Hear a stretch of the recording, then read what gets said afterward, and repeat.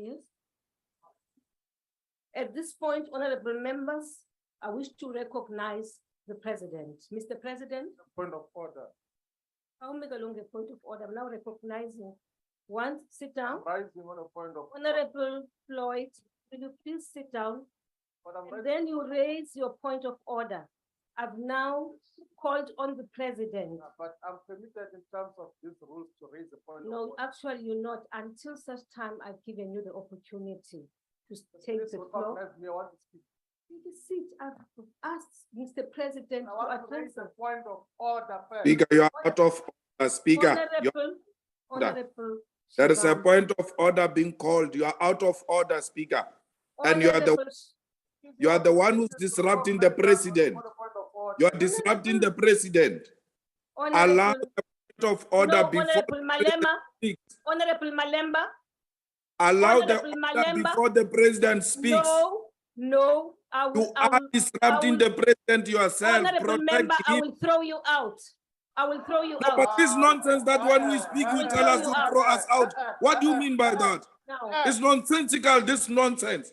It's They're nonsensical. also nonsense, What do you Malima. mean? They're also nonsense. No. Don't address our speaker like that, Honorable Malima. members, You can't, when people speak, threaten them about Honorable- throwing them out of the house. Honorable member Shivambu, we have not as yet got to the point of questions. Hence, I am stopping. But I've called somebody. Once he has They- spoken, then you raise your point of order. Honorable Shibam. Honorable Shibambo. I'm listening, and will you please listen too? Just learn to listen. Because it's not as though you will not be given your opportunity to raise your point of order. The point I'm raising, immediately after this, I called on the president. And now you are saying point of order. Yes, What point I of want to order raise- is that? Listen to that. That is what I want to speak to. That in the last sitting of this house, when we're taking questions to the president of the ANC, he said here that you can't can't just block all members of parliament who are on the virtual platform, because that equals to evicting them from parliament. In terms of rules of the National Assembly, we are permitted perpetually to make interjections to point some of the wrongdoings that happened from where you are now. But in the last sitting of parliament, you just cancelled all of us and never allowed us any space to talk.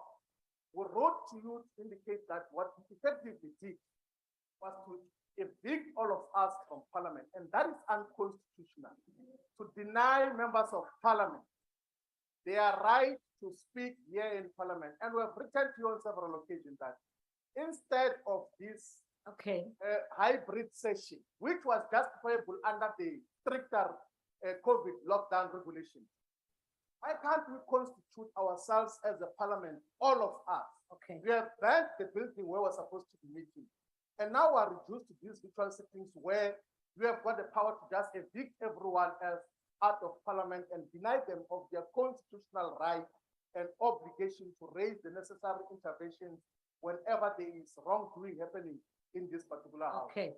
That is the point of order that we're raising, that a proper constitution of this house has to be all of us gathered or permitted to gather. It was understandable under COVID regulations and lockdowns, but currently, Thank you does very it make much, sense that Honorable. we're not gathering all of us to hold this president of yours accountable in Thank terms you, of what is Honorable required Shivambo. in this particular house. That is the point of what I'm Thank raising. you. You have made your point. May I now address you? You've raised your point. You've raised your point. Take a note of, allow me to address you and give me that opportunity. Honorable members, in terms of Rule 26(2) and 3, the Speaker must maintain and preserve order of and proper decorum of the House. Rules 81 of the National Assembly provides circumstances when the Speaker can control microphones in the chamber. The rule states that in the event of a member not showing due respect to the authority of or not obeying an order or ruling or direction of the presiding officer, or acting in a disruptive or grossly disorderly manner in the House, the presiding officer may disable or switch off the microphone being used by such a member, or order that that be done. Further, Honorable Shivam, Rule 882 provides that before proceeding in terms of sub-rule 81, the presiding officer must inform the member and the House of the intention to do so. Now, I do not wish us to go back to the debates of June the 4th, or whatever the date, and the subsequent disturbances in the House, but I would like us, I've heard you, and I hope you've listened to me, and you are well acquainted with the rules. I want us to proceed now. Speaker, On a point of order, Speaker. Speaker. On a point of order, Speaker. Honorable, sit down, Honorable Shivambo, I've not given you the floor. Honorable Malema. Speaker, 2 points that I would like to raise with you. The fact that you're saying you don't want to go back there, it's highly respected, but it is befitting that before we proceed, you present a report of the cases that we reported to you on sexual harassments by the security on how they went about dealing with eviction of female members. So it is important that we get that report, and through that report, perhaps there could be some recommendations, I don't know, where you now announce how such matters could be handled going forward. That's number one. Number two, Speaker, we were meeting in a manner we're meeting now during COVID-19, and we cannot, when the regulations have been scrapped, continue to meet in this manner we're meeting, because you are doing this deliberately to protect the executive, to be held accountable properly, because you're micromanaging us through switching off the microphones and then removing some of us from the platforms. All we're asking is, let this parliament be postponed today, and there must be a proper sitting of members of parliament, all of us, under one roof. Order, honorable members. The executive Order, will you please because- allow Mr. Malema, who I've given the floor to finish what he's saying. Order. Order. Thank you. Yes, Thank you. continue. So they will- Honorable Malema. Yes, I'm finishing, Speaker. Yes, finish. The way we are constituted, it is extremely wrong. There are no longer COVID restrictions. Postpone the sitting, arrange a proper venue, and allow all of us to come under one roof. Because the way you are doing is tantamount to protecting the president of the ANC and the executive from being held properly accountable to parliament. It's our duty to hold these people accountable. But the way you have arranged, you have made it so easy to cut us out, switch off the mics, because you can do so willy-nilly. Unlike when we're physically all there to hold the executive accountable, including him, this president who's running away and responding. Point made, Honorable Malema. I've understood the issue you're raising, and that is a matter which is on the table, where members are calling on us to go back to a physical form of sitting. Just to say, on the 7th of September, next week, Wednesday, all the chief whips of the different parties will be meeting with the speaker, and one of the items on the agenda is this particular issue, if that satisfies you. And then the report on the abuse of our female members. The issue of Honorable Zakude, Honorable Zakude.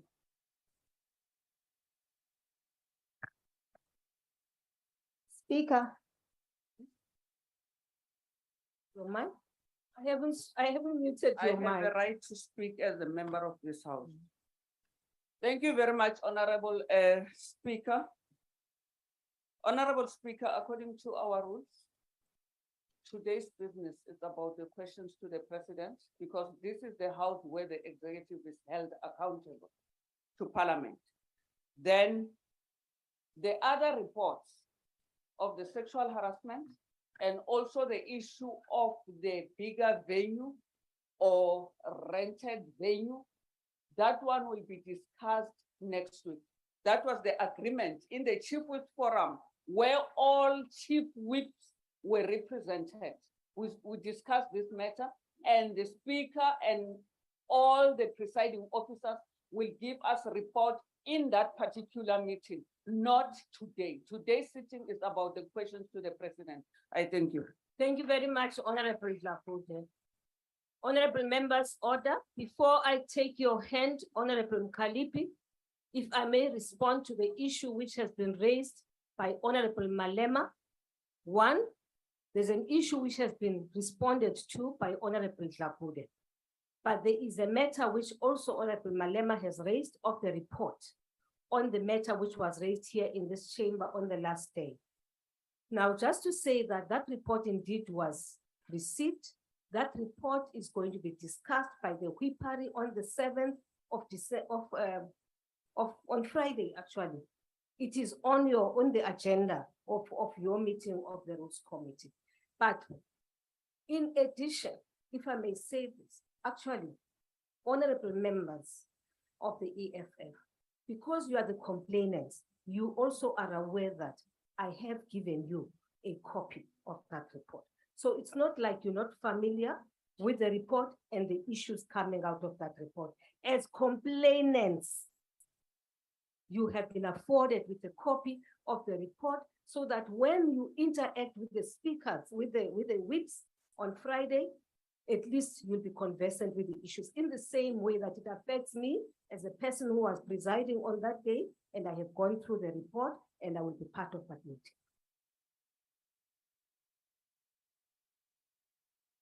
Yes, Honorable Mendy. Yeah, thank you very much, Speaker. Speaker, the first part you responded to of switching off the microphones, Rule 82. Before proceedings in terms of Rule 8 sub-rule 1, the presiding officer must inform the member, not members, of the House of the intention to do so. So what you do, you take a blanket approach and switch off everyone, not one member. When you are dealing with a member's conduct, it's a member's conduct, not EFF member. It's one member. That's number one. Number two, the report you say we have the privilege to see. Yes, indeed, we have the privilege to see. But we are going to have a problem if we are, as women here in this house, when we are being harassed and violated by men called by you. You equally to be honest, Honorable Mendy, you are out of order because this is not the item for the day. Honorable, you even list men. When did you see a woman touching a man here? Honorable Mendy, You even listed men that were violated by women of the EFF. That is not true. Honorable Member, That whatever day it is, whether Friday or Saturday, Honorable Mendy, we are going to this reject that item report. will be on the agenda of a meeting, and if you want a debate on that report when it has been processed It's by the not chief going whip, to be debated. it's okay, sit down It's there. not going to be debated. The matter You now can't is the go- president must Can't go answer and tell questions. men that they must open counter charges against women. As a woman speaker, you can't go and tell men to Honorable go and Khatebe. open counter charges against men. Okay, take a Go. seat. Honorable Ahead. Khatebe. Thank you, Honorable Speaker. I'm rising on the rule number 92, which is very clear that if a member is aggrieved of the House because of the ruling of a presiding officer, must be able to proceed to the Rules Committee so that you can raise that particular point. But the ruling of the presiding officer is final in the House. I request that that rule be observed, Chair. Thank you. Thank you, Honorable Khatebe. Honorable Letsie from the virtual platform, and you will be the last one. Honorable members, we now have to proceed with the business of the day, and the business of the day is answers by the President to your questions which you have raised. Speaker, Honorable Letsie. Speaker, you have thank you very much. As if you forgot me. Thank you very much. Speaker, Thank you you very have much, recognized Speaker. me before, but it seems as if you have forgot me. Can you recognize me? Actually, Honorable Khalifah, I never recognized you. I said, I did. I said, Come wait. back to me. You said, did. wait. Speaker, you forgot. You did. Honorable Letsie. Yeah. Yes, yes, Speaker. Sit down, Thank you Honorable Khalifah. I will recognize you, and you will be the last one. Oh, You will be no, the thank you. last. Letsie. Thank you, Speaker. I hope I'm audible. Speaker, You are not going, honorable members. No, Speaker. Honorable Shibambu. Honorable Shibambu. No, stop it. For the sake of, don't say what. For the sake of the decorum of the House. Speaker, For the sake, Speaker, please don't point at me. Kalapansi, You've got no right to point at me. sit down. Don't use your finger to point at me. Kalapansi. I didn't come with a mother yet. Don't do Tambo. that. Yes, Don't you do are. that. Mamela, sit down. You're right, you didn't come with your mother. My sons are older than you. But you are becoming very. No, Let's see, no, yes, thank you. and then followed Thank you, by Speaker. Kalipi. Kalipi. Yeah. Speaker, Honorable Letsie, yes, can I continue now? followed by Honorable Kalipi. Yes, can I continue, Speaker? Yes, Baba. Thank you. Now I was saying, Speaker, can your table assist us that the sound that comes from the mics there in the house is extremely low, and it's going to deprive us of an opportunity to listen to some of those who would be asking follow-up questions in the house. Okay. So can you please assist with the mics from the house? Thanks. Thank you very much, Honorable Letsie. I'm sure the people, the IT system will sort this out. Honorable Kalipi.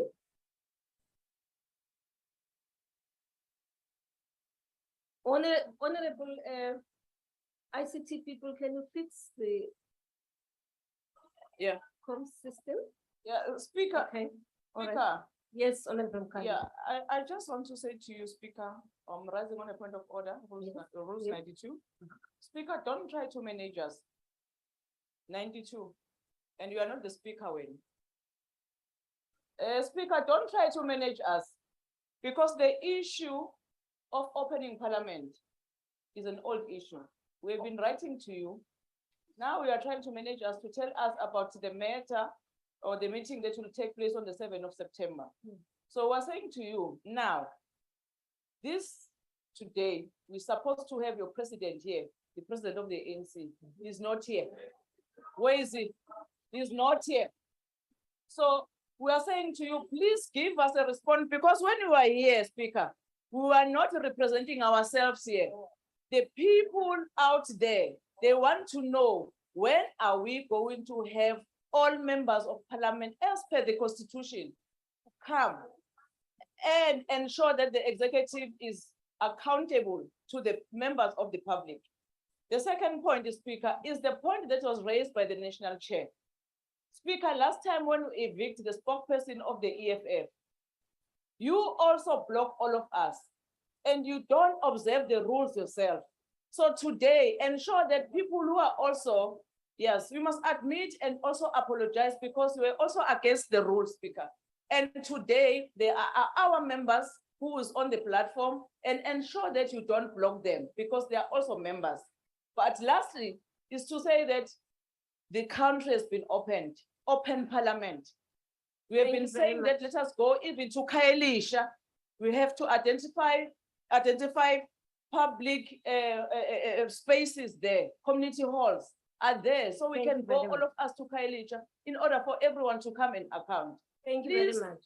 Please respond because even the public is waiting for the response. Thank you very much. Don't tell us about the meeting of September 7th. It does not hold waters. Honorable Kalipi, thank you very much. You've made your point. The main issue is the opening up of parliament. And I'm saying you chief whips will be meeting on Friday And one of the issues you are discussing and finalizing to find a way forward, it is precisely that issue.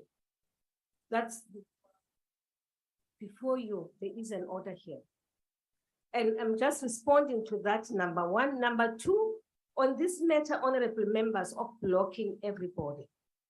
If I may respond to that, actually, it is not just members of the EFF who were cut off. It is all members who are on the virtual platform from all political parties. And it has everything, wait. And it has everything to do, with maintaining the decorum of the House because people were streaming on the virtual platform. And I did explain that. I am now closing this matter, honorable members, and I'm allowing Khatebe. On a point of order. No, I've not given you the floor. Point of order. There's a point of order here. But I've raised a point of order. He had a point of order. He had a point of order. You must have a Sit down, man. Sukuma. Don't stand when you are raising a point of order. For the sake of the decorum of the House. The rules say we must stand up. No, don't. Just sit down and raise your hand and say point of order. But the rules say we must. No, of course, I'm Laman. Oh, Don't talk to us. Speaker, but the rule says we must stand up. Confirm the rules. But guys, can We you are not imagine going to if run all the of us parliament. stood up? We won't run parliament according to your feelings. Follow the rules. The rule says we must stand up. Your feeling might be down, but the rule says we must stand You up. are not a speaker.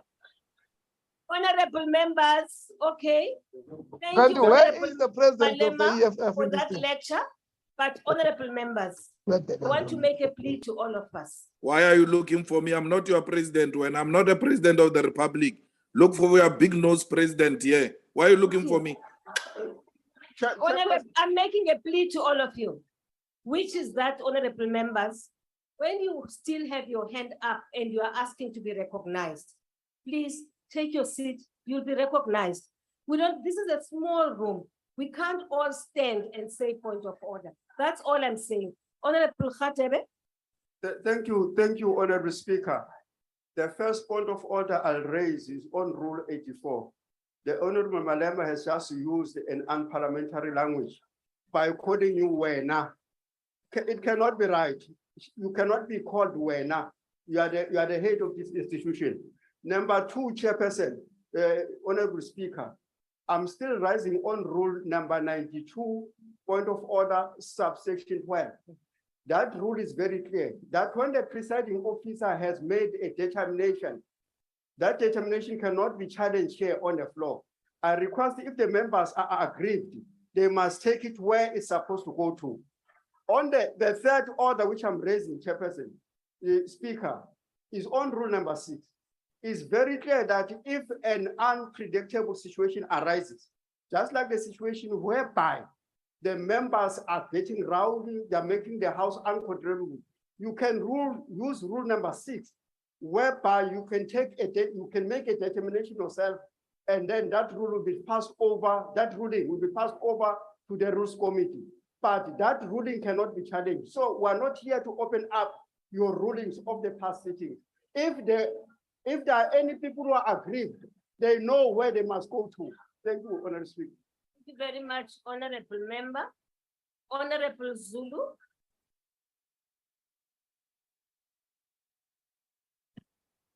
Thank you very much, Honorable Speaker. I rise in accordance with Rule 64. Isicelo nje, Chairperson, ukuthi there is a time when a nation must decide and a House must decide that it shall be able to conduct itself in the manner in which the people of South Africa expect. So according to that rule, which I've indicated, Chairperson, isicelo nje ukuthi sifuna abantu kubezwa But mangabe bafuna sibezwe. But mangabe bafuna ukuthi sibezwe, kodwa singabalaleli, it will not be helpful. I, for one, That's plagiarism. Intellectually, that's plagiarism. Quote the person. I, Honorable for one, Malema, please. I, for Honorable one, Zulu is on the floor, please. I, for one, Chairperson, have said in this house, with due respect, that I'm the last person to request, after having been part and parcel of people or members of this house who've consistently howled, consistently made noise. We came to a point where I, for one, said, can we at least lead our people in a way that they will continuously respect us? And under that rule that I indicated, Chairperson, there is a limit to which you yourself, as the speaker, can keep on taking interruptions that are very deliberate and very well planned in order for us not to continue with the work of this house. And honorable who is saying plagiarism or whatever he calls it, isizulu lesengisikhulumayo, isizulu sabo bonke abantu, hayi isizulu sakwaZulu kuphela. La abantu bekhona, yinto okufuneka siyikhulume leyo. Let there be dignity in the house once and for all. Thank you very much, Honorable Zulu. Thank you, Honorable Zulu. Honorable members. And then you didn't. That's what it, members. that was a quote. No, man, Honorable, Zulu, please. that was not Zulu. That was a quote. Honorable, If it is a quote, I quote and I unquote. I'm not going to Yeah, allow please do. any points of order now. I want us to proceed. But can you stop Julius also?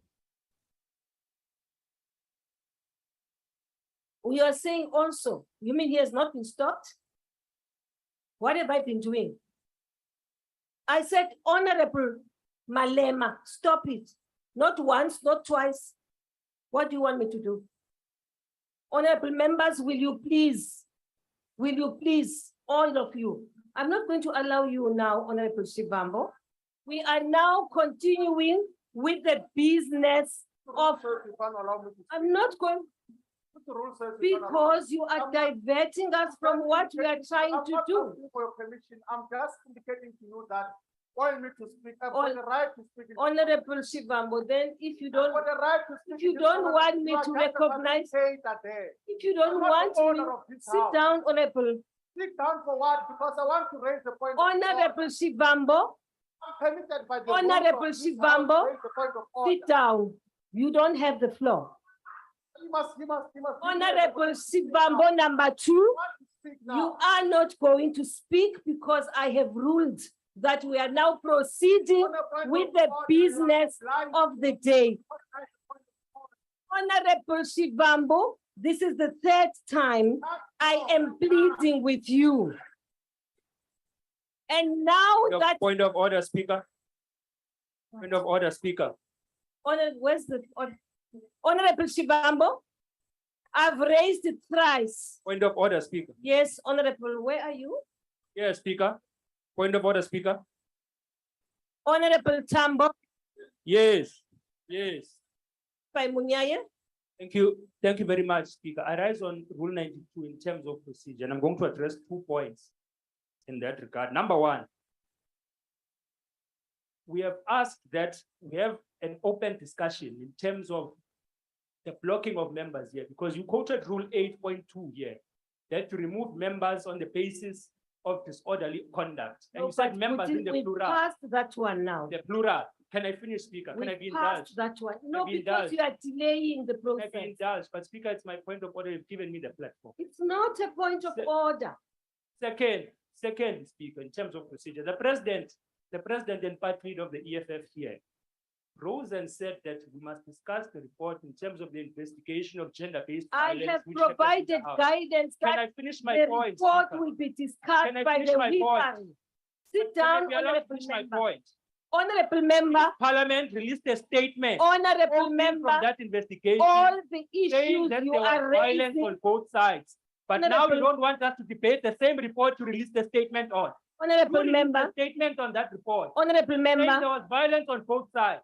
But the Excuse same report said members of name? the EFF who are females were touched inappropriately. Yet it said that. honorable member, the Who released issues the you statement are on that raising, report? Tambo, Why are can't we the discuss same that report now? issues which have been discussed Oh, before. Speaker. I'm But not we going haven't to even allow for a If we discussion of address this them, matter. Must Zakute apologize for followed by removing members Honorable Munyaka. undemocratically in Sit this down. house on the virtual platform on Honorable, a blanket basis. honorable member, sit down. Order, Take a seat.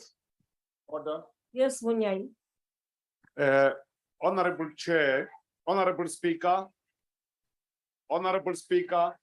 I'm rising on Rule 69 of using the point of order to disrupt the sitting of Parliament. So therefore, I appeal that we must allow the proceeding of Parliament to proceed, Honorable Speaker. Honorable members. Honorable members. What? Honorable members, Point of order, Speaker. sit down, Honorable Tambo. Point of order, Speaker. Please take a seat. Please note me, Speaker. Please take a seat. Tambo, Honorable Tambo, please take a seat. We're Honorable, all sitting. can you please switch off your mic? Like this last time, Speaker, you kicked me out without knowing. Honorable members, we now proceed with the business of the day. And as we proceed with the business of the day, as we proceed, Honorable Malema, please, no comments again. What do you mean? No comments again. No. Out of order. Wow. It was not me, Speaker. It was not me. I know Okay, my thank statement you. is easy to pronounce, but it's not me. Okay, thank you very much. Honorable members, we now proceed. We now proceed with the business of the day. And allow me to recognize Mr. President first before we start with the questions. Mr. President.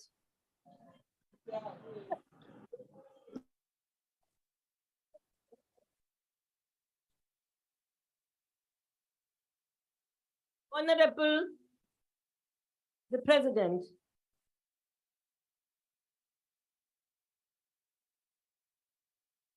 Thank you. For not being, No point of order. I've recognized the President. let me start off. No point of order. Honorable President, will you please continue? Let me start off by apologizing for not being in the House. It was my wish and desire to be personally in the House, but On a point of order, Speaker. On a point of order, Speaker.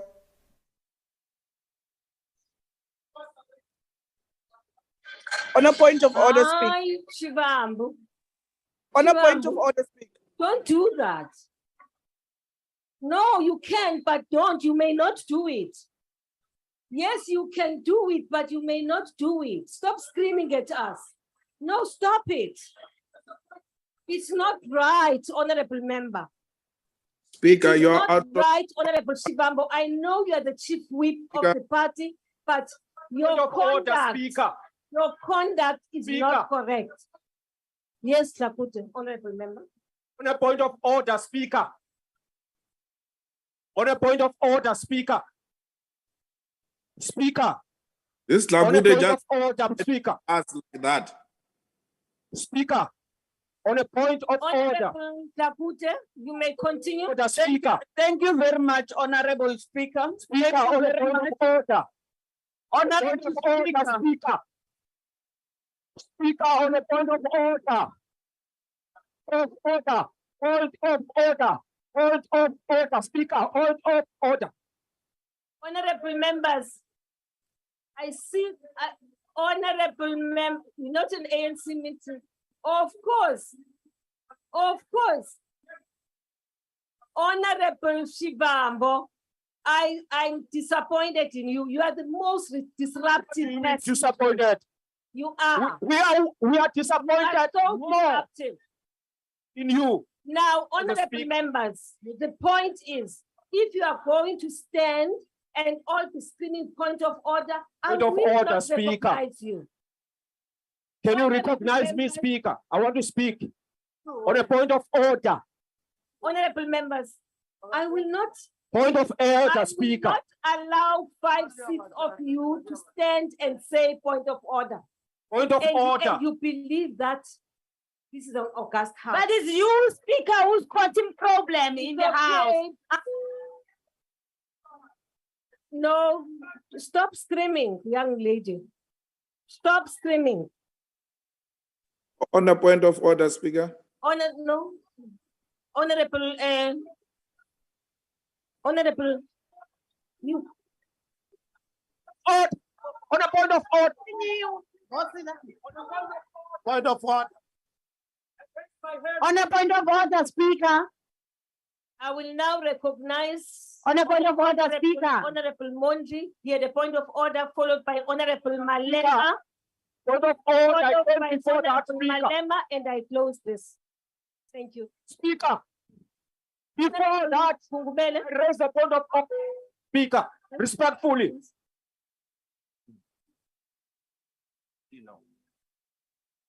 Yeah. Honorable members, will you please Yeah, sit we down? can't The hear. point of order, what criteria Please. is the to recognize point of order? I am taking a criteria that suggests that people have been raising hands and I've allowed many people who are speaking for the 7th time, honorable member. We can't hear I Honorable didn't- Monti of on course, the- it's parliament. It's not an ANC meeting. You are right. Now, will you please take your seat? Will you please take your seat? Honorable Pungubele, followed by Honorable Malema, and I will not take points of order again.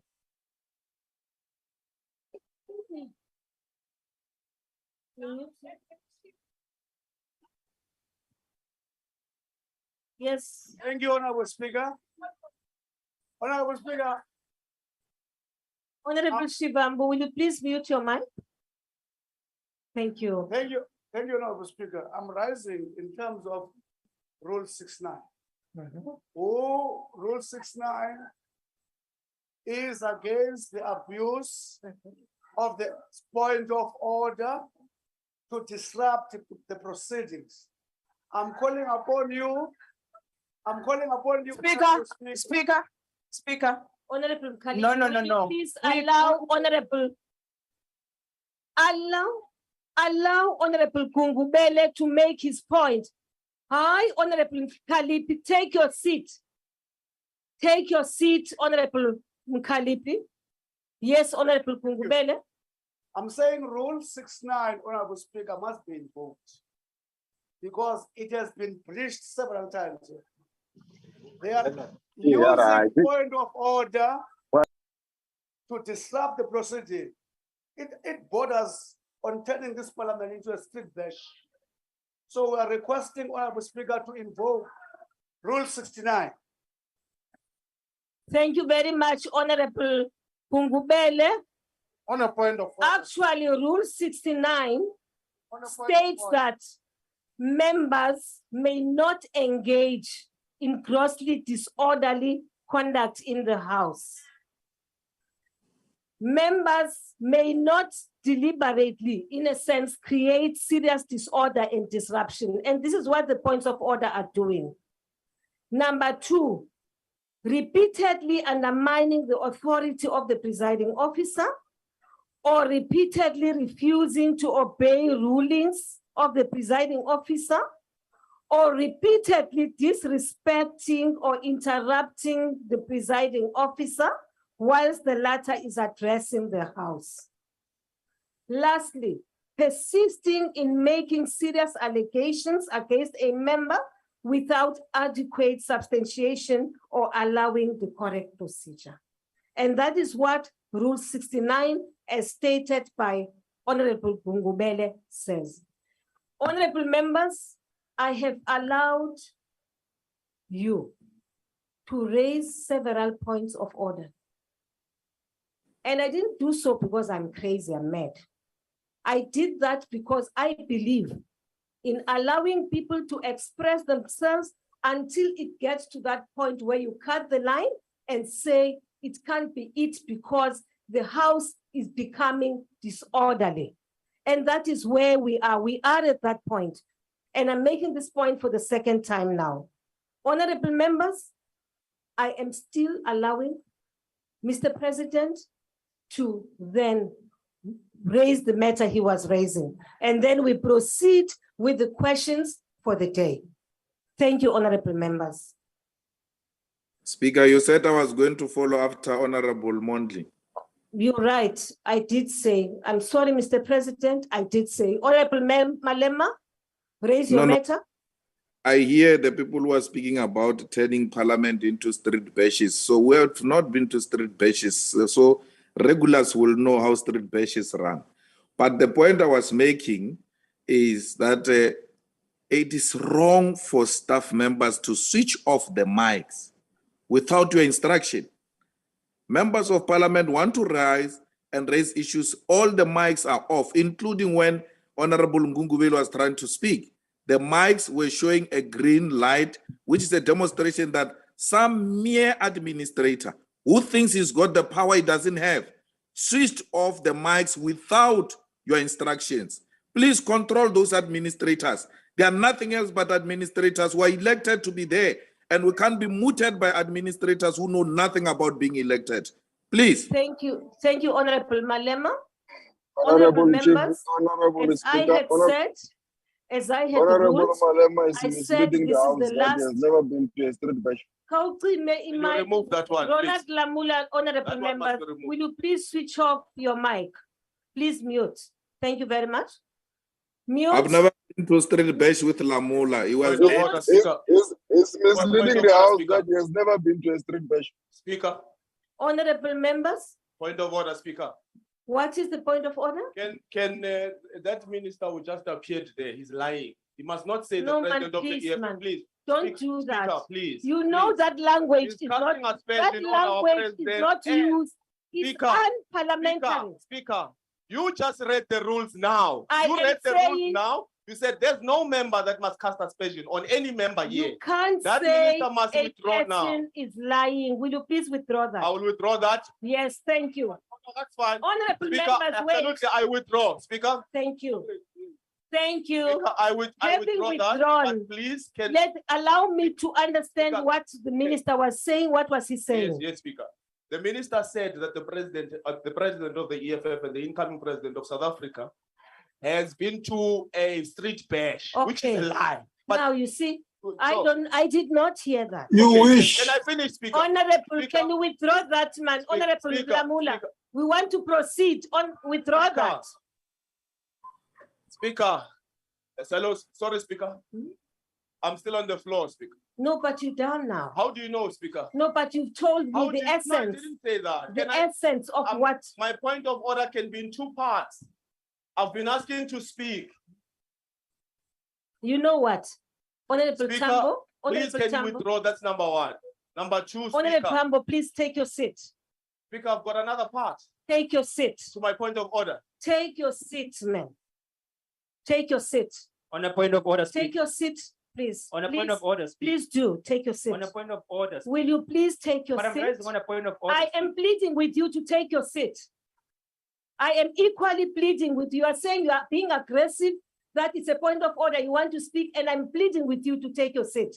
Because I had ruled that we have come to the end of the points of order. Yes, and now we proceed. Lamula must withdraw. Lamula must withdraw. what he said Lamula about must the CID withdraw. of EFF. Lamula must withdraw Unparliamentary. that. To call president a liar. How does he accuse a party leader of attending street bashes? Lamula must withdraw now. You made Honorable Honorable Lamula must withdraw. Bruno must withdraw that thing. Honorable Lamula. Yes, Honorable sir, Lamula. Honorable Speaker. Yes, Honorable Honorable Speaker. Lamula. Yes, sir, Honorable Speaker. Will you please withdraw your statement on the street bash? Yeah, in the interest of peace, but I did not say he attended. I said No. that is misleading the House. Unconditionally, man. Just withdraw. Yeah, in the interest of peace, I withdraw, Honorable Speaker. Mamela, They are in charge here. Honorable Lamula. Yeah, Honorable I withdraw, Lamula. Honorable Speaker. I withdraw, Honorable Honorable Speaker. Lamula. I am not I going withdraw. to, I don't want that. In the interest of this, I just want you to withdraw. I withdraw, Honorable Speaker. Thank you very much. Valage, mute. But we can't hear him. boss. Thank you. Honorable members, we proceed. Mr. President, will you please continue and finish so that we start with the questions? Thank you, Honorable Speaker. As I was saying, I wish to apologize for not being there in person. And I'd like to thank you for giving me the latitude to be able to answer these questions on the virtual platform. I have a family situation. My wife has had a procedure, and I'd like to be there to support her as soon as I finish answering these questions. So I'd like to thank you for allowing me to be in a position to answer the questions on the online platform, and thank you very much for that. Thank you, the President. Honorable members, we now proceed with the business of the day. The business of the day is the only item on today's order paper is questions addressed to the President. There are 4 parliamentary questions. Point of order, Speaker. On each question. Point of order, Speaker. I've said I'm not allowing any more points of order. No, Speaker. I think it's very important if the president has pressing family issues, we can excuse him and he can go take care of that. Man, I don't want to hear that. It's okay, but I don't want comments anymore. There are 4 parliamentary questions. Supplementary questions. Parties have given an indication of which questions their members wish to pose as supplementary questions. Adequate notice was given to parties for this purpose. This was done to facilitate participation of members who are connecting to the sitting through the virtual platform. The members who will pose supplementary questions will be recognized by the presiding officer. In allocating opportunities for supplementary questions, the principle of fairness, amongst others, has been applied. If a member who is supposed to ask a supplementary question through the virtual platform is unable to do so due to technological difficulties, the party whip on duty will be allowed to ask the question on behalf of their member. When all the parliamentary questions have been asked by the president, answered by we will proceed to the next question on the question paper. The first question has been asked by the Honorable M.S. Chabane. Honorable M.S. Chabane, I now invite the Honorable the President. Thank you, Honorable Speaker. Honorable Speaker, the issue of migration is an important developmental issue within the African Union and SADC, Southern African Development Community, and indeed across the world. As a consequence, it features quite often in bilateral engagements between South Africa and various African countries that we interact with on an ongoing basis. A good example is that in November in 2021, during the state visit of President Uhuru Kenyatta, Kenya and South Africa signed a migration agreement that includes the return of third country immigrants that passed illegally through one of our countries en route to the other country. I also met President Muhammadu Buhari, President of the Republic of Nigeria, towards the end of 2021 in Nigeria.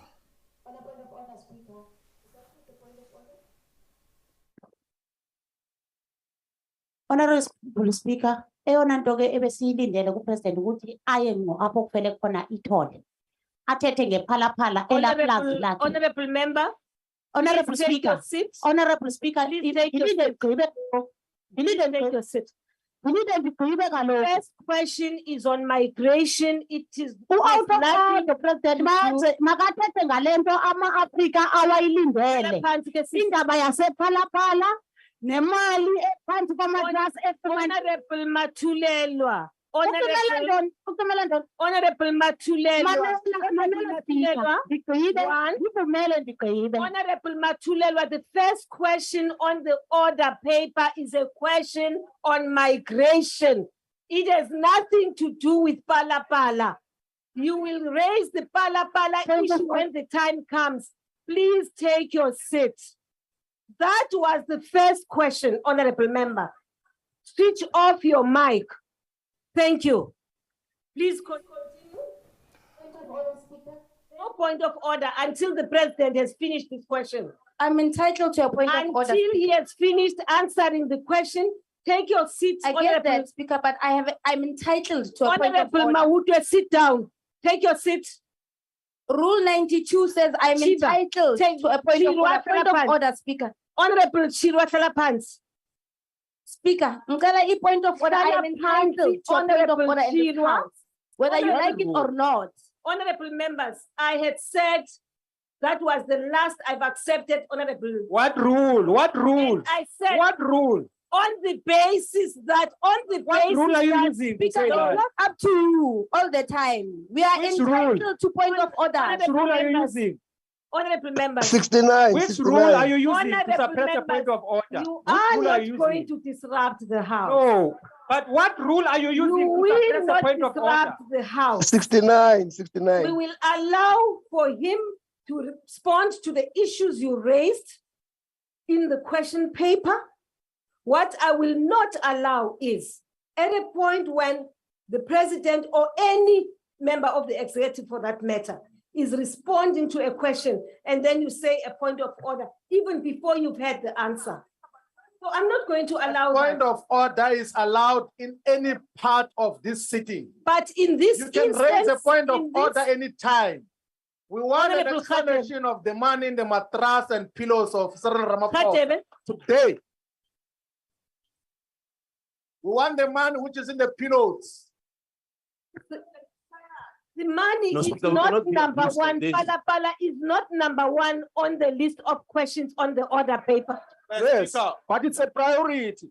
We are dealing with question one on the Number order one in the paper. country. Yes, Honorable Member. Thank you, Honorable Speaker. I'm rising on Rule 92, subsection 12.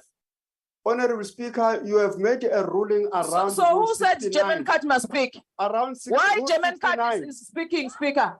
Around Why Rule German 69, Cat is on the floor? Did you recognize him? That the. Speaker, why German Cat is speaking? Please, Why German Cat is speaking? will you please? You didn't ensure that recognize him. the people who are violating that rule are evicted. Thank you. Speaker, Honorable members, Speaker, there is no amount of confusion. There is no amount of screaming or disruption of the session which will prevent us from proceeding with the discussion today. Now, Speaker. honorable members, Imagalog now. I Speaker, don't know who's saying speaker, but will you please, I'm on the floor now. I'm now on the floor. Thank you. Now, honorable members, Rule 17 states that if the presiding officer is of the opinion that a member is deliberately contravening a provision of the rules, or that a member is disregarding the authority of the chair, or that a member's conduct is grossly disorderly, he or she may order the member to leave the chamber immediately for the remainder of the day's sitting. Honorable members, I just thought as a point of reminder, honorable members should take cognizance of. It's As a intimidation. threat, you mean as a threat? That's intimidation. It's not It intimidation. is intimidation. What is Why do you want to remind us that you are going to evict us? You are going to be evicted. You have not even heard If you the point rise that one by one Gentlemen, to raise a point of order. honorable members, No, you can't intimidate us. Point of order. honorable members, No, you can't intimidate us. No rule like that. Interrupt No rule like the that. No rule like session. that. No rule like that. honorable members, Then kusembacheni ke. will you please, Sisebenzisa rules zasembacheni. will you please now? I Not have a crowd. requested the honorable Honorable Speaker. Honorable Chi, the one who asked the first question. Honorable Speaker. Yes, thank you. Please continue. Honorable Malema, I'm not allowing points of order now anymore. And I think there's an understanding. No such a rule now. Honorable Speaker, honors, just a quick one. The whip of the ANC, they call him Honorable German Cat. I don't know his name. He spoke and didn't recognize him. The last one that spoke. And he didn't. Honorable Malema, I've taken note of your point. Honorable Khatebe, you're talking about Honorable Khatebe. I don't know his name. German Cat. I don't know his name. Honorable Khatebe had been recognized. And I did recognize him. Okay. Honorable members, I said no more points of order. Honorable members, we are going to continue with this session. I know that a statement has been made that perhaps the session should come to an end. This session will not come to an end. We will proceed with the business of the House together. Now, Honorable Mr. President, you were at the tail end of your response. But Speaker, there's a question of the matras and migration because people are migrating to Namibia there. Stealing money in Namibia, people were using helicopters of the state. Migration, can we be given an update by the president as to what happened with the migration which he violated himself in terms of what happened? Evict him. Honorable Shivambo. Honorable, yes, he knows it's 69. Honorable Speaker. Honorable Shivambo. Honorable Speaker. You are about to leave the House. Honorable Speaker. No. Yes, you are about to leave the House. Speaker. Sit down. I said no more points of Honorable order. Speaker. Take your seat. No, it's a point of exigence. Take your seat. There is no exigence. Take your seat. Take your seat, Tambo. There's an Take your seat. Take your seat. Order, Speaker, order. Order. Order, Speaker, order. Order, Speaker. Order, Speaker. I'm not going to allow I'm not allowing a point of order. Can I call a point of order on you, Speaker? Allowing for a point of order. Can I call a point of order on you, Speaker? On you. Are using the point of order to distract us? Can I from call a what point of we order are on trying you, Speaker, to please? do? Even to me, you can write to me and point that. Don't be agitated, Speaker, as presiding officer. I have no choice if your people are You screaming. can't at be me. agitated. Now, honorable member. Speaker, the president must respond He to the is issues. responding. He must respond to the issues pertaining to the abuse of women and the abduction of women in Parapara Farm. That is what is at the center of what he should be responding to, because in a country like this, we cannot, when women are being killed timelessly, and the president does that as a Who has first recognized you? citizen of Who the has country, recognized and you you are to saying speak to with? us, he must not be held to account. Honorable Teza, will you please? Honorable Speaker. Honorable Teza. Honorable Speaker. Honorable Teza, will you please leave the House? On what basis? Honorable Teza, What basis? will you please? On Speaker, what basis? you didn't warn him. You Speaker, didn't on what warn him. basis? Speaker. Speaker. Speaker. What basis? That you did with Shivambo. You haven't given me the warning. Warn him. You didn't warn him. Leave the House. Please, like you did with Shivambo. No. Honorable Speaker. Honorable member. Honorable Speaker. The way you want, the way fight us ways. Will you please? Honorable answer Speaker, the member Honorable out? Speaker, No, the same way there's you no want such a Shivambu, rule. please warn him. You Please didn't warn usher him, the Speaker. member out. No, Speaker, you didn't warn him. Honorable Teza, Kosnete Tokwana, please leave Speaker, the house. you did not warn him. Leave the house. Speaker, you didn't warn him like you did with Shivambu. Leave the house. no. Speaker, you didn't warn him. Warn Honorable him Teza, first. leave the house. No, no. I was expecting. Honorable Teza, I called you more than 3 times. Please leave the house, Honorable Teza. Honorable Speaker, you warned Shivambu and said to him, you will evict him if he doesn't listen to you. You have not Leave the done house. that to Teza. Call the PPS. Please warn him. You must leave the house. You must leave the house. Thank you. Ufuna usibulala manje, uyaqala. You are calling those Speaker. people. You must leave the house. Speaker. You didn't warn him properly, Speaker. Speaker, you can't. You read the warning. This is exactly what we have warned you about. You can't use a blanket approach. You see the violence we're talking about. Honorable Paulson, Honorable Paulson, you may as well leave. No, you can't do that. What is doing? No, No, You Speaker. can't do that. No. Hey, Speaker, uyayibangela i-chaos kule house, Speaker. Uyibangela i-chaos. Why you bang chaos kanje? Now, Honorable Speaker, Honorable, you can't take Honorable Paulson out. Honorable Paulson was the first one to obstruct the PPS from removing the honorable member. Why are you removing? Can I say this? Paulson must go and play Paulson wrestling. was the first one. To bring back our member here. Honorable Shivambu, Paulson take your must go and play wrestling. Speaker, This is not a wrestling ring. Now, the please. next one, Honorable Paulson is gone. Honorable Tenjwa, what's that name there? Honorable Tenjana, will you please leave the house?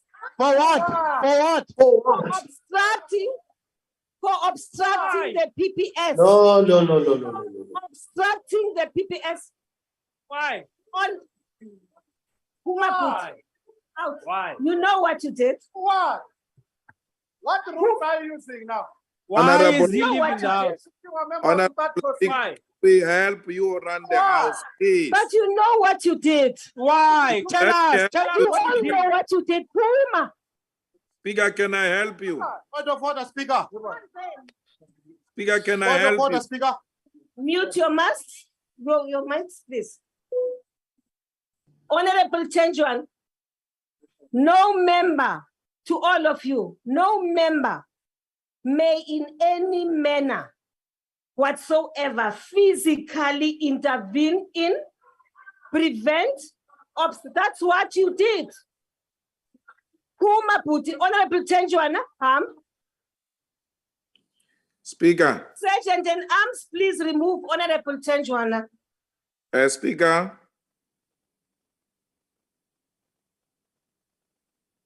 Speaker. Honorable Malema, I'm not allowing any more points of order now because points of order have been used to disrupt us. Honorable Tenjuana. I want to appeal to you to come down, please. Please. Oh, thank you very Please. much, Honorable Malema. I'm coming down. Please. Honorable Tenjuana, please. I won't allow you. No. Honorable Tenjuana. Sergeant in arms, you are taking long to report back.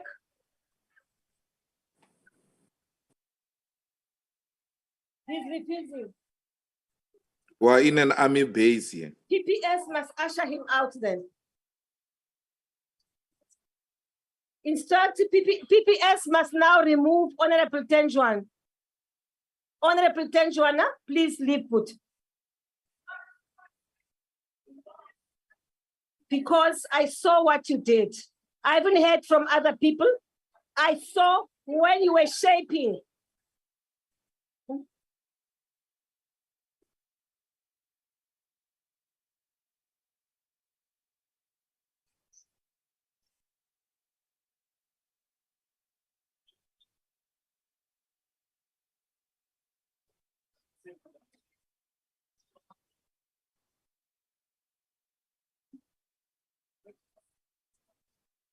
Honorable members, just as a reminder, none of us are allowed to disrupt the speaker or any presiding officer when addressing the members of parliament. And if it continues, yes, people will leave the house.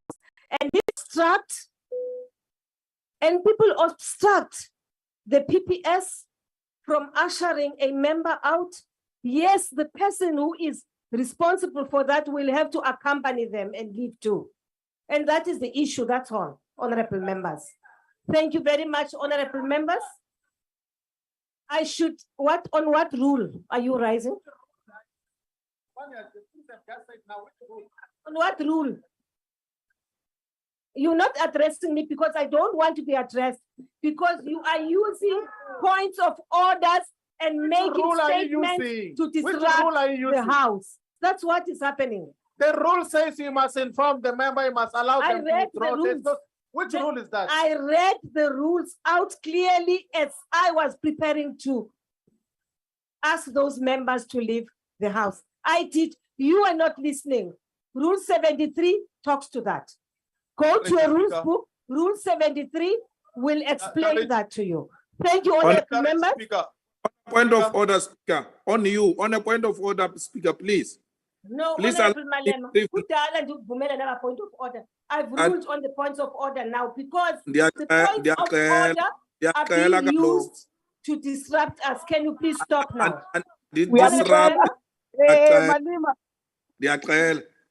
No, Honorable Malima, Honorable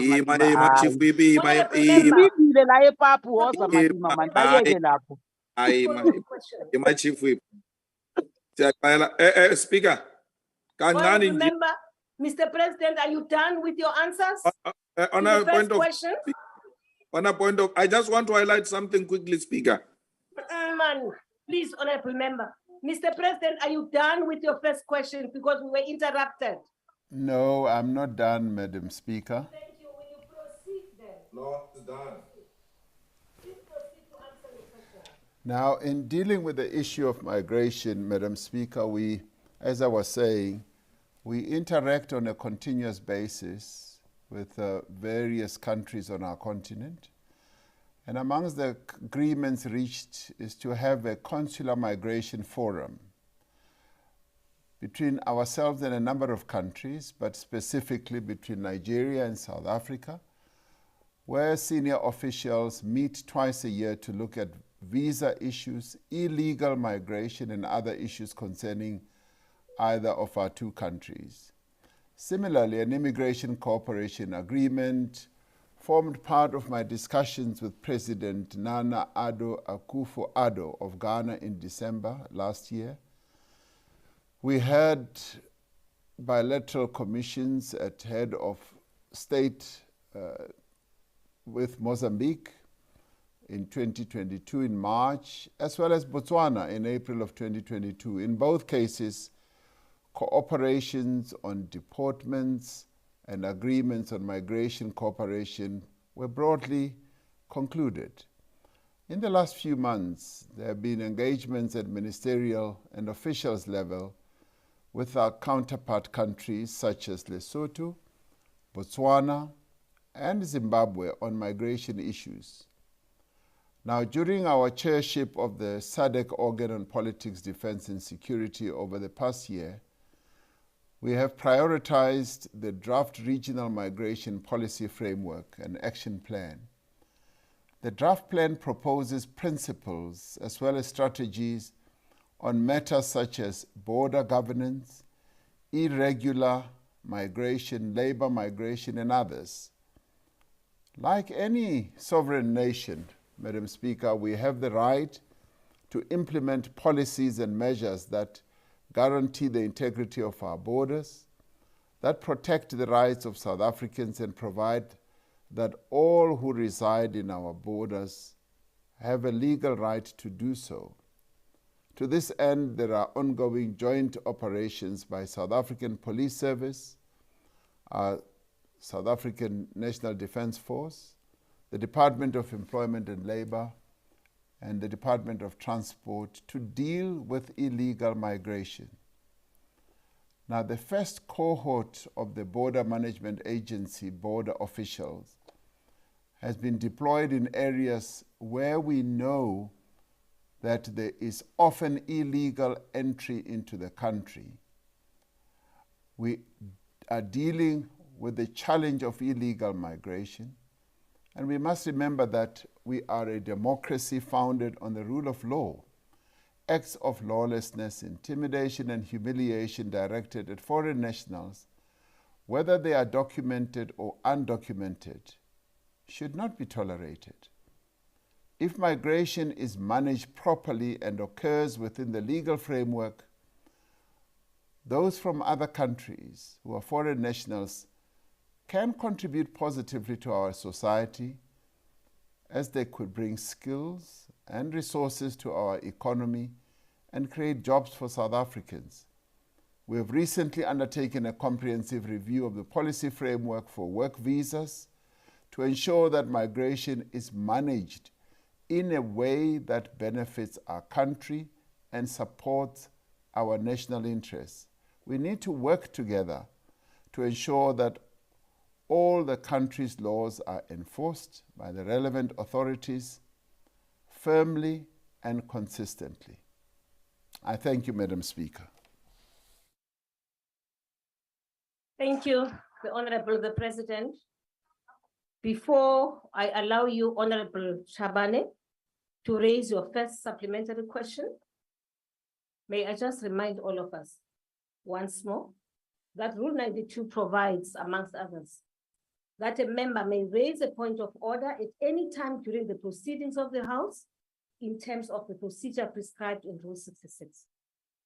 Rule 66 provides, amongst others, that no member may interrupt another member while speaking except to call attention to a point of order or a question of privilege subject to Rule 92.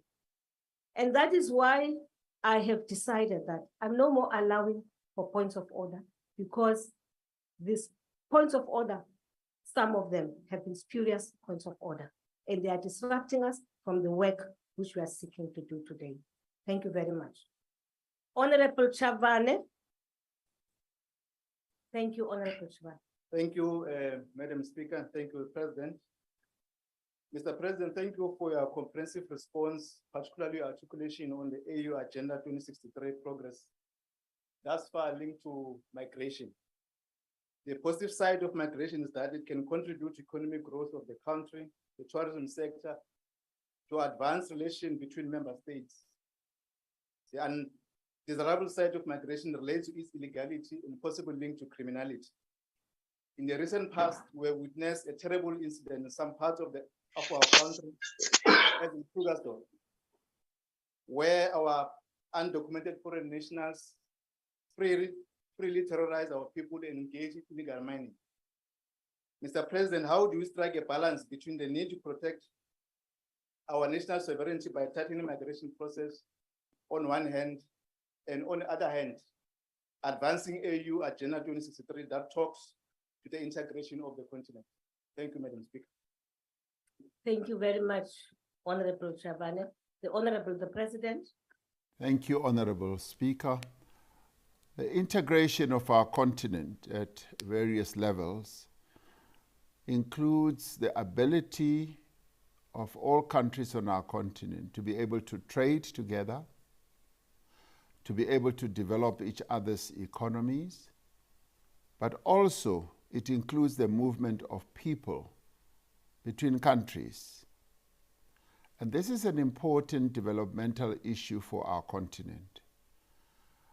But it has to be pursued in a way where the laws of all our countries on the continent are observed.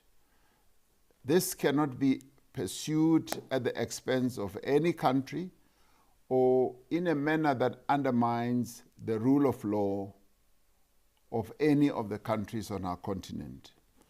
And as I said, like any other country, South Africa has laws on migration, that needs to be enforced and upheld. And when it comes to those who are here illegally, we've got to ensure that there is a process that we follow. And the process cannot be self-help by our people. It's got to be properly processed through the laws that we have in our country. In that way, we are able, together with our various sister countries on the continent, to act jointly as we develop each other's economies. And the issue of migration is a global problem and a major challenge across the world. And obviously we have opted to deal with it within the confines of our laws, and that in itself should give us a good strength and understanding that as we strengthen, for instance, our border management authority, as we prevent the illegal entry into our country, we will be able to resolve the various problems that we are experiencing right now. Thank you, Honorable Speaker. I thank you, the Honorable the President. The second supplementary question will be asked by the Honorable, the Leader of the Opposition. Thank you, Madam Speaker. Mr. President, the more government fails the people, the more it must find somebody else to blame for these failures. Your government is playing an incredibly dangerous game and stoking up sentiment, xenophobic sentiment, when the real problems that we face in the country are as a result of your government's failures. The inability to secure our borders with the 30 million rand washing line, a broken Home Affairs Department, a foreign policy that turns a blind eye to the oppressors in Zimbabwe and Eswatini, and your outdated economic policy, which pushed 12 million people into the unemployment queue. Instead of fixing the problems, Mr. President, your government distracts and points fingers at you. Your party spokesperson, Criminality, has endorsed Operation Dudula. Your Home Affairs Minister has called foreign nationals rascals. Your Limpopo Health MEC bullied and injured and vulnerable Zimbabwean patients. Now, your silence on these matters, Mr. President, implies that you're endorsing the scapegoating of foreigners. And so I ask you today, Mr. President, do you agree with your xenophobic colleagues and comrades? And if not, what action have you taken against them? The Honorable the President. Thank you. We've always said that as South Africans, we are not xenophobic. We are a people who've always welcomed those from various countries from around the world and also on our own continent.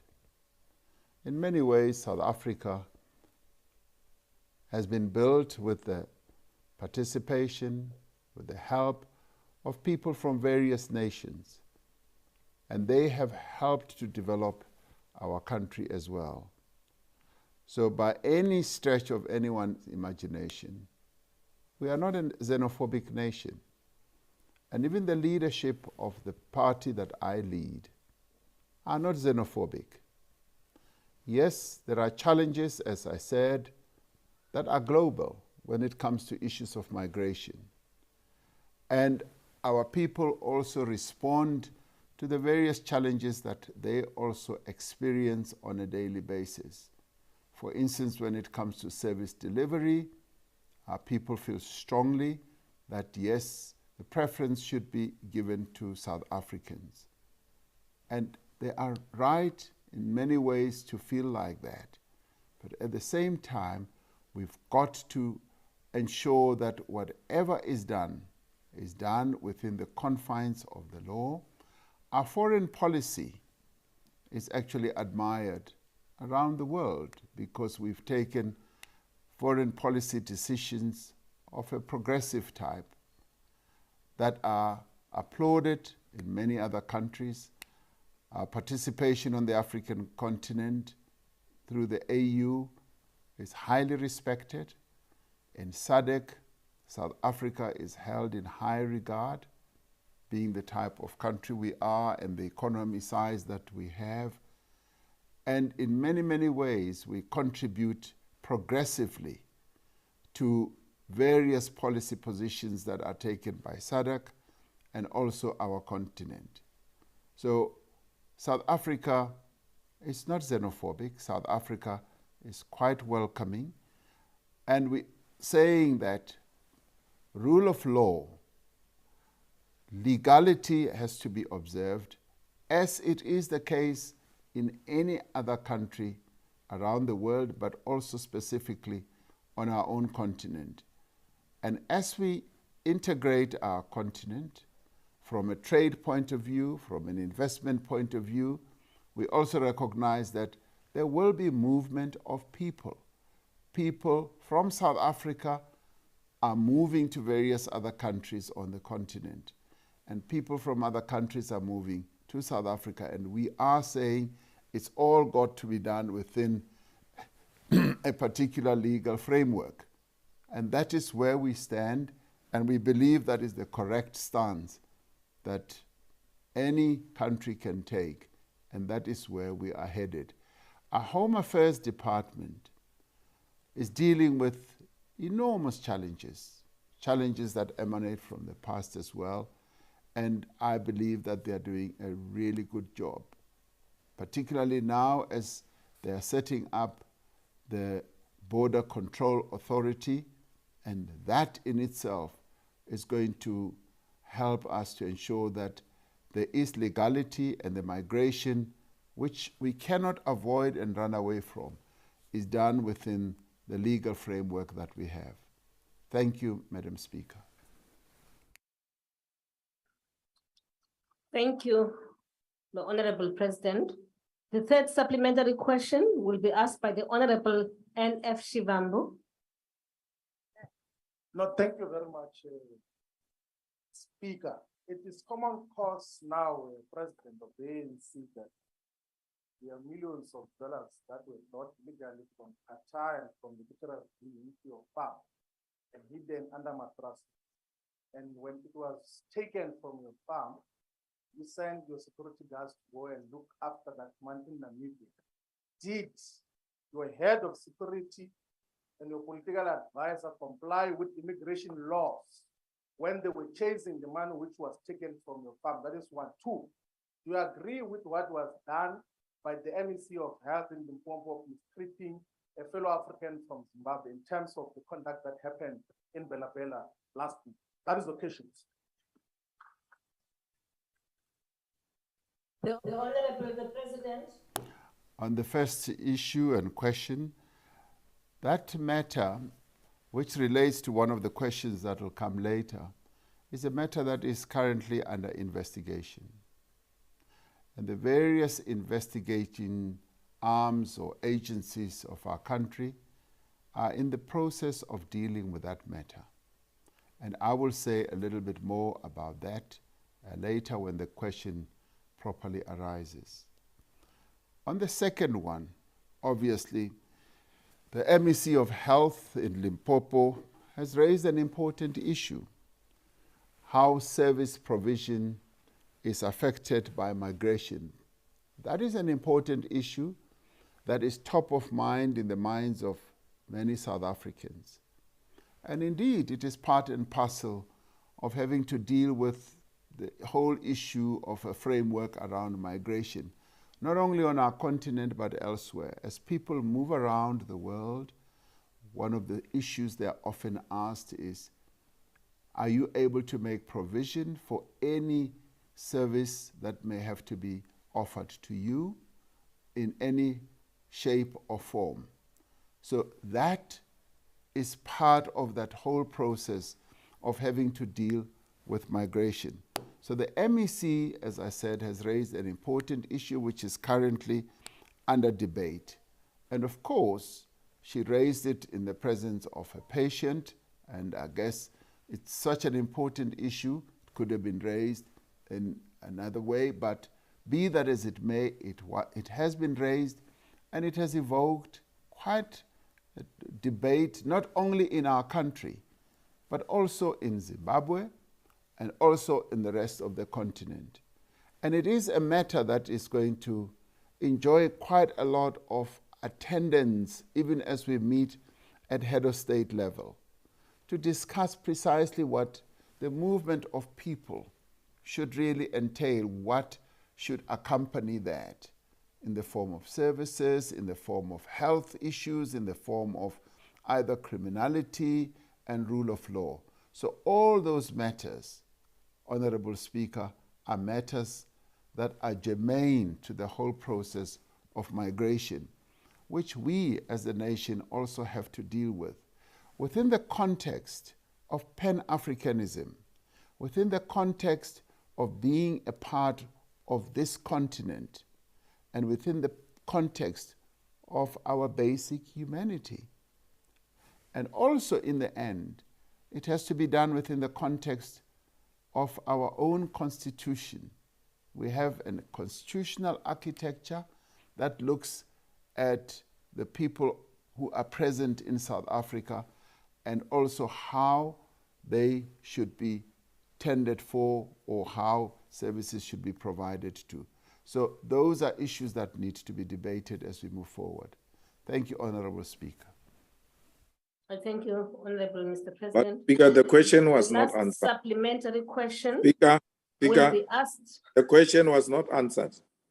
Honorable member, the question has been answered. You may be unhappy with the content, the substantive issue raised by the president. You may differ, but the question has been answered. Honorable Hero, this last supplementary question will be asked by Honorable. I'm not in a position, sorry, to prescribe how members of the executive should respond to questions. However, I am compelled to ensure that they respond to questions. The how part is a matter which you can raise in your portfolio committees. Honorable Hiram. Thank you, Madam Speaker. Mr. President, we understand that the issue of migrant labor in the Southern African region is complex. We know it has a long history, and in some cases like Lesotho, the wage remittances are a substantial part of that country's economy. These bilateral agreements that allow for migrant labor in many cases predate our democracy and were designed for the purpose of providing cheap labor. We also know that a lot has changed in South Africa since these agreements were signed. We have a very high unemployment rate ourselves. And one of the big problems with these agreements is that they allow for self-management where labor brokers and employers are able to exploit migrant labor. So, Mr. President, isn't it time that our migrant labor policies balance the need to protect South Africans from exclusion from the labor market, especially the seasonal seasonal opportunities, while securing the labor rights of migrants and local employees through more direct management of employment practices? Thank you. Thank you, Honorable Hiram. The next question, number 8, has been, I'm sorry, Honorable Mr. President, I'm really sorry. So, Honorable the President. Thank you. That's why I said you must be. You see, now you're making even simple mistakes. Thank you, Honorable Speaker. Thank you, Honorable Speaker. I should say that, yes, indeed, I agree with Honorable Heron, because in the end, we need to have a balance. And the balance has to be, we cannot do many of these things at the expense of the interests of our own people. But at the same time, we've got to recognize that those who also come to our country, who come legally, who come in compliance of our labor policies, who come in compliance with our migration policies, also do have a right to come through here as they comply with our laws. Like South Africans, who can also and do go to various other parts of our continent, either following the businesses that are owned by South Africans to go and work there, or going to invest there, or going to trade. The laws of those countries that they go to are laws that would permit them to be in those countries legally. So that balance has to be there. And for us, obviously, the first prize is to look after our own people and to make sure that our own people's rights are not trampled or ignored. But at the same time, those who come to work here have the right to also within our labor laws framework to have their rights also respected.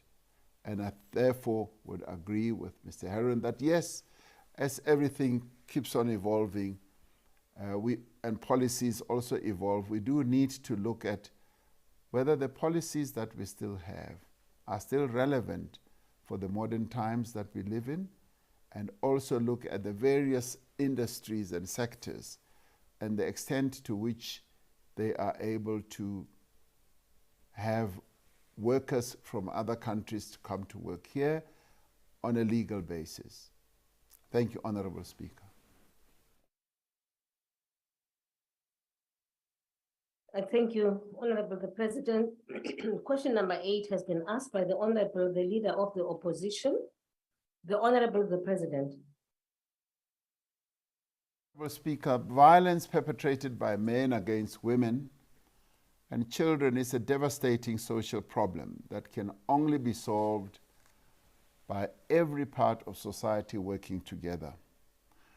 There's a recent World Bank report that characterizes gender-based violence against women and girls as a global pandemic that affects 1 in 3 women in their lifetime. And it goes on to give statistics that are really worrying, that are staggering, that show that 35% of women worldwide experience either physical or sexual intimate partner violence or non-partner sexual violence. While the latest crime statistics in our own country show a slight year-on-year decline in sexual offenses, we have not yet made significant progress in reducing the appalling levels of gender-based violence. And that is why the government has been working closely with civil society, a number of women-led organizations, working closely with business, with labor and other formations, as a society-wide response that harnesses all the resources and energies at our disposal. Now, the National Strategic Plan on Gender-Based Violence and Femicide is the product of an inclusive social process, and its implementation is our collective responsibility. The NSP, as it is known, is a 10-year plan in its 3rd year of implementation. We are committed to the full and urgent implementation of the NSP. We've started making progress in putting the necessary social infrastructure in place to respond more effectively to gender-based violence. To this end, 23 rapid response teams have been established in the Eastern Cape, in KwaZulu-Natal, Northern Cape, Mpumalanga, and Gauteng. These rapid response teams are multi-stakeholder structures at the district level and ward levels to coordinate responses to gender-based violence and femicide. The teams are comprised of senior frontline officials such as police station commanders, senior social workers, representatives from the Tutuzela care centers, and the Victim Empowerment Center officials. They work with community organizations and individuals to report suspected cases, clean up unsafe spaces, and act to reduce the potential for gender-based violence by, for example, ensuring that liquor outlets in a number of areas do not stay open after operating hours. Much more work needs to be done around that to keep a focus on these liquor outlet areas. We still need to do much more. We have strengthened the criminal justice system, Madam Speaker, by enacting the Sexual Offences and Related Matters Amendment Act and the Criminal and Related Matters Amendment Act. Among others, these acts strengthen the protection of children and other vulnerable persons and make vital changes to the parole system, giving complainants the right to make representations on certain parole issues. The new provisions tighten conditions with respect to the granting of police bail. Courts will now impose tougher sentences in cases of murder or attempted murder of children or in femicide or domestic homicide cases. Rape perpetrated in domestic relationships, rape of a child under 18 years, gang rape and serial rape will result in life imprisonment. Through the Tutuzela care centers, we are working quickly to ensure that gender-based violence survivors can access efficient and sensitive criminal justice services in an accessible manner, in a responsive and gender-inclusive manner. Now, these centers are also proving effective in improving conviction rates. The current conviction rate for matters emanating from these centers is 76%, which is up from 60% in 2010. The Sexual Offences Community Affairs Unit in the NPA achieved a conviction rate of 94% in femicide prosecutions and 74% in sexual offences cases in the last financial year. It is not enough to arrest, prosecute, and sentence perpetrators of gender-based violence. Our shared responsibility is to prevent such violence and build a society where women and children can feel free and being safe in our country. One of the initiatives in this respect is a national prevention GBVF program called What About the Boys?, which is a partnership of the Department of Basic Education, the chemical industry, CETAs, and the private sector. About 10,000 boys in grades 8 to 12 are now part of the program. They are encouraged to reimagine traditional ideas of masculinity, learn how to manage their emotions, and create healthy minds and bodies. We are also working with partners to promote the economic empowerment of women and thereby reduce their vulnerability to abuse. Our interventions, Madam Speaker, include gender-responsive budgeting, which I'd like us to see us focusing more and more attention on, so that our budgets respond in a gender-sensitive manner or responsive manner. We're also looking at preferential procurement for women-owned enterprises. We've already put a percentage that needs to be taken into account and observed. And we're promoting the participation of women in business supply chains and ensuring that women are well represented in the labor market. We will be convening the second Presidential Summit on Gender-Based Violence and Femicide later this year to reflect on what has worked and not worked and what further actions need to be taken to accelerate real meaningful change in the lives of all the women in our country. We know that we will not win this battle overnight. There's so much that needs to be done. And sometimes we make progress, sometimes we regress. But building a safe and violence-free country, particularly for women and children, means healing our nation. It means restoring healthy respect for our common humanity and respect for women, and rooting the values of our Constitution in ourselves, in our homes, and in our communities. This is something that we should all feel strongly and passionate about in our country. Thank you, Madam Speaker.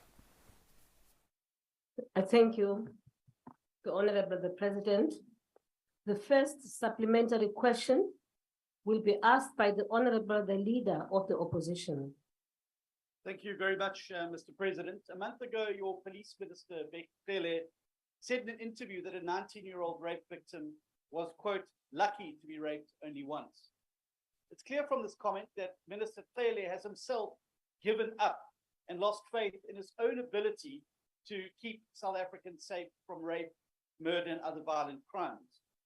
And it shows, Mr. President, in the statistics to which you referred to. On your police minister's watch, 67 citizens are murdered every single day. 153 people are raped every single day. 364 violent robberies occur every single day. South Africans are under daily attack from violent criminals in their homes, in their workplaces, and on their streets.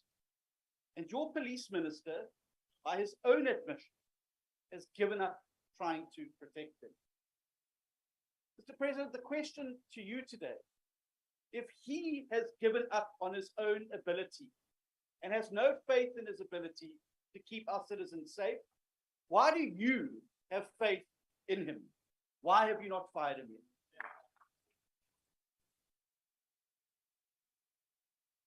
The Honorable, the President.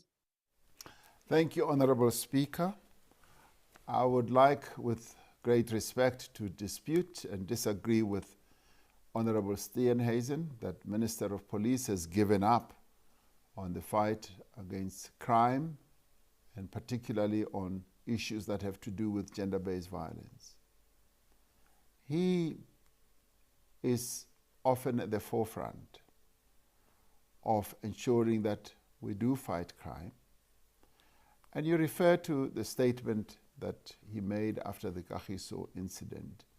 And I'd like to suggest that that was clearly not his intention, and that may have been lost in translation.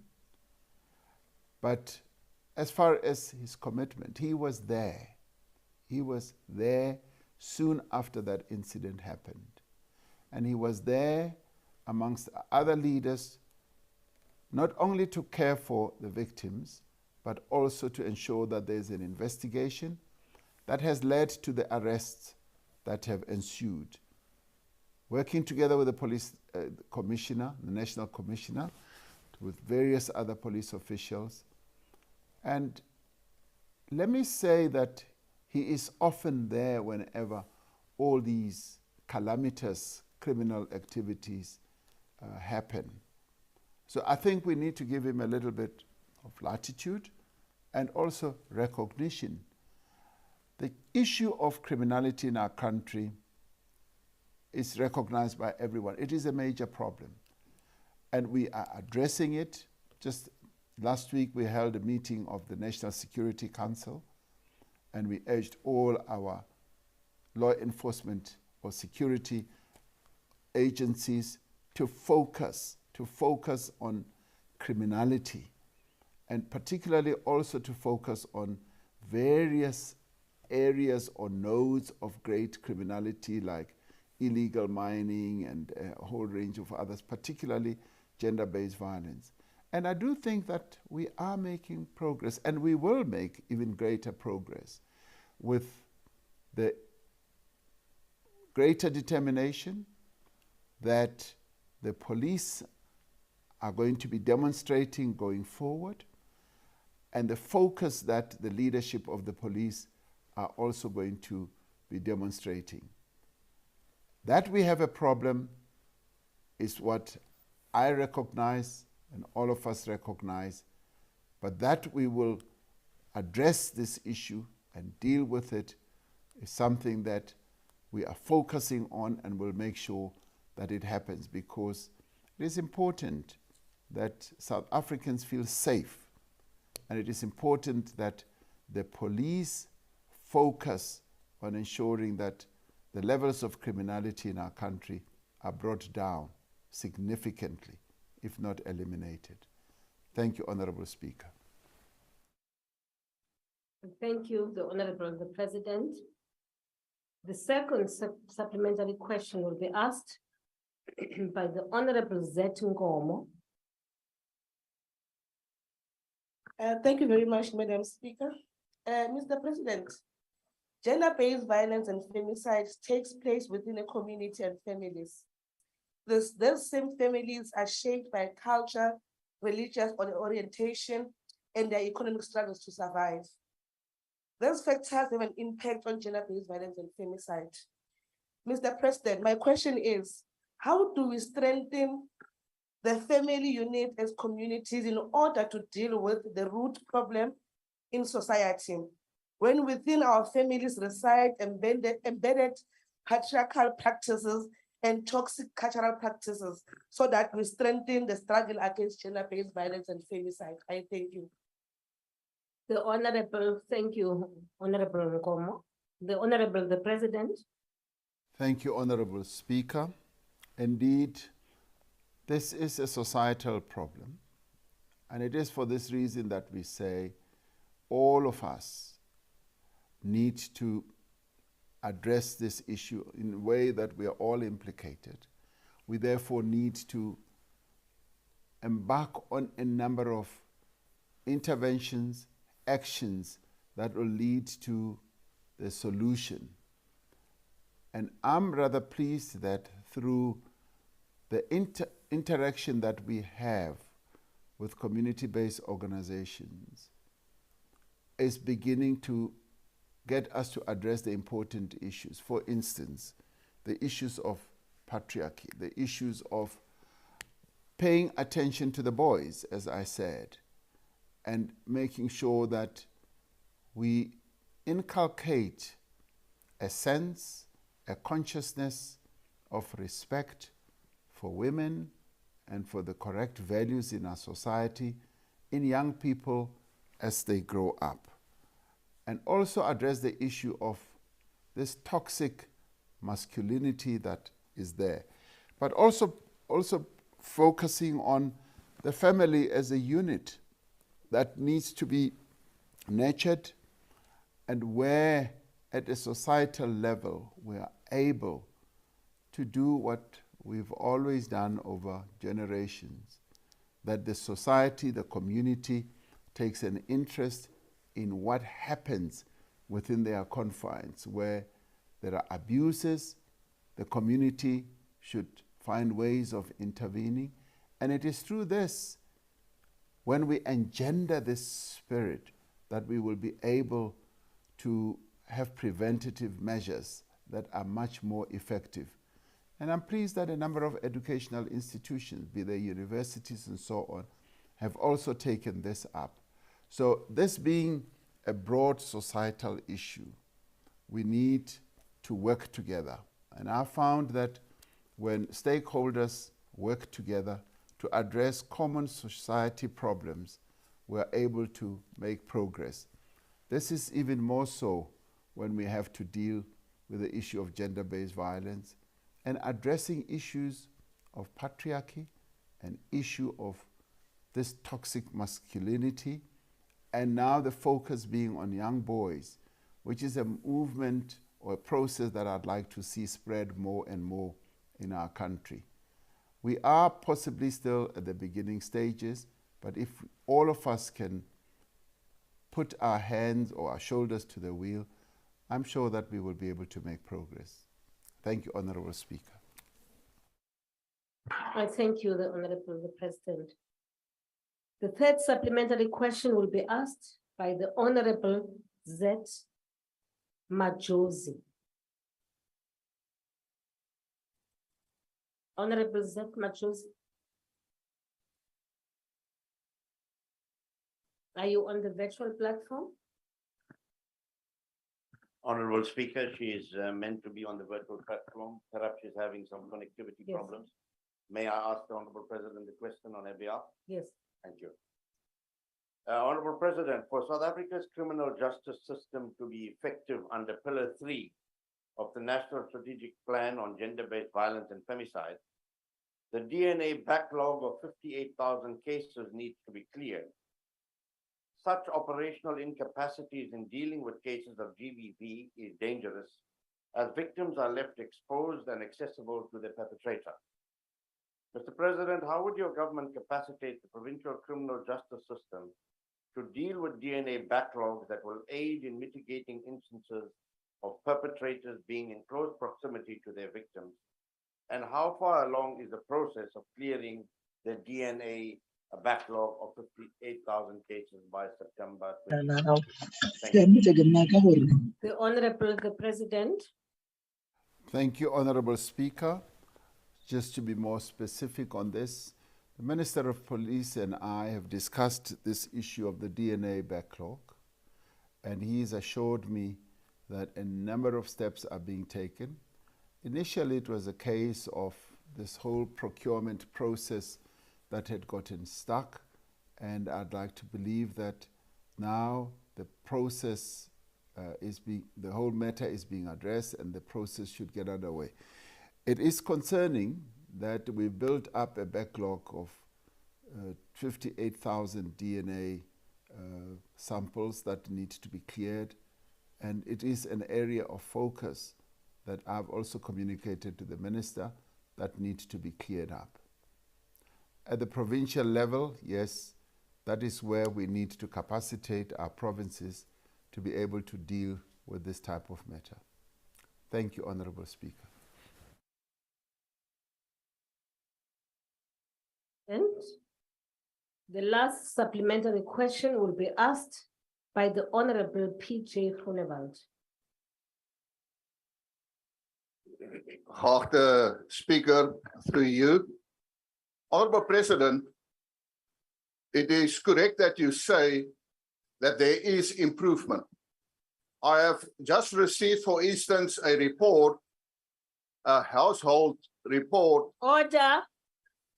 A household report that says there is an improvement where women, for instance, feel that they are more safe when they move around.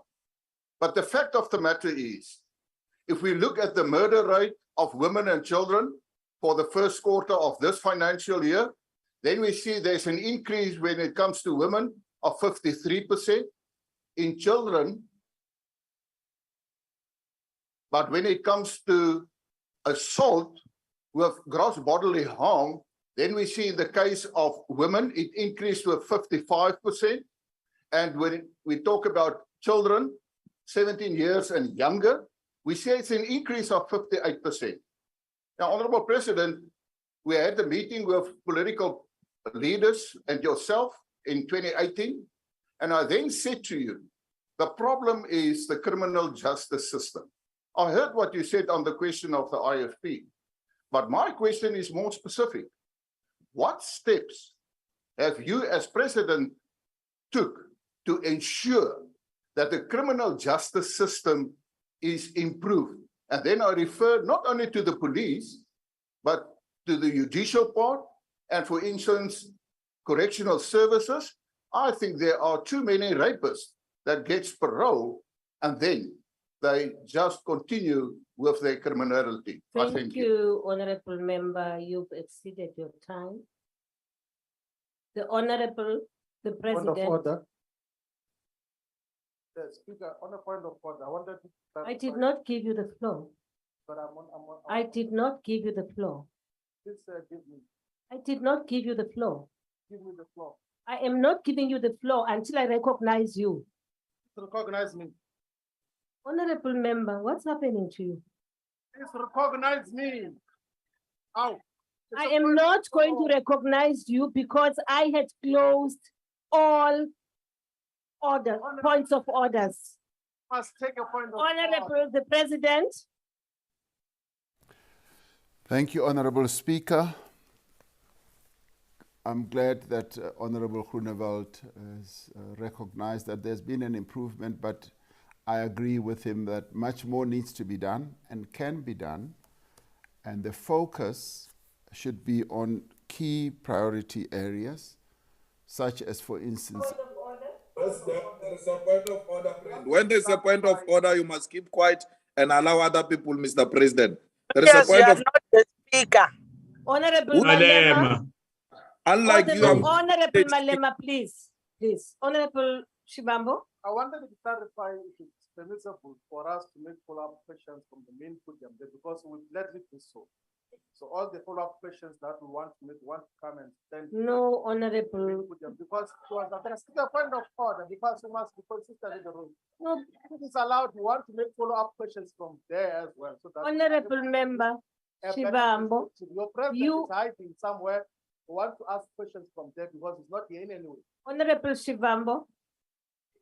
Honorable Papo, Honorable Shivambo, remember, order, order.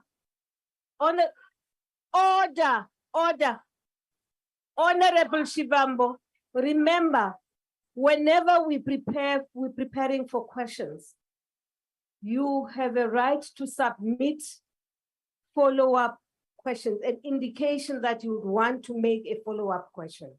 And I do have a list of parties which made that request.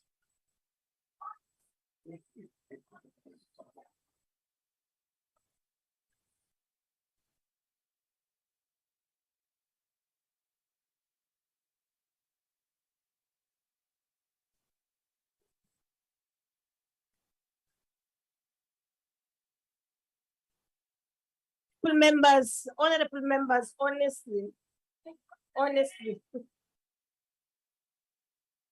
Honorable Shivambo, what is the problem here? I mean, you may speak from the podium and we did not come, Honorable Mkalipi. Order, honorable member. Honorable member. Okay, I will intervene. Honorable Mkalipi. Speaker, yes. I'm being harassed here. I'm being harassed by your member here. He's asking what is my children saying when I'm speaking here. What does my children fit in? Honor Women's Month. Honorable members. I'm being harassed. Honorable members. Man. Can you rule on that, Speaker? Who's that? Speaker, Who's rule on questioning? that. I'm harassed by this doctor. Okay, take your seat. What does my kids fit in? Honorable. Bring my kids here. Okay, Honorable Mkalipi. Honorable Mkalipi, take your floor. Who raised that question? Who is that, honorable members? Our Honorable Zomo. I'm not here. Really? Honorable Zomo. Hi, man. Okay. Honorable Zomo. Hi, man, come help you. Hi, you are not presiding now. That question is very relevant, Honorable Speaker. Honorable Zomo. That question is very relevant. Phakame Puti, take the floor. What did you say? What did you say, Honorable Zomo? Let me understand what you said. Honorable Speaker. Honorable Mutise and Honorable Mente. Honorable Zomo, what did you say? Order.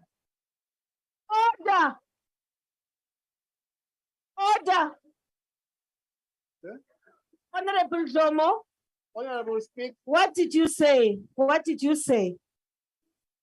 Can you just clarify me? What did you say? You can check the Hansard. I didn't say anything. Okay, then I will come back. Honorable member, I will come back with a ruling from answered. Honorable Zulu.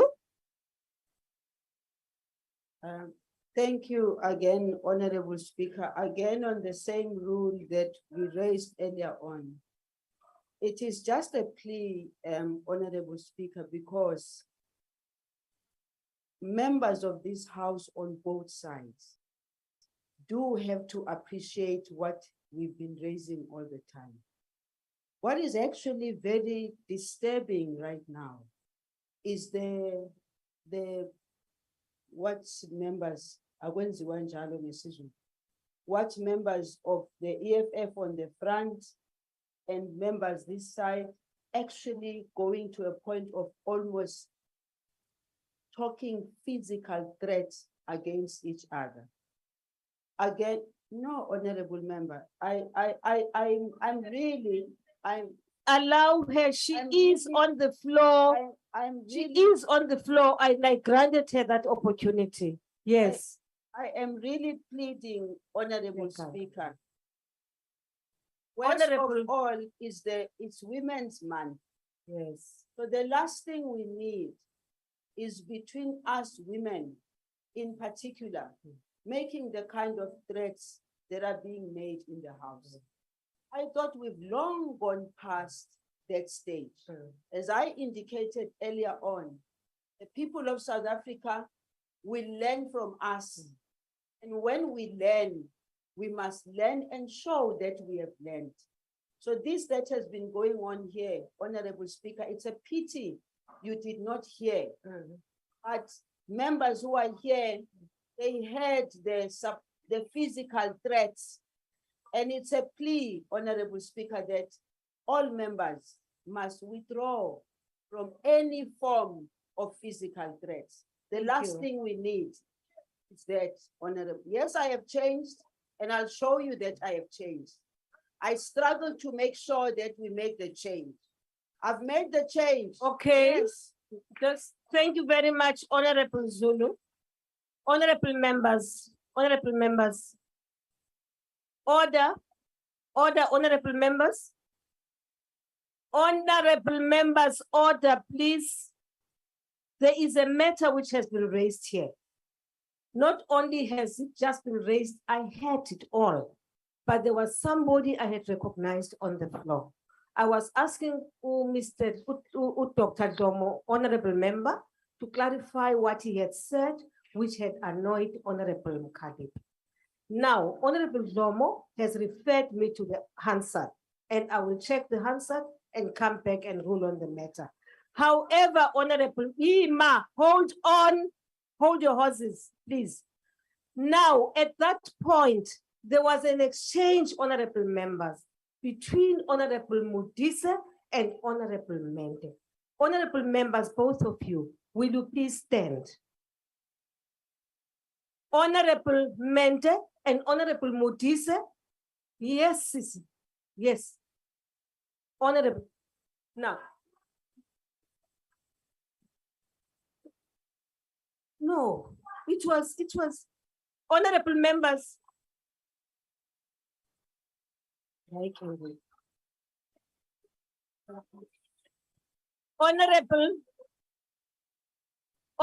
members, order, honorable members, order.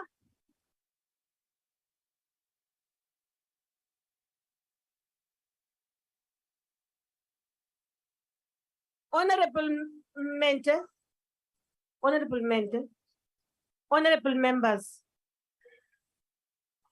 you were right to take the floor to stand because I did call out your name to stand. But Honorable Mente is correcting that and is pointing me to the right person.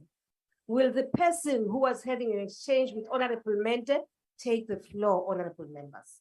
Sit down, Honorable Mudisa, and thank you very much. Honorable, allow me. Honorable members, order,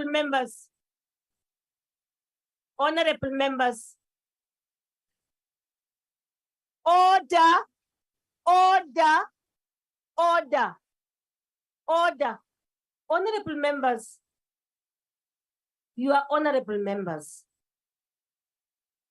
And honorable members are leaders of our society as parliamentarians.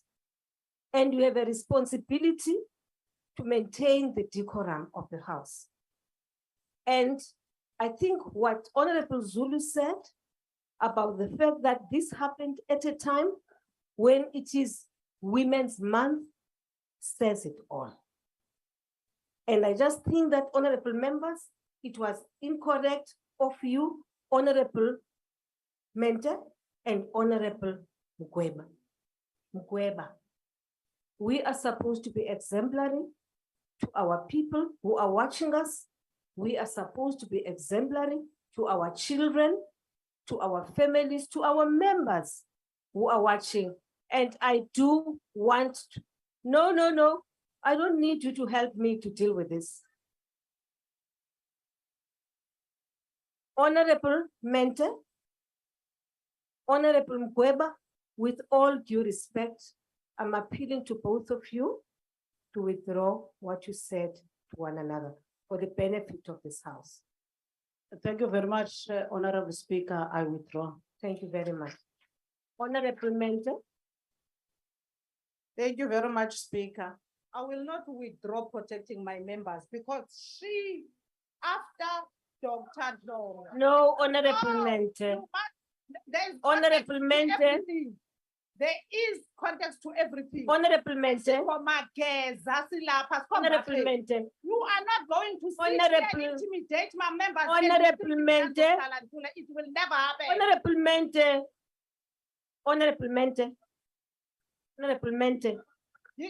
I am requesting you, it doesn't matter what happened now, but the exchange which you had in the, no, Honorable Member. Speaker, remember, it's technician, remember, after Dr. Domo, technician, Okay, thank you very much. Number two, she threatens my member. I must sit here, be quiet when my member. No, Honorable Member. Honorable Member. Honorable Mente. It's not going to happen that my members are threatened when I'm here. Ejected out of the house with violence. Honorable- Now members are threatening violence on my members. It will never happen. Honorable Mente. It will never happen. The matter. You must protect us from being violated by your women. The worst part is she is defending a man against a woman. Okay. Honorable, I sit here and fold arms. Honorable Mente. Honorable Mente. I am not going to do it, Speaker. I'm not Honorable Mente. I am not going to withdraw protecting my members. No, Honorable Mente. I have called your name thrice already. And all I am requesting is, in spite of the context within which this happened, the issue I am raising, Honorable Mente and Honorable Members, is what transpired here in the Speaker, chamber. You did not hear us. Honorable. You are being told by. No, Honorable Mente, please withdraw. What? Honorable Mente, withdraw. I withdraw. Honorable Mente, withdraw. Then Honorable Mente, please leave the house. If you can't take the order, leave the house. It is my ruling, Honorable Member. It is my ruling, Honorable Member, leave the house. No, Honorable Shivambo. Honorable Shivambo, the issue is not about the context. It is about what transpired in the house here. No, Honorable Shivambo, I have made a ruling. I've said these two members must withdraw. No, these two members That's must leave the another house. matter which Not we will that deal our with. member- We will deal with that matter. Can't be. Once I've read the Hansard, I've ruled that Honorable Mente should leave the house. Honorable Violence Mente, was threatened leave the by house. ANC If you members. can't It was withdraw, not done by the national care. Honorable Mente, will you please leave the house? Sergeant in arms, will you please usher Honorable Mente out? I've not called bouncers. I've requested the sergeant in arms to usher Honorable Mente out. On a point of order, speak.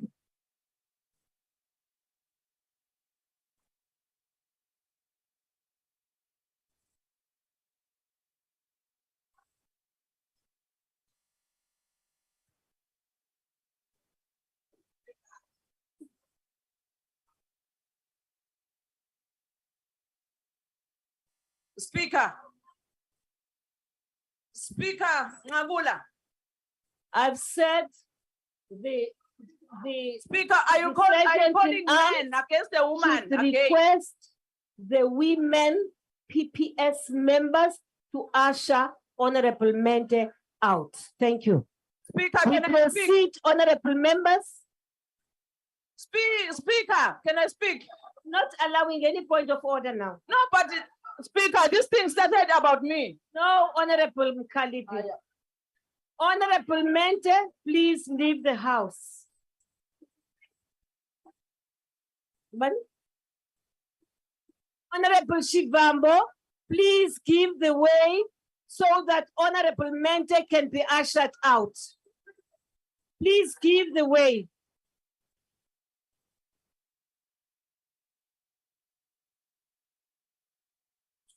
Thank you very much, honorable members. Speaker. Honorable members, order. Order. Order. Remember, order, honorable members. Remember that this all happened in the context of an exchange between yourself, Dr. Dlomo, and Honorable Mkhalipi. And for that, I have ruled, I will go and consult with Hansa. I want to get I will in come there. back I and want make to a address ruling. that point exactly. I am not going to allow you to speak No, now. but there's no Hansard. I want to address that point. I am not going no to allow. Hansard. He didn't speak on Hansard. There's Hansard. There's No, he something didn't called- speak here. I will find it. How? I'll find it. How? Honorable Find it, Honorable Honorable Speaker. Mkhalipi.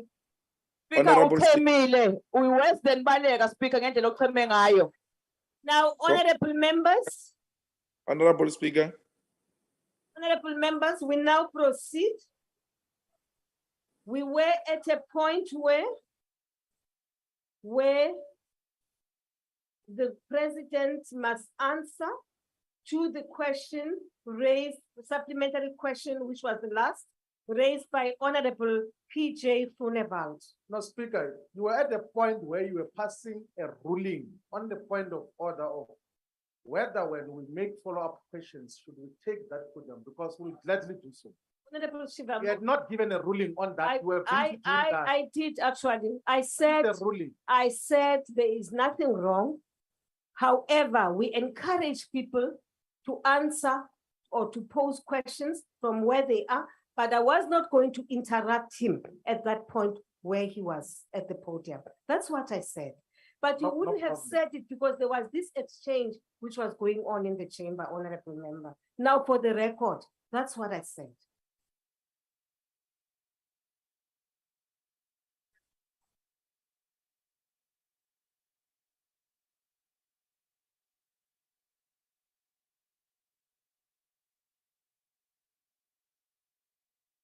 If I may read this, honorable members, Rule 78, which states that 782, at a sitting in the chamber of the National Assembly, a member may only speak from the podium during debate and whenever the presiding officer so directs, and at all other times address the chair from a microphone on the floor of the chamber. A member may deliver his or her address in such other manner as the member is physically able to do and agreed to by the presiding officers. In this instance, I did not prevent the honorable member from taking the podium.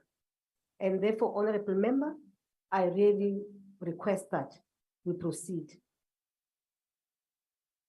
Honorable members, the President, will you please respond to the question raised by Honorable Funebald? Thank you, Honorable Speaker. Honorable Groenewald wanted to know what I have done in relation to all the issues that he raised to improve the criminal justice system. A lot has been done, Honorable Speaker, in relation to just ensuring that the prosecutorial process in our country is streamlined in relation to ensuring that they focus on crimes that have to do with gender-based violence and femicide. And I think we're seeing a lot of progress in that regard. There are more prosecutions, but not only that, but there's greater success in convictions. When it comes to the judiciary, we've set up special courts as well. Special courts where children and women feel much more able to bear testimony to what would have happened to them.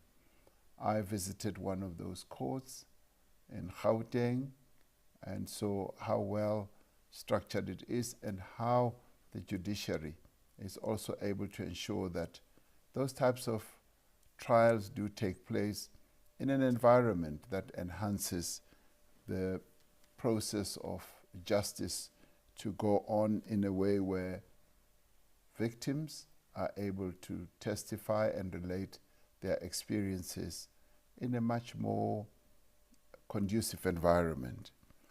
When it comes to corrections, yes, there have been situations where parole has been given to people who have committed crimes of rape, and they go out and still go ahead and commit those. And I'd like to believe that the parole system is now being tightened.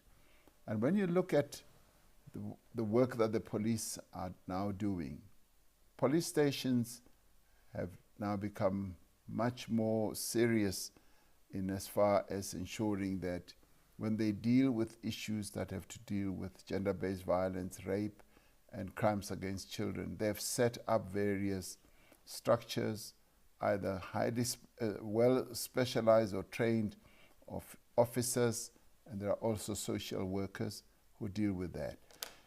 Now, much more progress needs to be done still in the criminal justice system, but a combination of all these interventions that we have made, including at the legislative level, where even the National Assembly has passed laws, I think we can say that we are making progress.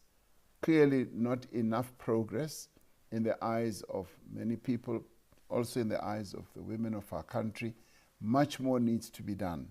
But we have embarked on a journey that is enabling us to pay more attention, to give more focus to crimes against women and children on a gender-based violence type of process. Thank you very much, Honorable Speaker. I thank you, the Honorable the President. Our next question, question number 9, has been asked by the Honorable HKR Mesho. The Honorable the President.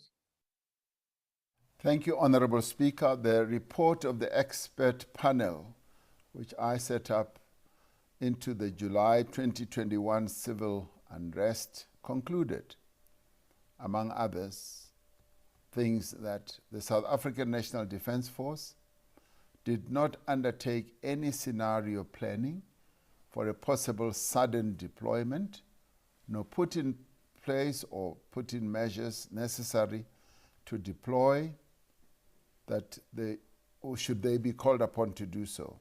That's what the expert panel said. We should therefore welcome the SANDF's internal warning instruction of 6 August 2022 as an indication of the readiness of the security services to respond to potential unrest should it be necessary.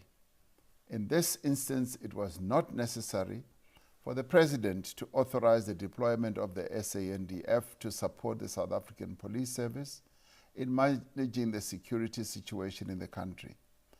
The relevant security and law enforcement entities continue to improve their own ability to respond to criminality, as well as instability under the overall direction of the National Security Council. As indicated in the State of the Nation address, government has allocated funding for the recruitment of 12,000 new police trainees, and the first cohort is currently undergoing basic training. The South African Police Service public order policing units will receive an additional 4,000 members this financial year. The first tranche of the 2,000 new public order policing members will complete their training next month, and the next tranche of 2,000 will begin training in December. Drawing on the lessons of last year's July unrest, we are working to improve cooperation between law enforcement agencies and the private security industry in the fight against crime. An example is the collaboration between Transnet Freight Rail and South African Police Service to combat infrastructure theft and the sabotage of the rail line. This includes securing the North Rail Corridor between the Highveld coalfields and Richards Bay, which has led to a significant reduction in crime and derailments. Earlier this month, Justice and Correctional Services Minister Ronald Lamula gave approval for Transnet security officers to be granted peace officer status. This means that they will be allowed to make arrests and assist the National Prosecuting Authority with prosecutions. They will also have the authority to search premises, complete dockets to ensure suspects are charged correctly, and assist the basic investigations.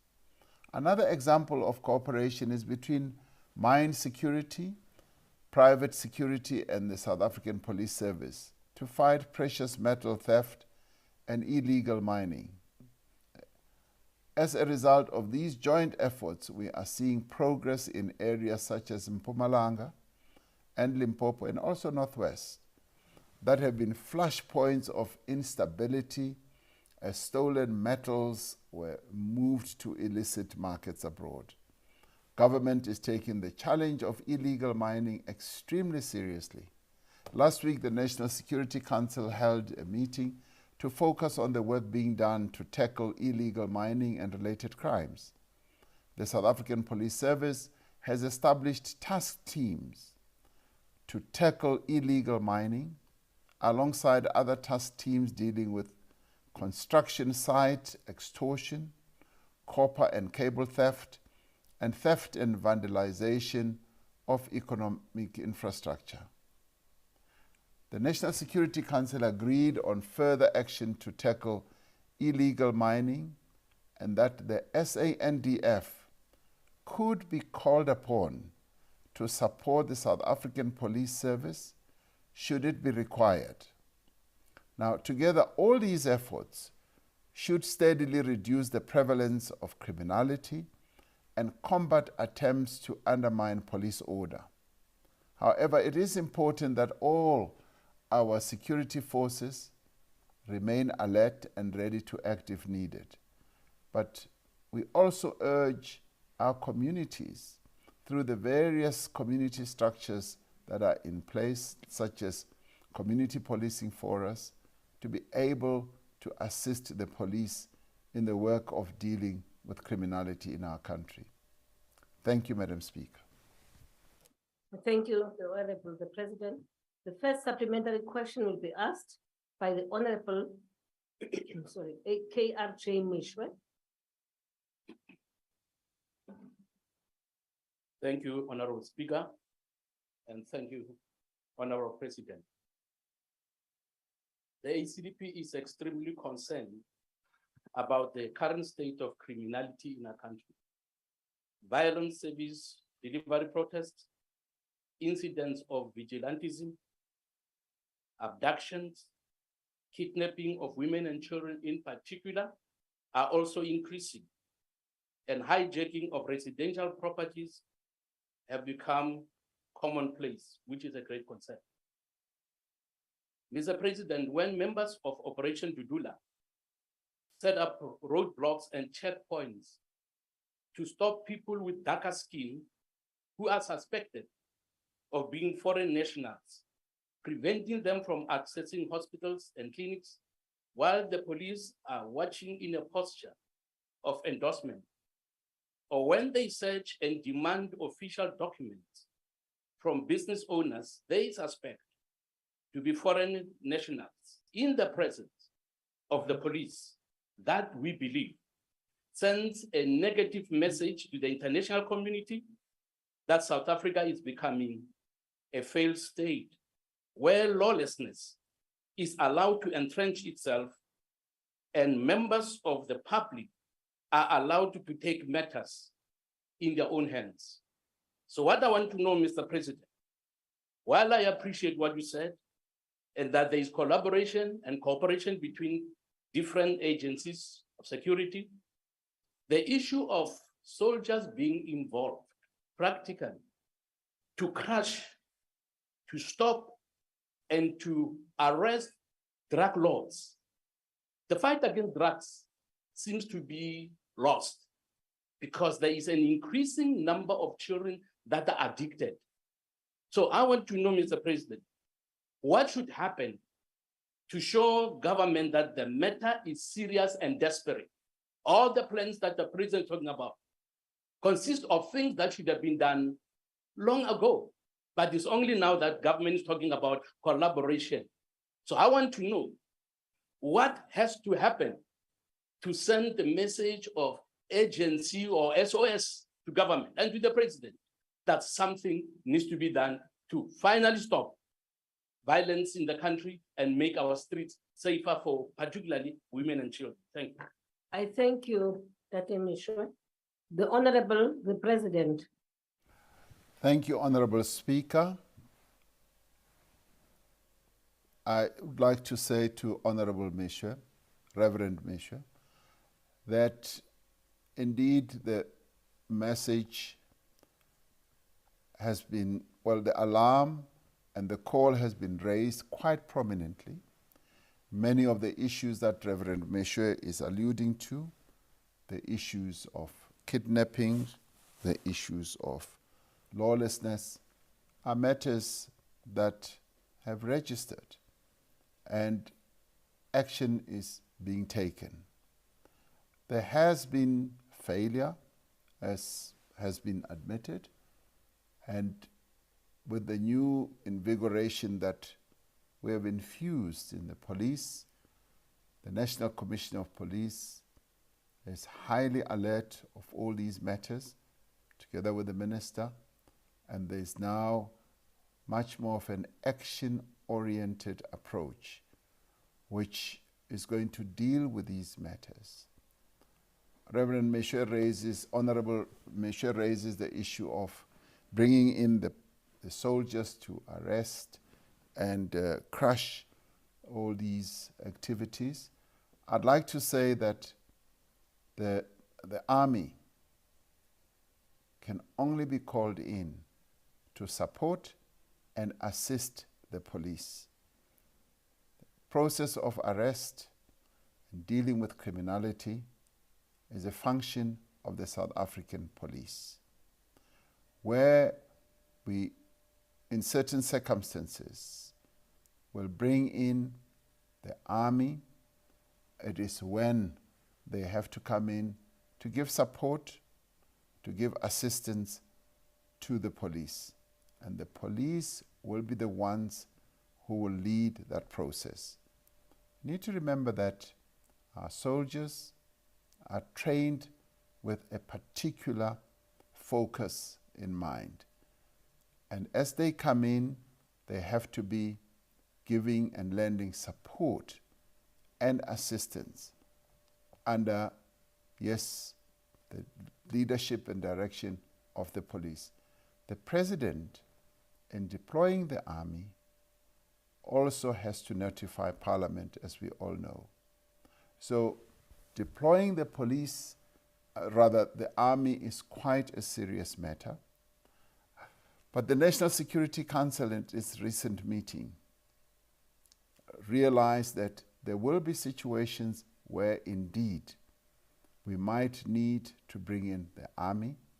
And when that happens, it is the president, but the president can only finally do so informing Parliament, informing the National Assembly, as well as the Council of Provinces. I think we should look at that in that context. But it's having said that, there is much more determination on the part of the police to deal with all these matters. I did say earlier that the police has set up a number of units that will be focusing on all these areas. For instance, when it comes to illegal mining, the numbers of the police who have to focus on this have been increased, and we are already beginning to see the positive effects of all this. So quite serious action is being taken in this regard. Thank you, Honorable Speaker. I thank you, the Honorable the President. The second supplementary question will be asked by the Honorable M. Modise. Thank you, Madam Speaker. Honorable President, the expert panel on the July 2021 unrest, amongst other things, recommended that the capacity of the security services needs to be strengthened to respond effectively to all situations. Whilst appreciating that the Defence Force may be deployed to support the SAPS when the need arises, what measures will the President take to ensure that the capacitation of law enforcement agencies is strengthened to deal with acts of criminality in our country as observed by the expert panels? Thank you. The Honorable the President. Thank you, Honorable Modise. Thank you, Honorable Speaker. A number of actions obviously need to be taken in this regard. The first one obviously is to get the police and indeed the security forces to focus more on the problem areas. And what is good is that the National Security Council meets quite regularly and focuses on areas of risk and areas of concern. And of course, the other one is to capacitate our security forces from a capability point of view, as well as ensuring that we focus on the budgetary side of things. With the financial fiscal constraints that we have faced, we've seen, yes, a cutback on their budgets, particularly the Defence Force as well as the police. And these are matters that are now being looked at so that we strengthen the hand of the police and we also strengthen our Defence Force. And if we do all that and appoint the right people for the right positions, we do believe that we will be able to make progress. And this is a process that we've now embarked upon. And the training element, the capacitation element, is also another area that we're looking at. And we're looking at all these matters holistically to ensure that we address the various areas of weakness all around, particularly when it comes to our police. So progress is being made. I'm rather pleased with the focus that the National Commissioner is having together with the various other officers that he works with on the issue of criminality. And of course, we need to ensure that they continue getting the support of the people of our country, because they can only really truly be successful if they are supported and if, for instance, at community level, through our community policing forums, we're able to lend them that support. Thank you, Honorable Speaker. Thank you, the Honorable the President. The third supplementary question will be asked by the Honorable A.M. Sheikh Imam. Thank you, Honorable Speaker. Mr. President, it's not the Defence Force or the South African Police Services that can do what we need in South Africa to create a better quality of life and protect our people. When a country is not able to provide food to its citizens, it's in a state of collapse. If it cannot provide water for survival, it's in a state of collapse. If it cannot provide homes, it's in a state of collapse. Your predecessors, President Mbeki, says that we have no plan for the future. And our former President Kgalema Motlanthe says South Africa is in a crisis. Our state-owned entities have collapsed. Our infrastructure is collapsing. The quality of education, where 60% dropout in Tibet colleges, 91,000 children, Mr. President, gave birth to children last year, and we think it is okay. Can you tell us what plan do you have in terms of a holistic approach to solve the problems of this country, very importantly? And I want to highlight, Mr. President, 200,000 jobs are at risk at the moment in the confectionery industry because of the policies we have, which calls for your urgent intervention to save these jobs because of our policies. Could you please tell us whether you'll be willing to consider that as well? Thank you, Mr. President. I thank you, Honorable Imam Sheikh.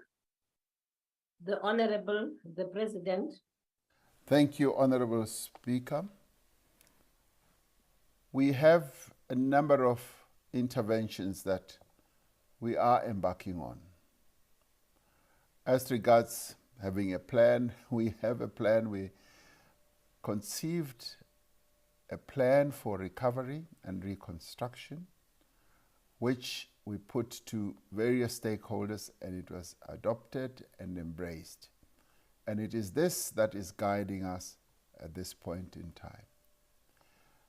And embedded in that plan is also the issue that Honorable Imam raises, the economy and giving focus to our economic recovery, which, as he correctly says, has an impact on the issue of security, issue of criminality, because it is when people have food, when people have jobs, and when people have water, that their livelihood improves. And our recovery plan is aimed at addressing that. And we are making measured progress. We are not where we want to be. COVID-19 resulted in us losing 2 million jobs. And losing 2 million jobs in an economy of our size is quite a devastating act, where many people have lost their livelihoods and go to bed hungry.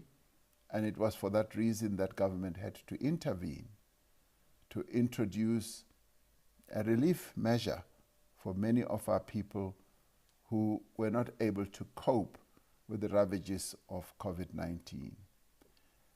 So many initiatives are underway. And we are also interacting with various stakeholders, be it labor, community, and the business community. And what we had initially thought we would make progress on in forging a compact is taking time, but the discussions are ongoing. And we anticipate that as we continue addressing all these challenges, we are going to make progress. Yes, are we having a crisis situation? We are having huge challenges in our country, and they've been given rise to what we know: unemployment, inequality, and poverty, which did not start yesterday, which has beset our country over a number of years and was exacerbated by the recent calamities that our country has just recently, just 18 months, 2 years ago, gone through. And in the course of that, government has taken a number of other actions or interventions. Government at its own instance, and for the first time in the history of our country, was able to come up with an intervention that created 1 million job opportunities, and especially for young people who are negatively affected by the incidence of unemployment. We've been able to also extend that to people who work in the rural areas, small, medium farmers. So a number of activities have been taken, and where we've also assisted the early childhood development, say, if you like, practitioners, in quite a positive way, where young people have been cared for. Are we concerned about the 91,000 young people who have given birth to kids? Yes, we are concerned. And COVID-19 also did not help us much in this regard, as it has also happened in many other countries. So we are grappling with all these challenges and all these problems. Do we have interventions that are addressing all these challenges? Yes. Do the interventions match up with the enormity of the challenges? At times, maybe not so much because of our fiscal challenges as well. But what I can assure Honorable Imam is that government is not resting on its laurels.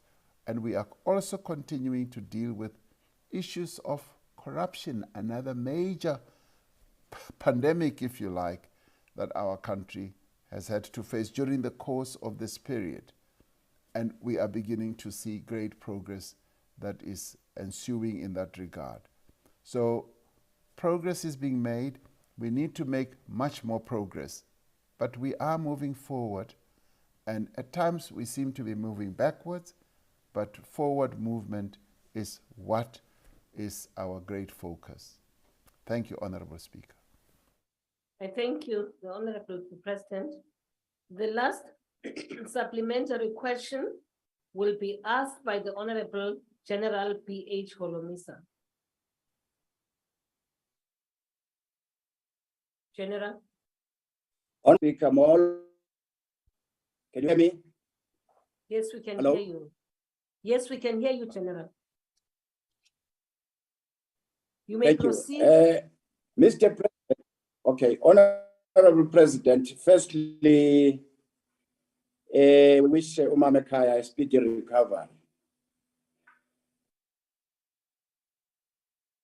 Angazenzela prescription athume wena uyoyithenga ngokwakho ungathumeli bodyguards.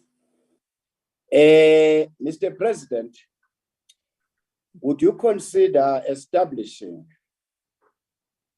special disciplined units comprised of SANDF and SAPPS, which are to be trained under one roof to actually implement what you are discussing at Security State level, Council level, to make the budget available to properly train and equip the said units and let them be on 24/7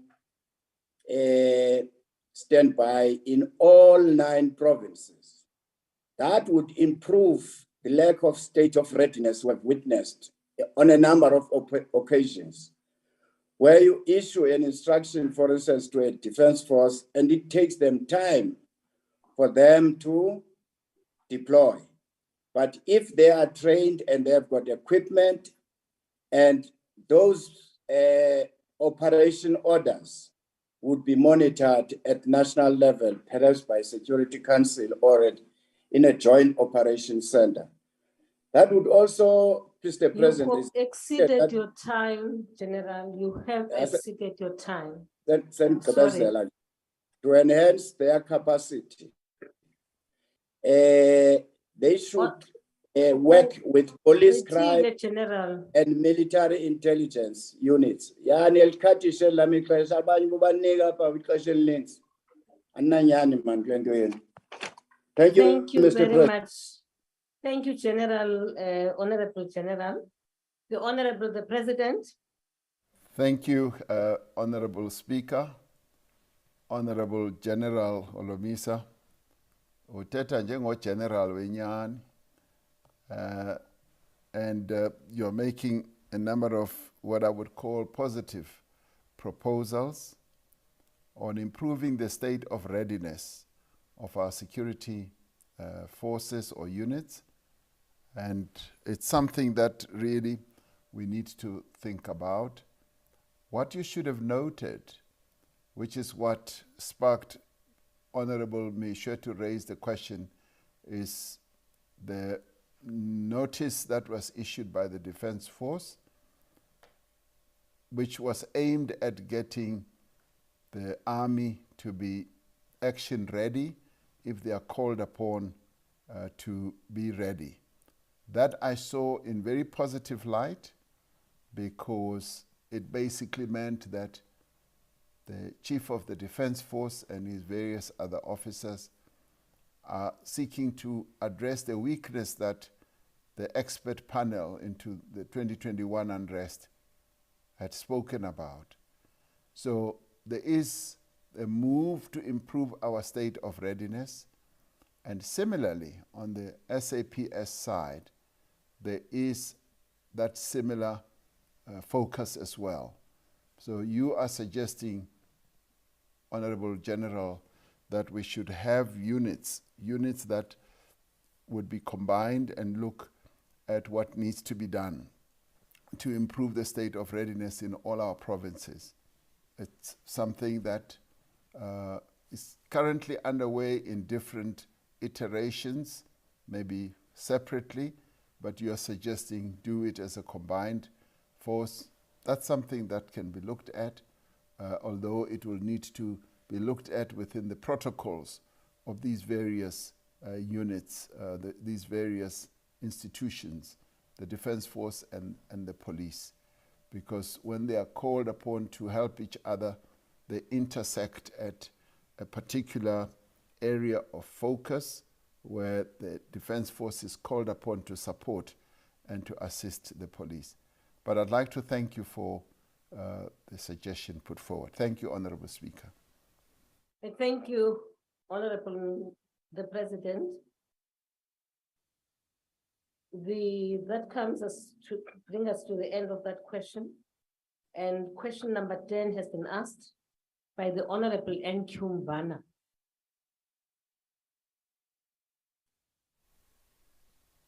Thank you, Honorable Speaker. It will take an effort by all of us in the country to overcome the many social ills that confront our people. In recognizing the critical role that civil society plays in tackling poverty, in tackling inequality and related social problems, I announced in the State of the Nation address in February this year that a social sector summit will be convened in 2022. We recognize that government needs to create an enabling and a conducive environment for civil society organizations to be effective in undertaking their work. The Presidential Social Sector Summit was held on the 4th and the 5th of August this year, and it grappled with the challenge of issues such as poverty, unemployment, inequality, recognizing that they lead to increased levels of desperation amongst our people, social problems, breakdown of families, and violence in our communities. To promote positive social values, we need to tackle poverty. The provision of the social wage is an effective intervention to support and protect households living below the poverty line. As of November 2020, over 18.2 million citizens were accessing social grants in our country, with the child-specific grants reaching over 13.2 million children every month, representing over 72% of the total grants distributed. The old age pension is an effective instrument to support elderly persons, together with other social services such as education, health, and food distribution programs. For unemployed South Africans, the 350 SRD grant has provided valuable support since the start of COVID-19 pandemic. Many people continue to criticize our intervention in this regard. But what I should say is that this 350, which is now assisting almost 11 million people in our country, is something that is seen in positive light by those people whose livelihoods were negatively affected also by COVID-19, And in some social circles, social sort of civil society organizations, they say it has helped to reduce the poverty, which would have gone much higher had we not intervened. Of course, poverty is at it is at unacceptable levels, but that amount, much as it is not as high as people would want it to be, has been a great boon to many of our people, given our fiscal constraints and our ability to pay or to assist our people. The expanded public works program is one of the government's key programs to provide temporary work for people who are unemployed. The program offers an essential avenue for income transfers to poor households in the short to medium term. In the last financial year, as I was saying earlier, over 1 million opportunities were created. The presidential employment stimulus, seeking to mitigate the devastating economic challenges brought about by COVID-19, has provided work and livelihood opportunities for nearly 1 million people since it was started less than 2 years ago. The Presidential Social Sector Summit produced a framework document highlighting 2 critical strategies to address social ills in South Africa. Firstly, implementing development interventions with civil society, and secondly, strengthening civil society as a delivery agent for development interventions. The Social Sector Summit framework document is aligned with the vision of the National Development Plan to eradicate extreme poverty in our country by 2030 and further reduce inequality and unemployment. This means that programs to address poverty and inequality must be accelerated, must be speeded up, recognizing that the state and the private sector often rely on civil society organizations to deliver essential services to communities, especially those in hard-to-reach areas. And we've seen how civil society organizations have continued to play a critical role in a number of areas, in health and in just social welfare.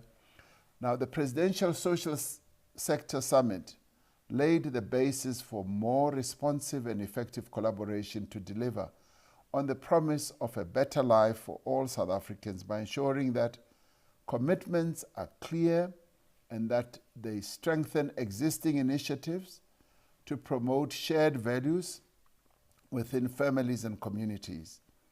Civil society is a critical stakeholder in our country as we seek to deepen democracy and improve the quality of lives.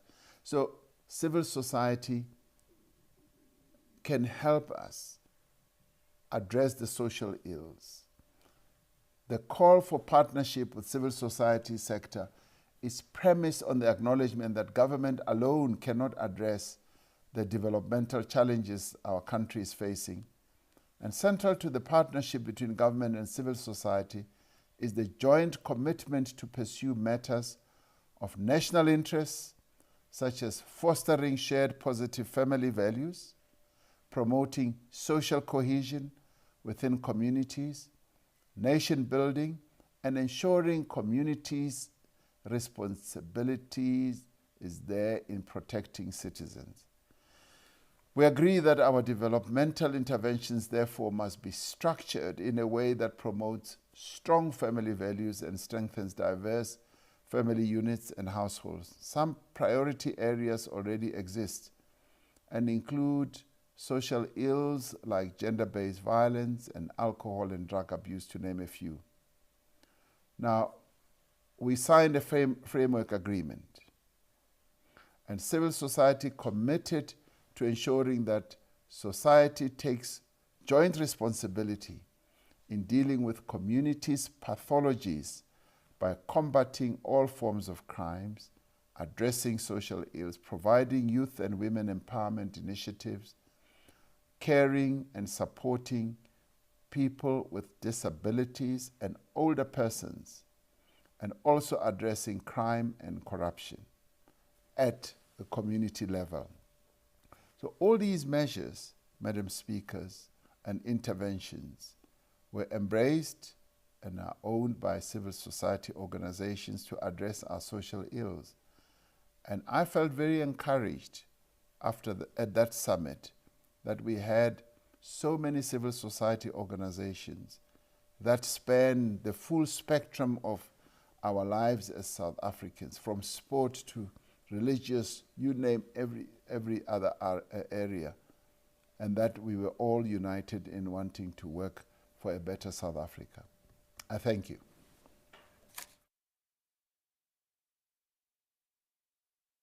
President, the first supplementary question will be asked by the Honorable N.Q. Mvana.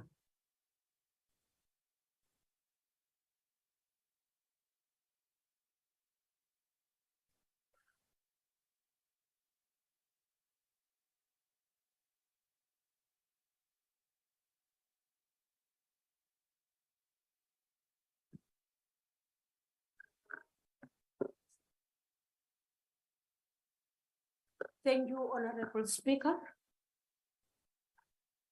Your Excellency, thank you for the elaborate response. And we are confident that the Presidential SOTA Summit resolution will enhance intervention of the government and strengthen support for evil society. As I was present in that Presidential SOTA Summit, I also think I've got confidence that the social society and civil society will be able to know their responsibility in terms of assistance. Mr. President, women are a major victim of a high level of social ills, as you have said, especially this month of Women's Month. They experience trauma when their children are violated. The security of women and the girl child has reached alarming levels. As we know that the tragic death that has been experienced in Enyobeni, also the one of 8 women in Krugersdorp, and the gang rape incident in Kagiso. It is critical for the government to develop intervention which addresses trauma we're talking about. The impact of these conditions require psychosocial support of citizens from social workers in particular. Your Excellency, how will the government ensure that it enhances the provision of psychosocial support for victims? Thank you, Speaker. I thank you, Honorable Mvana. The Honorable the President. Thank you, Honorable Speaker. The issue of psychosocial support and assistance to our people who are facing enormous challenges in a number of areas of their lives is a very important initiative or process rather that we need to ensure that it is given attention.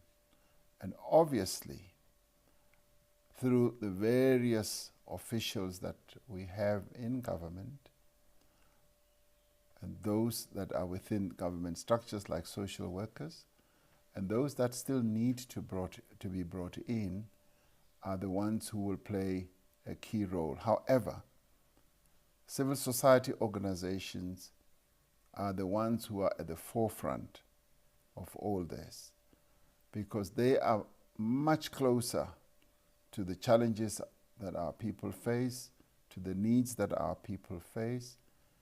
And as I said earlier, government cannot do this alone. It requires the support, the assistance of civil society. And civil society has a number of people with great talents, with great insights, with great experience, as well as expertise to address the needs that our people have. be they of a health nature, psycho-social nature, or whatever other nature. So I was particularly pleased when at the Civil Society Summit, we were all ad idem of one mind between civil society and government. And may I add, there were also a number of business people, and I did actually call on business to also ensure that it participates quite strongly in the next summit that we are going to have next year. And if we all work together, business bringing its strength and muscle through the various programs that they embark upon and their financial might, and with government being the overarching entity in our country, which is omnipresent, and civil society organizations that are spread right across our country, we will be able to make great progress as we address the challenges and the problems that our people face. So I have great confidence in the cooperation and the working together between civil society and government as well as business. What we saw together, as the Honorable Member says, at that summit was something that as South Africans we can be proud of, where we dealt with problems honestly, openly, and directly, and were able to find each other, which ended up in the framework document that we signed. What now remains is the implementation, and the implementation is obviously going to address the issues of psychosocial support that our people need and must be given as we move on. Thank you, Honorable Speaker. I thank you, Honorable Mr. President. The second supplementary question will be asked by the Leader of the Opposition. Thank you, Mr. President. I hate to be the one to break it to you, but you should be judging your police minister on preventing crime, not how many crime scenes he pitches up to with TV cameras. But some good news, Mr. President. Crime stats came out 2 weeks ago and show that murder is down by 43% in Mitchell Plain, down 8% in Kraaifontein, and it's down 14% in Khayelitsha and Harare. Even as it's gone up all around the country, it's come down on an average of 8.2% in areas where the DA governments reinforced policing at their own cost through the LEAP program. These governments have now demonstrated that local policing works better, and that when it's done at a local level, there is better knowledge about on-the-ground issues, and there's an ability to work far closer with civil society. Mr. President, the City of Cape Town has now formally applied for greater policing powers to build on this success. Given the clear evidence, Honorable Member, time up. Before you had asked your question, unfortunately. Thank you. Noted that. Thank you, but the point is you've exceeded your time. Now, the President. Thank you, Madam Speaker. I note with a pleasure and with being very impressed that the record that Honorable Steenhuisen is setting out is something that's evolving in those areas in Cape Town that he has mentioned. And that should be applauded. Any decline in criminality is something that we should all applaud. And obviously we should all want to see exactly what is behind it, how it is unfolding. Honorable Steenhuisen says that they've been doing this at their own cost. We need to look at that in a very positive way so that we can get some learnings out of it, all of us, and see what can be learned from that experience and the extent to which it is positive should be an experience that should be shared all round, so that even our local government entities have greater focus on dealing with criminality. But more importantly, what I find most impressive is that he says that there's been greater working together with civil society at that level, and that we welcome that. That's precisely what we want to see, because it strengthens our argument for community policing for us, where members of the community get involved, working side by side with police in dealing with criminality. Because, as I often say, it is members of the community who know who the thieves are, who know who the rapists are, who know where those people who are either peddling drugs are peddling drugs from. And it is when we all work together and there's that level of confidence and trust that we will be able to deal with criminality. Thank you, Honorable Speaker. I thank you, the Honorable President. The third supplementary question will be asked by the Honorable Mashabela. Mashabela. Thanks, Speaker. The outgoing president of the ANC, the recently released crime statistics show that the South African Police Service is unable to protect citizens from the high levels of crime. Each and every quarter for the past 2 years, there are over 10,000 reported cases of rape in this country, while there are over 6,000 cases of murder. Do you still have confidence in the ability of Mr. Backlog to lead the country? To lead the country's crime-fighting plans? If you do, what specific actions? You've gone beyond your time now, Honorable Member. To show that he is able to lead the country's battle against crime. Time up, Honorable Mashabela. Thank you. I thank you, Honorable Mashabela. The Honorable the President. Yes, I do have confidence in the Minister of Police, in his ability to continue to lead our fight against criminality in the country.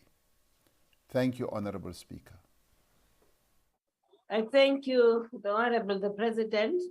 The last supplementary question will be asked by the Honorable S.A. Buthelezi. Thank you, Honorable Chairperson. Government's role in combating gender-based violence and social ills have been wholly lacking and underwhelming, as promises to ensure one social worker per ward and a women's desk at municipal level, for example, has not materialized to the extent needed. I would therefore like to know whether the Presidency or government has a plan to capacitate municipalities in conjunction with civil society to deliver on the above-mentioned needs of combating social ills. If so, please provide a detailed response and how government could facilitate and assist municipalities and civil society with such a collaboration. Thank you, Chairperson. I thank you, Honorable Buthelezi. The Honorable the President. Thank you, Honorable Speaker. Yes, our intention clearly is to ensure that, one, we collaborate with civil society, we ensure that there is deep cooperation at all levels, at national level, at provincial level, as well as at local government level. And the Honorable Member is raising a very important issue about the municipality level, because that is where our people live. that is where everything takes place.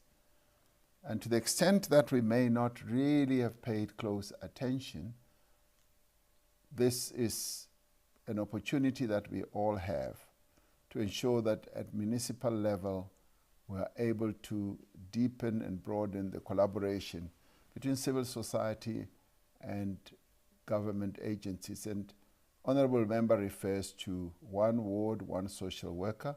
We are not there yet because of budgetary constraints. That is the ideal situation. I see that more and more often as I go around the country, meeting our people at the local government level and hearing their problems and the challenges that they have, and knowing very well that if we had moved on to having a social worker per ward, we would be able to do a lot better. Some municipalities are doing quite a lot in that regard. They do have social workers that tend to the challenges and the problems that our people have at that local level. And that should be the case. And in a way, that should be the norm. That particularly being the type of society that we are, that has come out of a very fractured past, a past that was so difficult for many of our people because of what apartheid did to the majority of our people at various levels. We then need that societal involvement, the societal support, and it is an ideal that one would like to see being achieved. Budgetary constraints make it difficult. One often meets people who are qualified in social work who do not have employment, who have not been able to be drawn into government employment because of the budgetary constraints. And this is a matter that we are giving attention to, because through that we will be able to enhance that social cohesion and be able to address the challenges that our people have. Thank you, Honorable Speaker. I thank you, the Honorable the President. That brings us to the last question number 10, the last supplementary question. We now proceed to question number 11. And the number 11 has been asked by Honorable Zungula. The Honorable, I'm sorry, there's a point of order. Yes, Speaker, we have omitted the IFP. The last one must ask the supplementary question. I am sorry. I'm sorry, Honorable Khateri. The IFP did raise a question. Okay, all right. Okay, I understand. Thank you. We are now on question 11. And question 11 has been asked by the Honorable V. Zungula, the Honorable the President. On a point of order, Speaker. Point of order. Where are you? Tilapa, ma'am. Yes. Uzungula. Thank you. Zungula. I'm sorry. I'm really sorry. Now I don't like it when my surname is wrongly pronounced. Honorable Zungula. Okay, Honorable Zungula, the Honorable the President. Thank you, Honorable Speaker. I know that there's a great deal of interest in my answer to this question. And I'd like to say that without appearing like I do not want to answer questions, that I do not want to be accountable, I should say that, as I indicated before, and indicated it even in written replies to members of this House, and also indicated it in the debate on the Presidency budget vote, as well as in statements on various public platforms. I stand ready to cooperate, and also to give an explanation and to cooperate with any investigations on this matter. Now, investigations are ongoing by a variety of agencies. And I must say that the focus that the various agencies are putting on this matter demonstrates the importance of this matter and the way they are dealing with it. I have responded to the various questions that have been raised and will continue to respond to all questions that have been put to me by the relevant authorities. Now, in the course of what they are working on, the authorities have said it's best if they deal with all these attendant matters to this theft that occurred at the farm and be able to address every issue. And I've been counseled and advised that it is best to address this matter when those processes have been done. And I'd like to say, I stand ready, Honorable Speaker, to, as people have said, take the nation into its confidence. I stand ready to do so, to give an explanation. But for me, it's been important that this matter having occurred, that I should give space, stand back, and allow the various agencies to deal with this matter as thoroughly as I believe they are doing. Now, there are clearly individuals and organizations that seek some mileage out of this issue. And the most appropriate response from my side is for the law to take its own course. It is, for me, important that due process is followed, including the process that is going to unfold in Parliament. And I'd like to say, I stand ready to cooperate with that process as well, and will be ready to be fully accountable. So I stand here as Cyril Ramaphosa, not being unwilling to be accountable. I want to be fully accountable. And I'm saying once again that I'd like, and it's important, and even those who are dealing with these matters have said it's important that we're given space and time to deal with all the aspects of this matter. And it is upon that process reaching whatever point of either conclusion that I will be able to speak out on this matter. And that is my submission. And I say this with the humility that I can place before this House. Thank you, Honorable Speaker. I thank you, the Honorable the President. I thank you, the Honorable the President. The first supplementary question will be asked by the Honorable Zungula.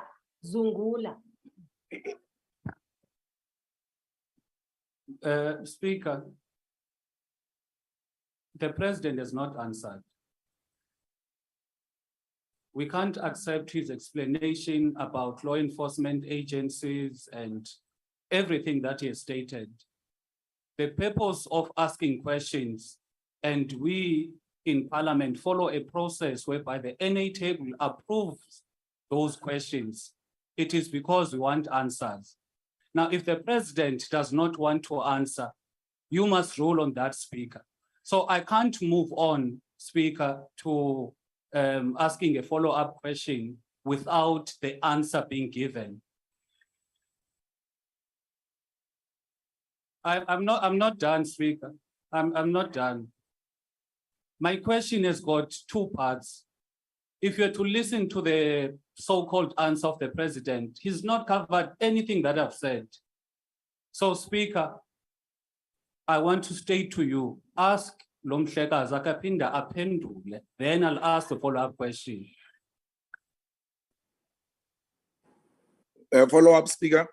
Thank you very much, Zungula, Honorable Member Zungula. If I may, just before you speak, Honorable Kwangwa, I see you have your hand, Honorable Chivisi. And me. And me, Yes. Honorable Malema. Honorable members, order, will you please, may I have your attention? I just want to read a part on the nature of replies to questions. Members of the executive should use the opportunity provided by question time to provide the House with as much information as possible to assist members in exercising their oversight. Yes. However, honorable members, it is not possible for the chair to prescribe to the executive on how they should respond to questions from members. If a member is dissatisfied with a reply, there are processes available for them to obtain further information in line with their oversight responsibility. I hope that I've responded. I can only steer, but I cannot prescribe how questions should be responded to. Honorable Zunguli. Thank you, Speaker. Yes, Honorable Member. The question is clear. The first part of the question is asking if the president is willing to engage the elected representatives of South Africa on this particular issue.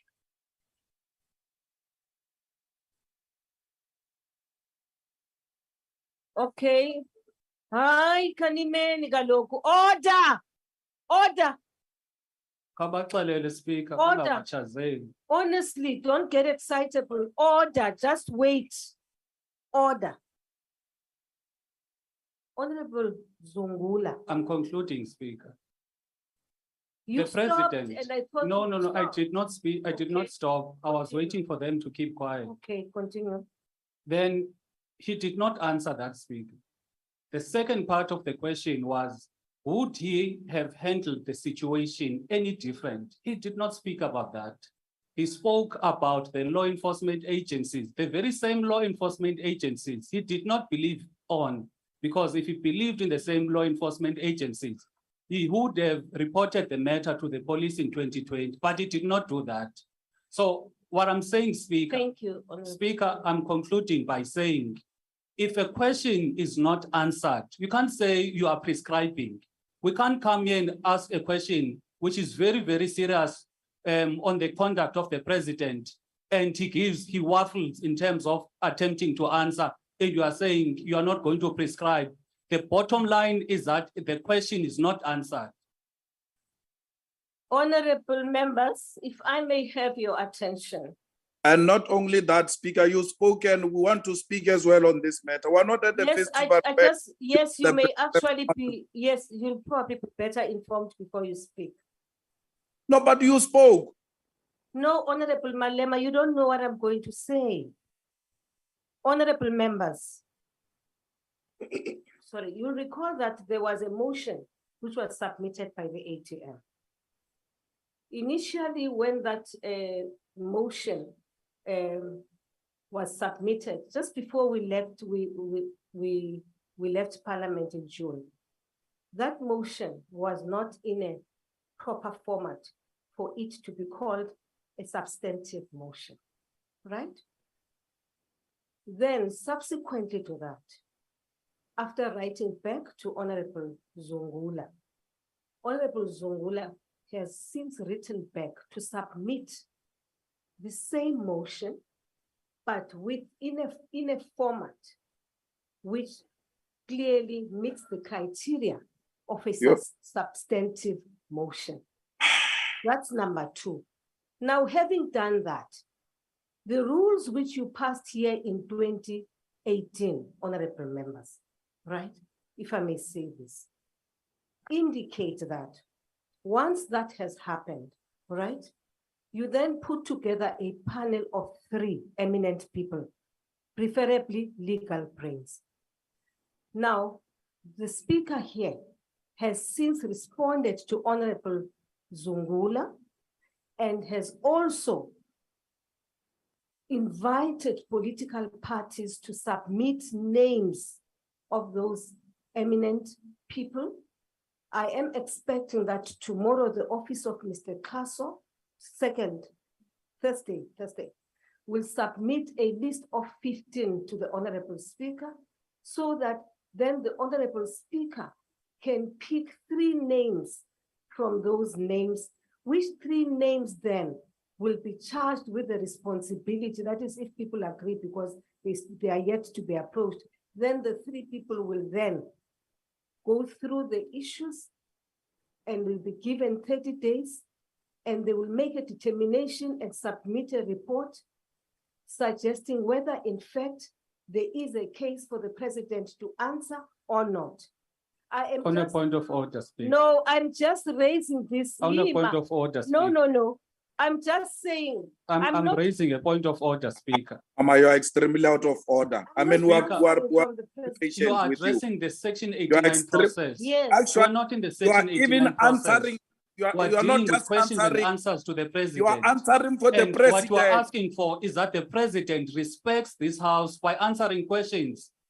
But you are answering for the. I'm Honorable Zungula. If I've offended you, my apologies. However, all I was responding to is that part which says, when he said he's ready to cooperate with Parliament, that of course, now that there's going to be this section, this panel of 3, the president has no choice but to cooperate with that panel which you proposed and Speaker, you are respond out to of order. questions. Speak on a point of Okay. order. Speaker is On a out point- of order. Yes. I will now allow for Squatcher, Honorable Squatcher had his hand up. Sorry.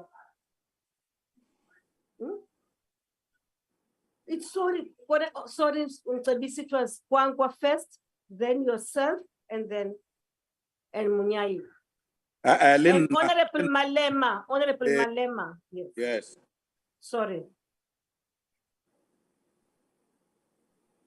Mama, Yes, sir. let me correct now. Ngukwangwa. Angokwangwa. Yes, Ngukwangwa. Oh, Honorable Kwang. Speaker, you see the problem here, the What? problem that we're facing, is that if we're going to have a situation where we have questions on the order paper, we go through the entire exercise of submitting our questions on time, the president and the executive authority is able to see these questions. Then when we come here, a president can get away with not answering the question. It renders the entire exercise futile.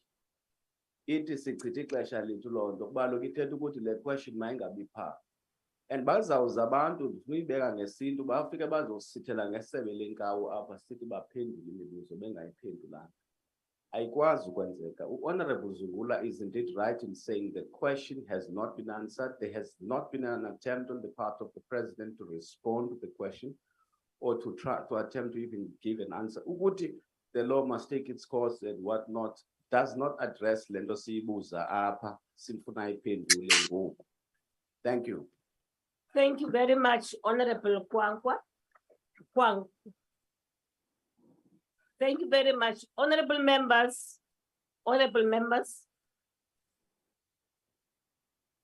Right, Honorable Zungula is unhappy with the manner in which the question has been answered.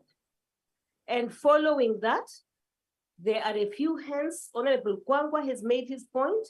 Honorable Squatcher, I am now giving you the floor, followed by Honorable Malema, and the last speaker on the matter will be Honorable Munyai.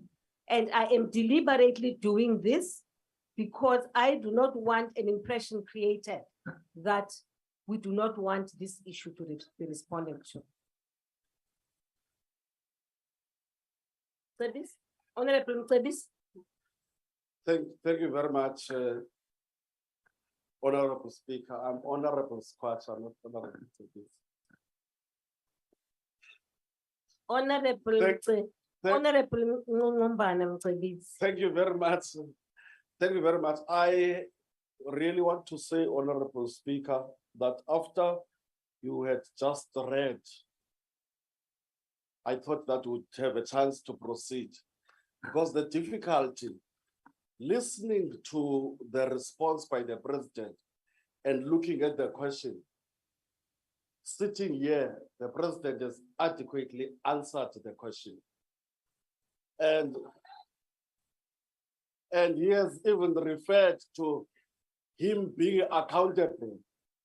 And so this is why you are saying you will not be able to prescribe. But I really think that the president has adequately answered the question. Thank you.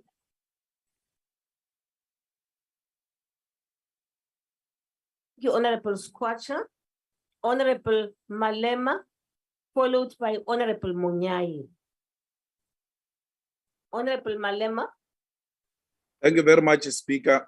Firstly, I must really ask you to withdraw and apologize what you have done, because you are never asked to come and explain the other processes which you, on behalf of the president, just engaged in some long explanation that was unwarranted, which is a clear indication that from where you left with an intention to come and defend the president through the processes of Section 89. The president himself said, I can't answer this question. I've been advised not to answer because there are other processes that are unfolding. He can answer in all other processes except Parliament, where he must really account to. He says, so many questions came to me and I've answered those questions, but I'm not going to answer to you. He says he can answer everybody else but Parliament. And then someone stands up here like they did during Zuma's era, yes, answers sufficiently, singing for supper. It's not correct. The Constitutional Court versus EFF versus Speaker of Parliament on the Zuma matter, we were highly criticized for not holding the president accountable and not playing our role. The president comes here, when we try to play our role, the speaker is defending by talking about something else. So the president must answer the question today. He went to kidnap people, he engaged in money laundering, he intimidated women and kidnapped women in his farm, and we are told he must not answer. Please, the president must answer the question. Thank you, Honorable Malema. Thank you very much, Honorable Speaker. Before I allow you, Honorable Munyai, Honorable Khadebe raised his hand on a point of order.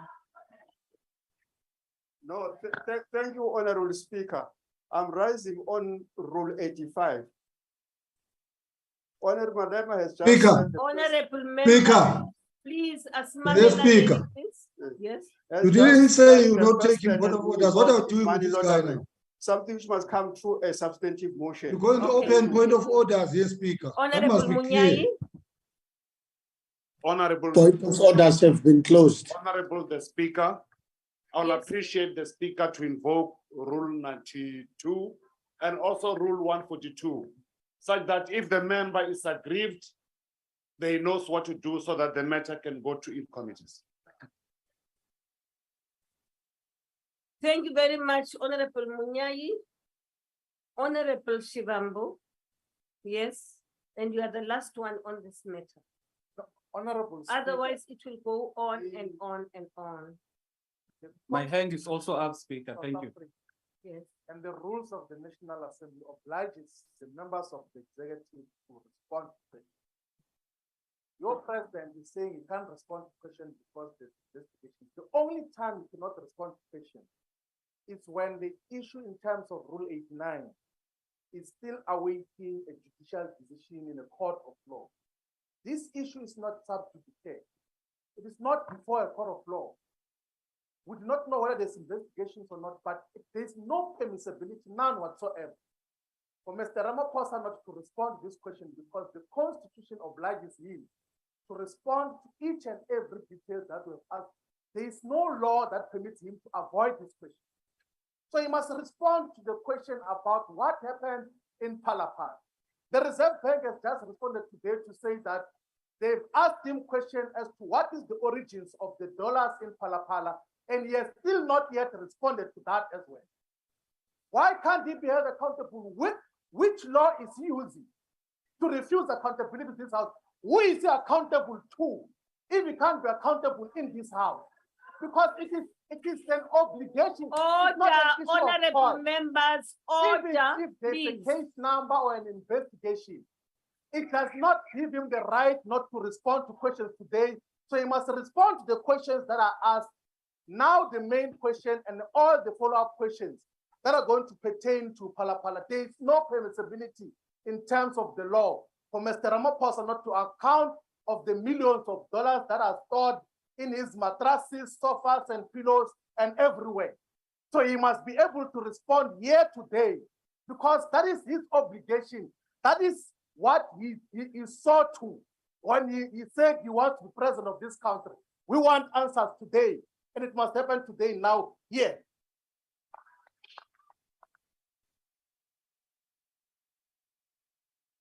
Thank you, Honorable Shivambu.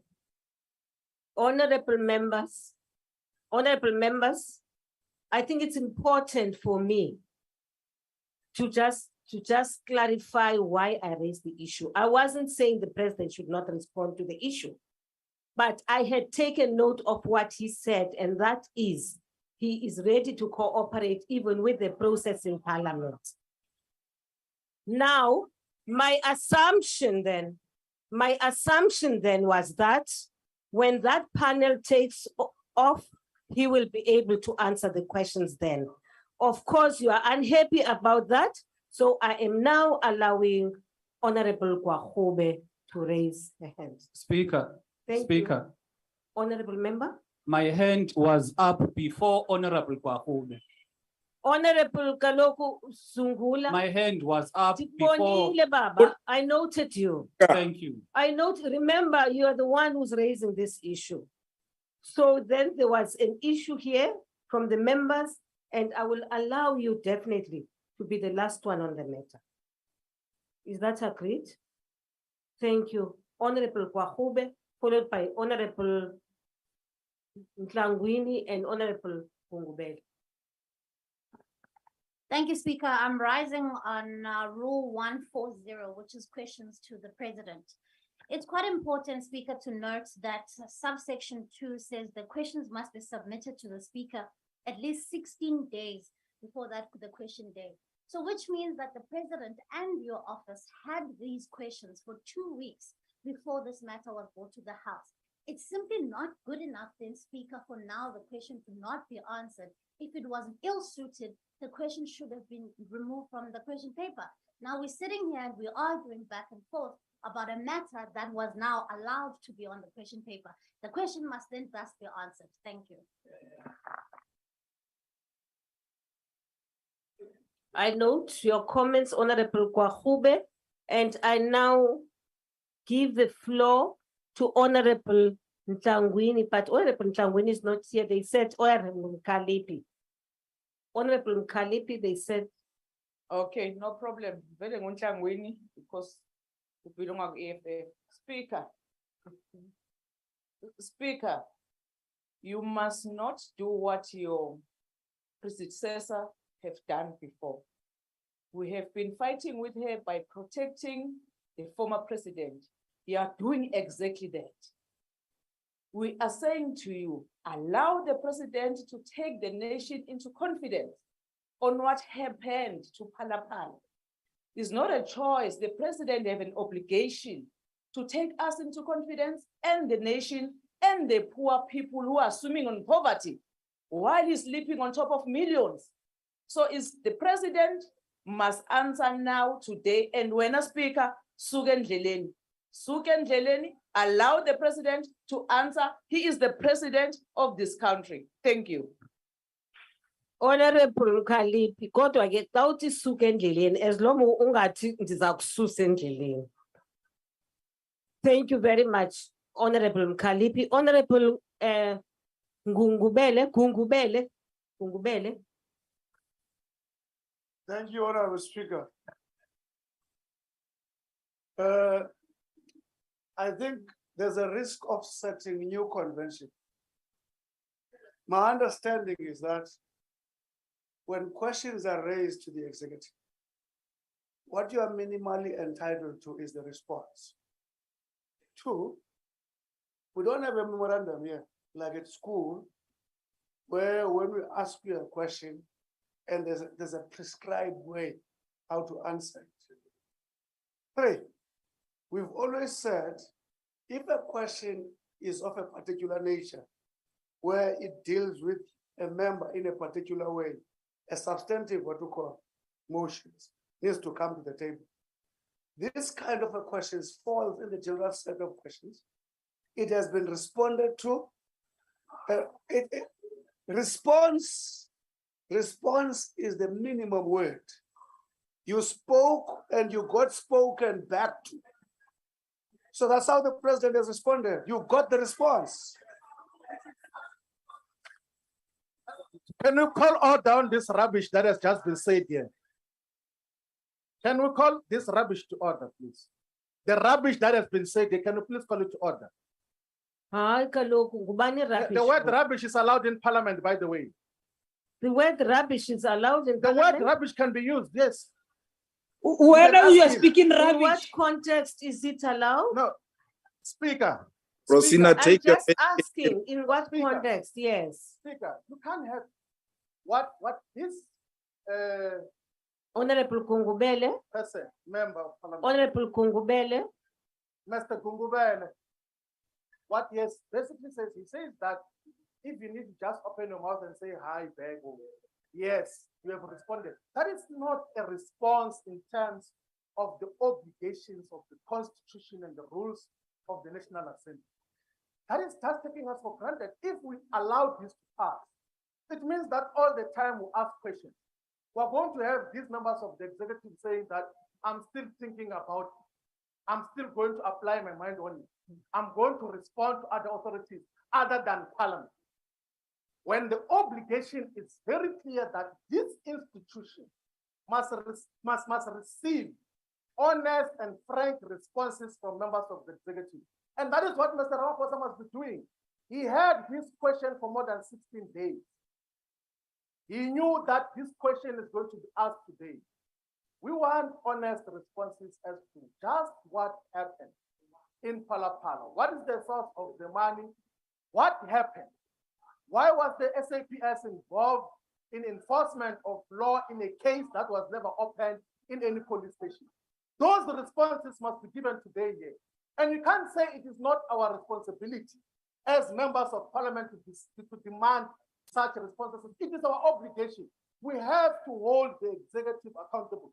The constitution of this country was drafted with that in mind, that you must not have those who are responsible for resource allocation at the executive level do things as and when they wish without accounting anyway. If you allow Mr. Ramaphosa to get away with this and not account to parliament, you must know that you are destroying the foundation of constitutional democracy. You are destroying the rule of law in South Africa, and that must not be permitted. We will not allow a destruction of rule of law because it is going to lead us to very dangerous territories, and we can never permit that to happen. You've made Mr. your Ramaphosa point. must respond to questions today. We must ignore the rubbish that was said by Mr. Gugubele today. Okay, all right. Honorable members. Speaker, on a point of order. Honorable member. Speaker, I'm going to made, Honorable member, I want to request that we don't make long speeches. Yes, please. I want to very please, Honorable Malema, please. At the end of this, I am trying to find a solution because my impression was that, wait, Sisi, you are going to get your 10. I said, oh, wait, don't put me under pressure. No, please. Now you can take the floor. You know what? Can I say something to all of you? When you are chairing, when you are presiding, and when you are trying to navigate parliament and wanting people to find one another, no matter how much we differ, right? For the benefit of South Africans. Once you put me under this kind of pressure, it's bad. It's bad for all of us. You do not want me to make wrong rulings on the basis of pressure which is being put on me. I will give you an opportunity to speak in the same way that I've given the others an opportunity to speak, but I should not be harassed into allowing people to speak. Thank you very much. Honorable Kubai, you have the floor. You have the floor now.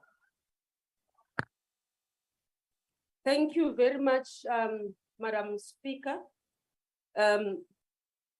Firstly, let me start with the issue that we agree with honorable members, that members of the executive, starting from the president, we must remain accountable to parliament.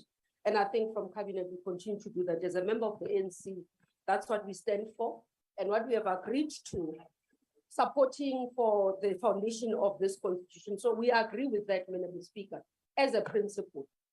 The second issue that we must also address is the issue of the motion that we have mentioned. Precedents dictate that once a substantive motion is put against a member on a matter, allow me to finish. We've allowed them to speak. Once a substantive motion has been put against a member, that member has to be allowed to that space to respond to the substantive motion. I think the issue here, which we are grappling with, all of us, is that we've got a question before us. And those others would say, why did the question come if it was not going to be answered and there's a substantive motion? And it could have been oversight across, even including parties themselves, including ours. No. It could have been, because once you have that, then you allow for a substantive motion to be processed, to be allowed to be dealt with. Now, Madam Speaker, the president says, I'm prepared to account. He has not said, I don't want to account. I'm prepared to account. And what he is stating here is that I've got difficulties that I hear, that you have asked me, I am going to appear before your committee as parliament. I'm going to appear before others. In the process of me answering today, I might have difficulties of not exploding, because we shouldn't treat matters. This is also potential of, if it involves law enforcement, it's criminal. So on a point of order, Speaker. How do we, as members of parliament, honorable members, on a point of order, Speaker. Order so that people can hear you. Allow yourself to speak. So, Madam Speaker, I think all we need to do, all of us, perhaps one proposal, is that political party chief whips as well, together with yourself, review, look at this matter, perhaps to allow you to say within the rules, within the precedents, what could be done in order to manage this thing? Because I do think it does put a condition for all of us while allowing for accountability. Thank you very much. Now, honorable members, you've Speaker. Yes, Honorable Malema, did you have your hand up, by the way? Yes, you said so. Speaker. Okay, yes. I'm making but you spoke. You spoke, No, you have recognized me. Leave those ones who are making noise. Okay. Speaker, once the new chief whip of the DA stood up and spoke, that's where the matter should have ended. Because a matter was submitted to the questions table, a matter was scrutinized, and the matter was approved. And if we're to ask Honorable Zungula, for sure, the matter is not even the way he drafted it initially. They said, no, remove this, let's put it this way. It has satisfied the procedures and the requirements of parliament. It's enough. So this one who was heading the ad hoc committee to Nkandla can't come here and want to tell us about some non-existing explanation. Yes, misled us before this one and said there was a fire pool in Nkandla when there was no fire pool in Nkandla. So the Constitution says only when matters are sub judice, we cannot answer to them. They've met the requirement. If the president had a problem, he would have written to you and said, the question you are asking me has got a problem legally 1, 2, 3, 4. Honorable Zungula, ATM has met the requirement. And therefore, there is no need for any chief whip to go outside with you to do anything. The president must answer the question legally, constitutionally. There is nothing stopping him. That's why this minister of fire pool did not quote any law that stops the president from answering the question, because she knows, apart from singing for supper, there is nothing that stops the president from answering these questions. That's a desperation of wanting to be a deputy president. Thank you. Thank you very much, Honorable Malema. Honorable Singh, followed by Honorable Papo. Thank you very much, Honorable Speaker. Honorable Speaker, when the president started his response, he said there's a great deal of interest in this matter. And I think the number of interventions we have just is proof enough that yes, there's a great deal of interest in the matter. He also said that he's ready to cooperate with any agency on this matter. Honorable Speaker, we are the people of Parliament, not just any agency. And I believe that the impression that the Honorable President created, that he will not answer the question, must be withdrawn by him. Because in whatever way he provides an answer, we as the Parliament of the people would require an answer from the Honorable President to the questions that have been put. And I think it's not for us to dictate to him what form the answer should take, but we need an answer. And not an impression that I'm not going to answer to you because I'm going to answer to somebody else in the future. So we humbly request the Honorable President and you, Honorable Speaker, to give the President an opportunity to provide the answers to the nation to the extent that he can today. Thank you. Thank you very much, Honorable Singh. Honorable Gwangwan, dikunikile ixesha sukundiharasa. Don't harass me into allowing you to speak. I've just raised the issue now. Now, honorable members, I've taken note, Honorable Swartz. Yes, Honorable Swartz. Thank you, Speaker. Hello, Speaker, the challenge. Sorry, Honorable Swartz, let me allow Honorable Papo. Sorry, I did recognize him earlier on.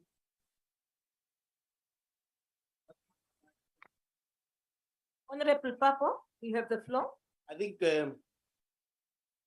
you actually outlined a process. The question, if it was unfortunately selected, and the president says that he will be answering to the panel which is going to be appointed by the very National Assembly, I think it doesn't answer. I don't understand if people are saying,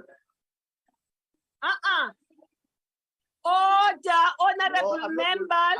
Don't worry about them. I think that, no, I'm speaking. No, I'm saying wait. Order. Order, honorable members. I've given you opportunity to speak and be listened to.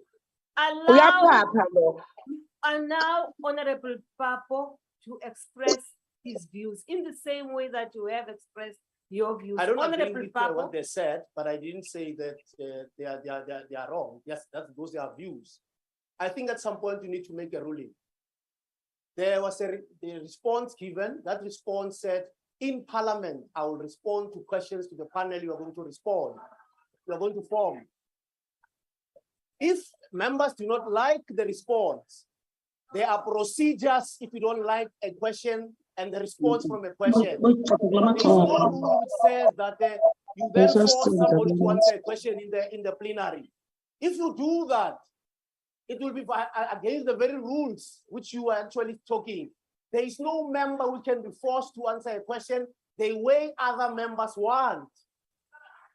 The president said there's the law enforcement agencies. There's a panel which members Zungula has himself has requested through a substantive motion. We are faced with a substantive motion in the House. That substantive motion is going to be responded to by you this week setting up an independent panel. The president will be and that panel is a panel of the National Assembly. It's not a panel of another body.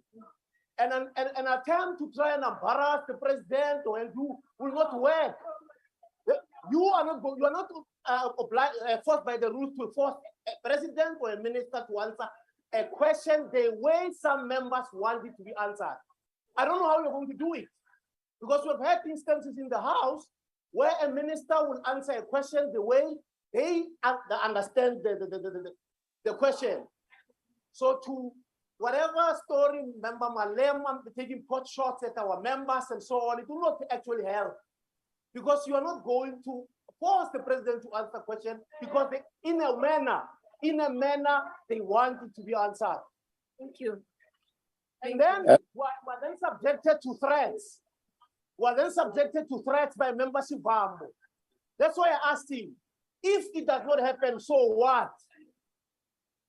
Speaker. Madam Speaker. So, that's why you are not elected. I'm in not going to be I'm not thank going you. to be intimidated by you or Malema, you know. Honorable order. Hope is a hopeless character, man.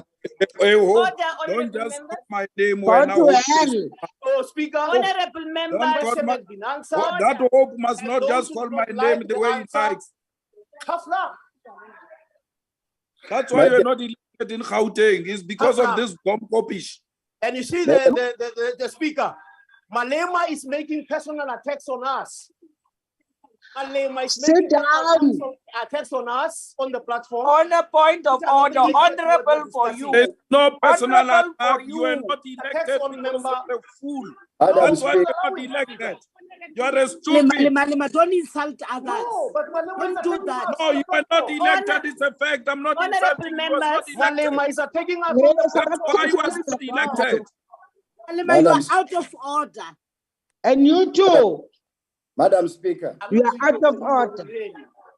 Honorable members. Honorable Behave members. like honorable members, behave. Madam Speaker.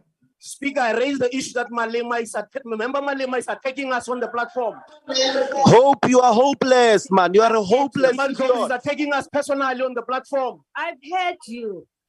Thank you. I've Madam heard you. Speaker. Madam Speaker. Honorable. What did Malema say in attacking hopeless? What did I say in attacking hopeless?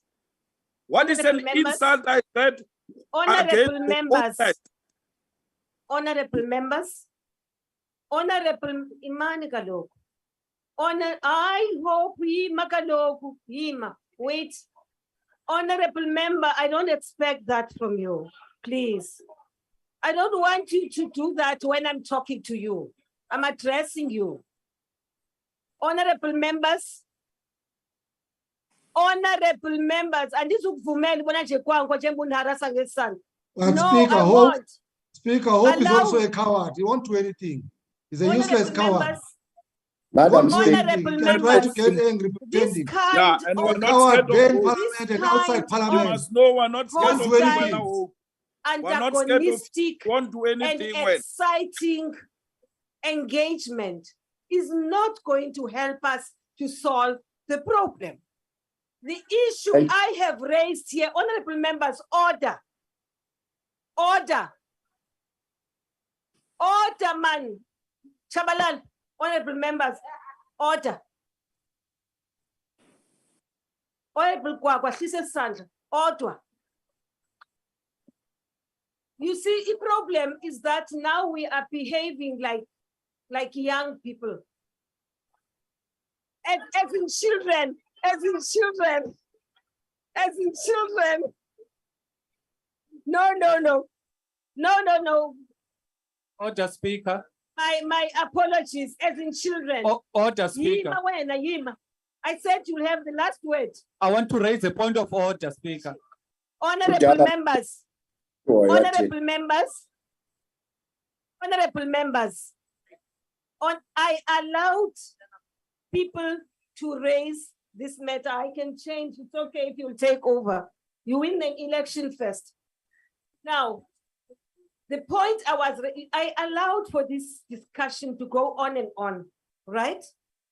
And you may ask yourselves, because of the manner in which Mr.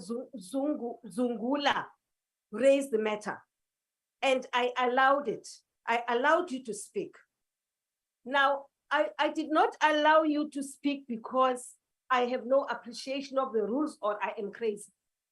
I allowed people to speak so that even as I am sitting here, I read to you, for instance, one of the rules, which is that sitting here as a presiding officer, you cannot, right, force a member of the executive to respond to your question in the manner in which you want or you expect. However, you can only sit here and steer the ship so that we get to a point where there's convergence of views. Now, honorable members, I am sure the president is listening. He is listening. Well, he's on the system. Honorable Swartz, I did acknowledge you. Thank you. Ndiphakamisile abakudala man. Honor General. Thank May I you. just say what you just indicated is the correct approach, but you have got a question on the order paper that has been correctly put on the order paper that has not been answered, and that is the crux of the issue. The president, on legal advice, has said, I am ready to answer, I stand ready to answer all questions, but has not. He has not answered the question. He's given a response, but he has not. So, Speaker, the correct ruling would be to rule, President, answer the question. Not give a response to say, I can't answer the question because I've got legal advice to do so. And if the president says he will account to investigative authorities rather than Parliament, that is a very dismal state of affairs. So I would implore the president, he says, I stand ready to answer all the question. That is now, that he would use his discretion and answer to Parliament right now. Thank you, Speaker. Thank you very much, Honorable. Thank you, Honorable Swart. Honorable Khatebe. Aibo. Thank you, Honorable Speaker. Call. I'm really sorry. I'm really sorry. General, you had raised your hand and I recognized you. Honorable Speaker. I'm sorry about that. So not to worry. Honorable Speaker. Honorable members, allow the speaker to speak. Honorable Speaker, mine will be very, very brief, but it's directed to the president. My president, I thought at least you would say, notwithstanding the current investigation on Palapala, I, Madamela Ramaphosa, can assure this country and this parliament that I have not broken any law. I close my case. That's what we expect from you, at least for now. Thank you very much. Thank you very much, General. Yes, yes. Thank you, General. Honorable Khatebe. Thank you. Thank you, Honorable Speaker. I'm still rising on Rule 92.12. You made a ruling initially here that you cannot prescribe how the member of the executive should answer the question. And then number two is that, again, we cannot come and change the rules here in the House. They know very well, the members of the opposition, that if they are aggrieved, there are certain processes which must be followed. You have made your ruling. I think that we must stick to that ruling. Thank you, Chairperson. Mama, umhlekazi udala ethetha. Singathethi thina ndithetha kanye mna okuqalele eParliament. And that's a problem. And Mama, I provided a solution to this problem. Oh God. Yes, now you may proceed. No, we mustn't conflate two unrelated issues. All the mechanisms that we're using here are mechanisms that this parliament has designed in order to hold the executive to account. The Section 89 process must go its own route and will deal with the president when he comes before that process. But this is a question and answer session through which we also hold the executive to account. And the president is here to answer questions, and the question is here on the paper, I did say right at the beginning that it has been put properly and it must be responded to. And all that needs to happen now, Speaker, instead of us allowing running commentary on this issue, put the question to the president and say, you said you are not willing to answer or not going to answer. You have to provide a response. Saying I'm not going to answer is not an answer. I mean, it's ludicrous to accept that as an explanation. Thank you very much, Honorable Kwagwa. Now, Honorable, okay, I've got a list here now. I know I've noted that. We are not an officer here. Okay. Now, Honorable Kasa, followed by Honorable Shivambu and Honorable Munyai. And Sheikh, Honorable Sheikh Imam, I'm sorry I didn't see your hand. I'm sorry. Thanks. Honorable Shabalala. And that will be the last speaker, and I rule on the matter. Speaker. Hey, Wemman, you are the last one to speak. This is your issue we are dealing with. Thanks, Honorable Speaker. I suspect that when we say the president or whoever who is a member of the executive must account, you might not have a similar understanding of what it means when you say an executive must account. I think that's the biggest problem. Number two, I am sure you are correct, or other members are correct, when they say the president is listening as we speak, continuing to allow all of us here to speak. I don't think it helps anybody. We should actually allow the president to respond. We should allow the president to respond. I'm sure he was listening carefully as members were speaking. And I don't think we must try to say, this is what you must say, this is what you must not say. I think let's allow the president to respond. Thanks. Thank you very much, Honorable Kasa. Now, here is my list. Honorable Shivambu, Honorable Munyai, Honorable Sheikh Imam, and Honorable Zungula. And the matter is closed. Honorable Chabalala, skis. Now, Speaker. I did not see Ndosi's hand. No one even drew my attention to his name on the screen. Yes, continue. Speaker. There is no hand, Honorable Ndosi, on the screen. Continue. Speaker, there is nowhere in the rules of the National Assembly where it says that because you are going to appear in a different platform, you cannot answer in this platform that you are in now. As a matter of fact, as a minister or a member of the executive, you can be asked a question in a committee, you respond. You go to a mini plenary, you must respond again. You go to the main plenary, you must respond again. You're called to a Section 89 committee, you respond again.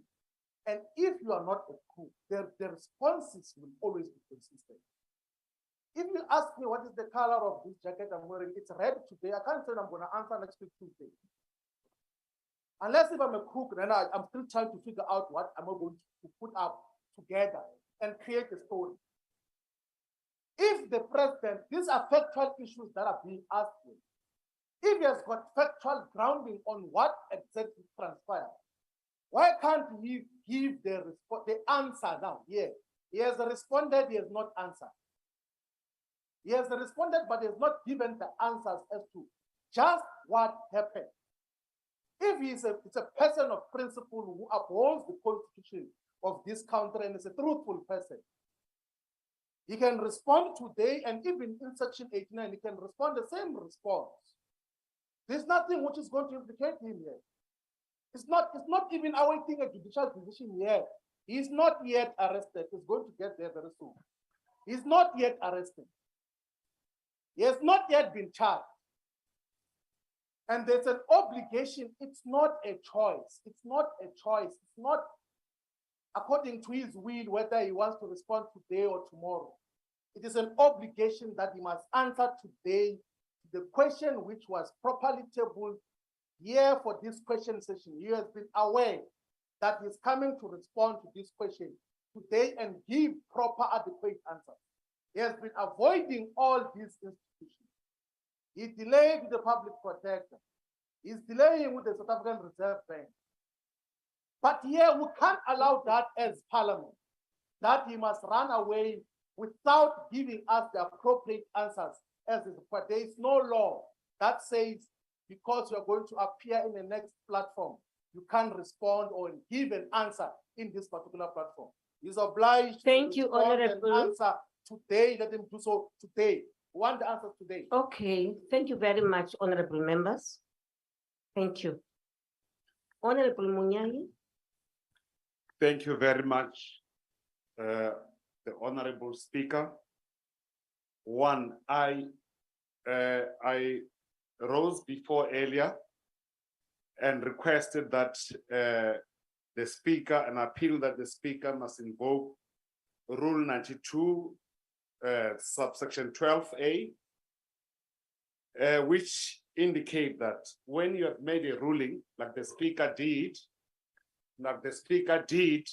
and clarified before this House, I believe that the Speaker should stick to the ruling she had made as per Rule 92.12 and also Rule 142. If a member is not satisfied with the person, they know they need to how they need to follow through on that matter. So therefore, the Speaker appeal again for the second time that at least Rule 92, subsection 12A need to be invoked so that you should stick to a ruling, Honorable the Speaker. Thank you. Thank you very much. Thank you, Honorable Munyai. Thank you. Honorable Matumba, I will not allow you to speak because I've already given an opportunity to the Chief Whip.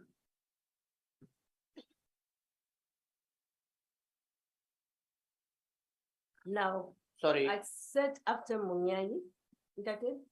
Sheikh Imam? Sorry, Honorable Speaker, Sheikh Imam, I thought Yes. I was next. No, I was still addressing a matter. There's a name which has just come in, which is that Honorable Matumba. I was just saying, I won't give you an opportunity because your Chief Whip has just spoken on the matter now. I'm trying to shorten this process. Honorable Sheikh Imam, followed by Honorable Zungula, then Chabalala. Chabalala, you'll be the last one on this matter. Thank you. Honorable Speaker, I think there is two issues here. The first issue is the question is on the order paper. And the purpose of putting a question and approving a question to be on the order paper to solicit a response from the president. So I think we should take that out of the way. The president has to respond because there is a question on the order paper. Now, your office had actually approved this question. So that's the first thing. The second issue, Honorable Speaker, is this, that whether we will be satisfied with the response of the president or not. Now, that's another issue altogether. So I think the president should respond. He must respond. He doesn't have an option because the question is on the order paper. Everybody is equal in terms of the law. The second thing is this, if the response that the president gives is not good enough in terms of what we are asking him, based on the fact that he believes it might interfere with the actual investigation that is going, then that's a matter we could deal with at another stage. But I think for the purposes of going forward, President must respond as adequately as possible without putting himself in a difficult position so that we could go forward with this matter. Thank you, Honorable Speaker. Honorable Sheikh Imam, Honorable Zungula, followed by Speaker, I think let me start by saying you are not fair. You are not objective. And if there's any breakdown in the decorum of the House, that is a reflection of you being a speaker. You stated when Honorable Shivambu was speaking that he must not make a speech. Few minutes later, Honorable Papo speaks and he makes a speech for more than 20 minutes. You allow him to speak. Honorable Khadele spoke, and after he spoke, you allowed Honorable Monyai to speak after him. The Honorable Matumba just rose. Honorable Zungula, please make your point on That what is the we are point I'm making. discussing. That is the point I'm making, that you are not fair. Because Okay. you allowed the honorable members from the ANC to speak one after the other. Honorable Matumba, when he's raising on a point of order, you do not want him to speak. So that is what I'm raising, that you are not fair. And the reason why there's always a breakdown in the decorum of the House, it is because you are failing to apply your duties objectively and fairly. If you were exercising your role as a speaker fairly, the president would have been forced to answer, because in his own statement, he did not answer. It is not us that is saying he did not answer. It is his own words that is saying he will not answer. So what I'm raising to you, Speaker, is that number one, in his own words, the president said he will not answer. Number two, do not conflate the issues of the Section 89 process with this process. These are two separate processes. Number three, Rule 89 does not block the president from answering. He's not given any valid legal or constitutional reason for him not to account to Parliament. And the other issue is that Rule 140 of Parliament was followed to the T. So what we're appealing to you, Speaker, please be fair and please use your responsibility as Speaker, not because you are loyal to your party. You must not be loyal to your party here. You are elected as a Speaker of Parliament, and we demand that the President answers. Thank you. Thank you very much, Honorable Zugula. Honorable, I've heard you've made your point, but actually, if you've noted, as I was allowing people to speak, it is true that there would be times when I would say, but you've been speaking for a long time. I've actually not timed people here. During this particular discussion, I've not timed people because at the point when I want to make a ruling, I want people to be satisfied that they've had an opportunity to express themselves. It's not just the ANC people. I've also allowed people from either side to speak so that they make their point, so that when I rule, I'm informed by your wise counsel here. So if it's a pity that it goes to that extent. If you're questioning my integrity because of that, then that's another matter. Speaker, I need to correct something. I'm not questioning your integrity. Okay. The only thing I'm saying is that apply the same rules for everyone. If am- you are going to stop Honorable Shivambu saying he must not make a speech, the same thing must happen to Honorable Papo. Do not make one rules for the opposition and other rules for the majority party. Okay. Speaker, I'm seeking your protection. No, I'm seeking your protection, Speaker. From? Honorable Hope, who got 24 votes at the conference of the ANC in Gauteng, said I insulted them. I don't know. He's casting aspersion on me that I'm insulting them and I'm saying things that are unparliamentary, which I've never said. So you ought to call him to order. To say to him, Malema, can we deal you with got 24 one thing votes, at a it can't time, be an please? insult. Can we deal with one matter at a time? Yeah, but protect me from that charlatan. Mara, shut up. So you see, yes, he has not been noted, Speaker. Why is he standing? Honorable Member Malema just called him out. Honorable member, Who gave him a right to speak? You see, he's abusing us. Kick him out. Malema has just called me. Kick him out. What?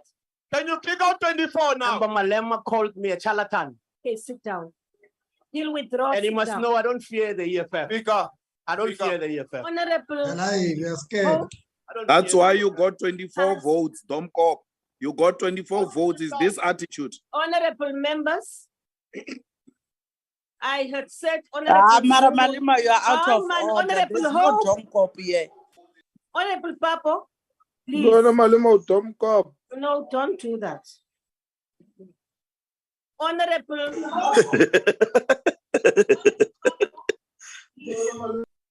You could tell like when you clock on or can't get consistency, but you not said a word. Speaker, there is a matter of 24 votes, a factual matter of 24 votes. Shabalala, followed by Honorable Jacobs, because I had left his name out. What about Matumba? He had his name. But on a point of order, Speaker. I left it out. I'm really sorry. I need to explain this. I see that people are very unhappy. Johnson, honorable member, had his name ages ago, and I left it out. I'm sorry. Honorable Shabalala? But Speaker, Hope must know he's a coward. Thank He's you scared so of much. us. Speaker. That one he must know. I'm standing. Wherever No. he's sitting Coming in back. his house. I'll rule on the matter. No point of order, Speaker. Honorable members, order. Honorable members. Speaker. Honorable member. Member Malema also lied about our conference. Sit down, man. Sit down. Honorable Papo, take your seat. Honorable Papo. Order, Speaker. I said I will rule on this. Honorable Papo. 24. He's drunk. Papa must leave alcohol. He's drunk. That's his Honorable problem. members. Point of order, Speaker. Yes, Honorable Hopeless idiot. Thank you so much. Thank you so much. Honorable Speaker. No. Objection, Speaker. Member Nkrosi just called me an idiot. Member Malema called me a charlatan. I'm not going to. Is your name hopeless? Is your name hopeless? Is your name hopeless, Wayna? Are you not proving the very fact of hopeless idiot? Are you hopeless, Wayna? I don't fear all of them. What was the number then if it was not 24? Give us the correct number. You got 24. Point You of got order, 24. honorable member. Give us the correct number. What was the correct number, Hope? Please, honorable speaker, When Hope honorable members. Honorable Speaker. I doesn't have speak through rules. you, I have and you said don't stop honorable. Hope. Speaker, when Why Hope is speaks- Hope not being kicked out? But Honorable Malema is not speaking through the speaker Hey, as when well. Hey, when Hope Honorable 24 members. votes. I am dealing with the matter because in the first instance, no, honorable members, no. Please deal with the matter of a hopeless In idiot, the first Speaker. instance, there's an issue which he has raised, and he's been pushing that I should raise it, and I said he should wait until we finish this matter, and then I handle the issue. And then Shabalala, followed by Shabalala. Thank you so much, Honorable Speaker. Madam Speaker, I want to say to you, I think you are doing very well. I think you are doing very well, Madam Speaker. Madam Speaker, I rise on Rule 140. Rule 140 on 4, Section 4, where it reads, the total time allocated for replies to questions and associated supplementary questions under this rule is limited to a maximum of 3 hours. That's number 1. Secondly, to say 5, where the party sequence in which questions are put to the president, according to Rule 137.9, is interrupted at the end of the question session. The next question session to the president starts from the point where the sequence was so interrupted.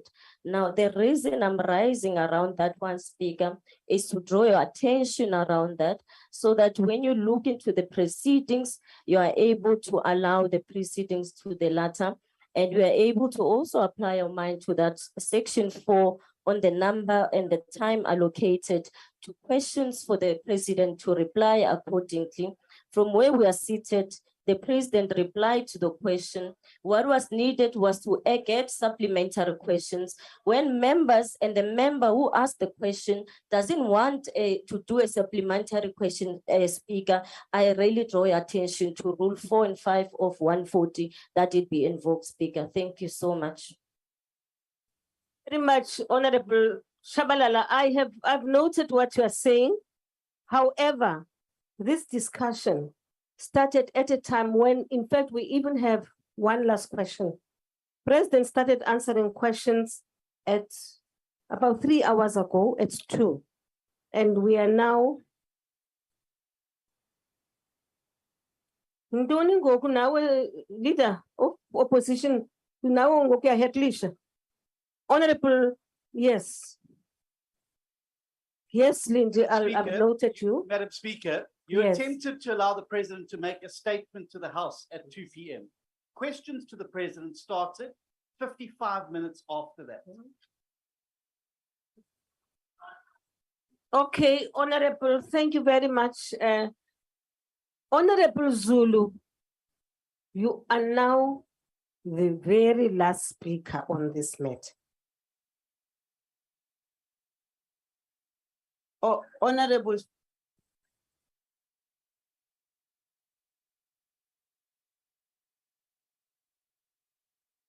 The floor. What speaker? I've given you the floor. Thank you very much.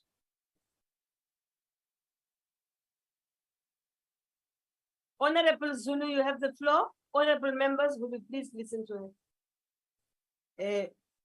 Honorable Speaker. Yes. I rise again yet with a request, Honorable Speaker, that can we please find each other? If there is a feeling that the president did not answer, please allow Honorable Zulu to speak.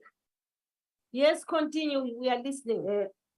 Speaker, ngicela ukuthi abantu bangangikhulumeli ngoba ngisiphakamisela isandla, ngisithobile, ngihleli la. Ngicela abantu bangangikhulumeli ngoba ngiyakwazi ukuzikhulumela. First and foremost, Chairperson, I rise again on the same rule of the decorum of the House. And also to indicate yet again, Honorable Speaker, that maybe when we are there, you cannot hear what is being said between the members here. Some of the statements that are being made, Honorable Speaker, are very painful to take.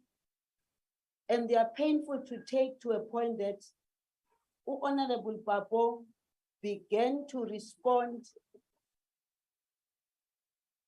He began to respond in the manner in which he did. Unfortunately, you are there, you cannot hear some of the things that are coming across. No. Order, honorable members, order. The fact of the matter, Speaker, is that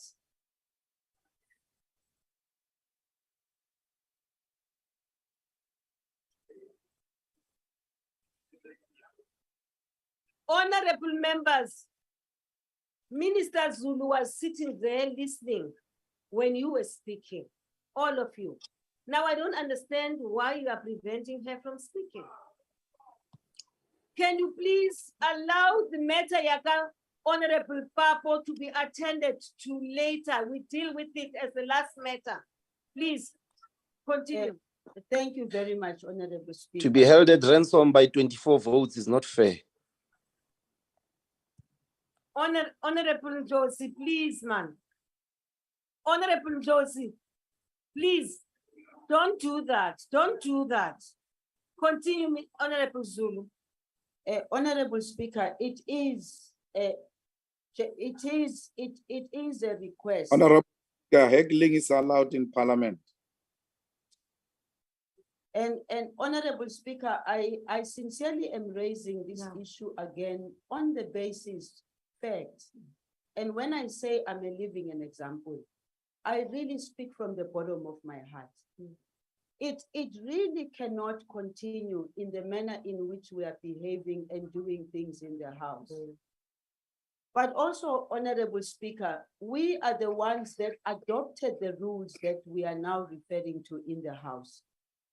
Honorable Shabalala went back to the rule 142.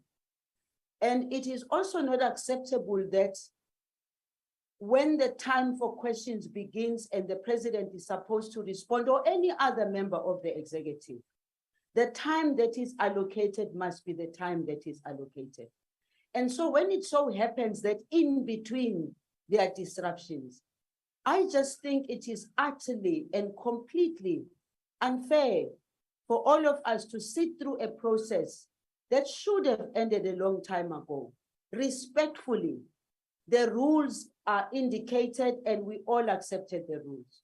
Honorable Speaker, it is a request because the more we sit in the House and the more we get agitated, the more we are just a reflection of people who actually are not here to represent the people that brought us here.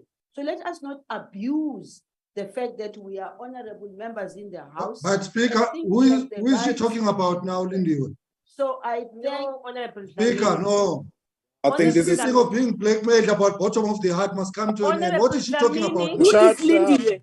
Continue Honorable. and finish, Honorable. Shut up. The fact of the matter, Chairperson, is that we can be called all kinds of names and we will take the punch. But the bottom line is that it's a request. Can we at least have order in the House so that we can finish the work that we came here for? That's the request I'm making. Honorable Zulu, actually, I would have thought that one of the things you raised is that actually, right at the beginning, the president did indicate that he has an emergency. So at some point, when he, that there is a wife who is who's undergoing a procedure, but I allowed nonetheless for people to speak. Proposal, Speaker. Proposal, thank you. Proposal. What is the proposal, honorable member? Thanks, Speaker. It's a proposal now, ne? Proposal. So you'll go straight to the Going forward. proposal. The proposal is that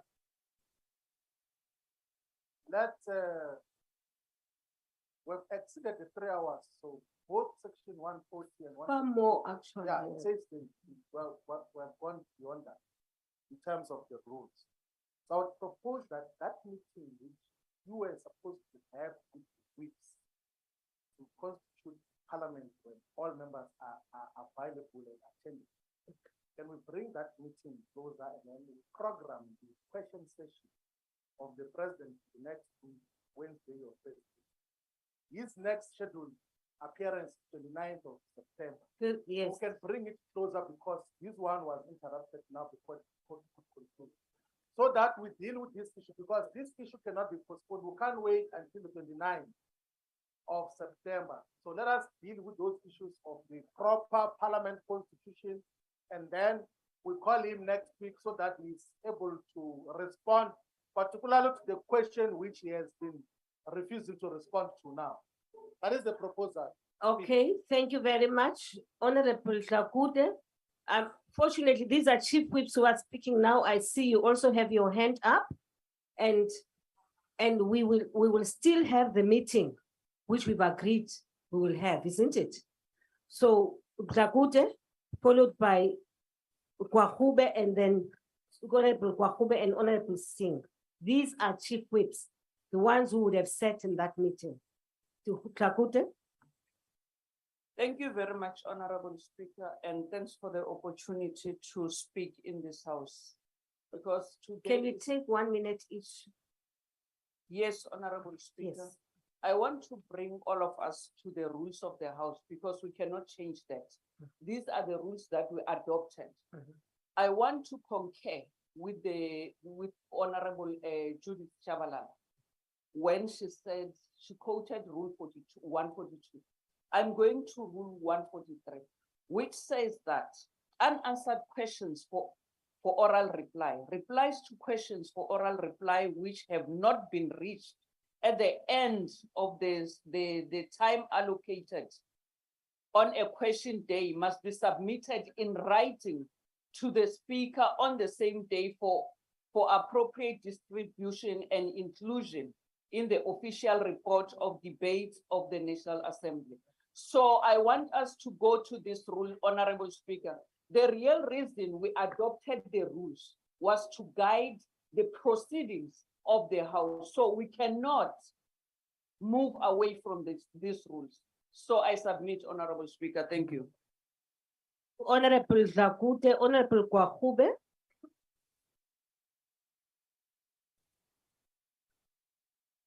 Thank you very much, Speaker. I would implore you, Speaker, for the progression of the session that you please make a ruling on this matter. On the what? You make a ruling Yes. on this matter for the progression of the session. Yes. The reality is that the question has been put now to the president. He has not responded, but now the question has been put to him. We can't adjourn a session, a question and answer session in the middle of a question. So my plea with you, please can you make a ruling so that the president can continue answering this question, and then at which point we could adjourn. Thank you. Thank you very much, Honorable Kwakube. Honorable Singh. No, thank you, Honorable Speaker. Honorable Speaker, I'm not going to refer to any rule, but I just want to say good sense must prevail at this moment. We are sitting here for over 4 hours, 4.5 hours, and we can be here until midnight. I think the proposal, the reasonable proposal by the Chief Whip of the EFF requires support. We've got, the President said that these are matters, and I'm quoting, with a great deal of interest. Now, we haven't concluded on the matter. Let us meet as Chief Whip, talk about it sensibly so that we can have these two questions answered whenever we set it down to be answered. I think that would be most appropriate. Otherwise, whatever you do, Honorable Speaker, this House is going to be in a state of chaos until we get some kind of answers from the Honorable President. I think the nation and deserves the answers as well. Thank you. Thank you, Honorable Singh. Honorable Swart. Speaker, I am very mindful of the President indicating that his wife was having a procedure and that we need to also accommodate him in that regard. For that reason, I would like to support the Honorable Shivambu's suggestion that the question is held over to a session where he might get better legal advice to answer the question. And so I would support the Honorable Shivambu's suggestion. Thank you. Thank you very much, Honorable Swart. Honorable Kwangwa. Uyichanile Honorable Shivambu mama makaphinda abuye uPresident. Sizothetha naye sigqibile kule vexile. Thank you very much. Yes to accountability. Thank you very much, Honorable Kwangwa. Honorable Zungula. Thank you, Speaker. These are now the whips of the chief whips of the parties. In support of Honorable Shivambu, I also want to add that he must come in person. He must not do it virtually. Thank you. Thank you very much, honorable members. Honorable members. I suggest that we have, on this part, we have now reached the end on this matter. There have been proposals made by parties. One of the proposals made is that there is a need for us to have another question session rather than the question session, which is coming in September. I think towards the end of September. I'm not sure, 29. And that we rather bring it earlier. And this is, I don't know about 24 hours, I didn't hear that. But what I do know is that there's a proposal that we bring these questions earlier, right? And in addition, Honorable Swart says, it will also provide for the president to have even more time to prepare and sift what it is that he will present to that session. Lastly, honorable members, on the same matter, is that meanwhile, I do want to keep on reminding you about this. Honorable Zungu, and without mixing things, I want you to keep it at the back of your mind that the motion that we are going to be embarking upon now, starting from Thursday, Friday, through that panel, is a motion that has been moved by yourself. I am not suggesting in any way that because of that, because you made it clear from the beginning, that the fact that there's a panel should not replace the questions raised with the president. I've understood that. Now, the issue is the chief whips were supposed to meet, and I would still encourage that the chief whips should meet and finalize this matter, because there's also something called the programming whip, who is part of that panel, and the programming whip will then bring, I hope she's here, will then bring to the programming committee a proposal on the date for that interaction. And I think, in my view, I think I've captured what you have raised. Yes, Honorable Steenhuisen. Madam Speaker, I'd like to know in terms of what rule you'll be making this decision. Because 1431 sets out a very specific procedure that must be followed if the question is to proceed. And that's that it gets submitted for written reply. And so I'd urge my opposition colleagues to be very careful about what you're going to do, because we're going to let the president out of the trap today. It'll end up with a written question that he could very well not answer. And I can tell you right now, the next thing this time this question is submitted for the order paper, they're not going to let it through the goalie again soon. So be careful what you wish for. There's no provision for 1431. It's going to take a lot of the question has been reached. The question was put. Will you please mute the system? Yes. The question was put to the president. Yes. The president responded, and I'll do that in inverted commas. And therefore, we started moving into the supplementary question. Yes. So you can't stop a question midstream. Now, I'm happy to concede that the last question on the order paper falls away.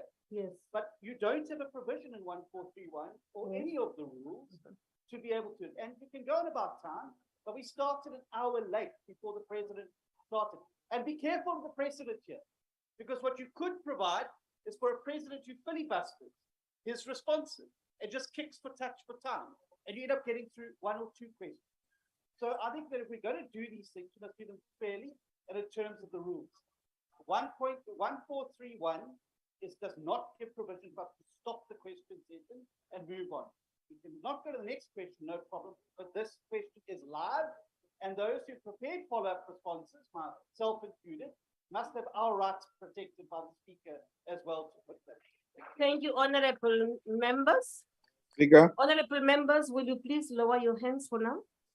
Speaker. May I propose an adjournment for 2 minutes? Speaker. To allow me. Suspension, not adjournment.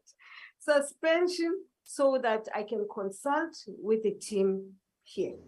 Thank you very much. We can vote.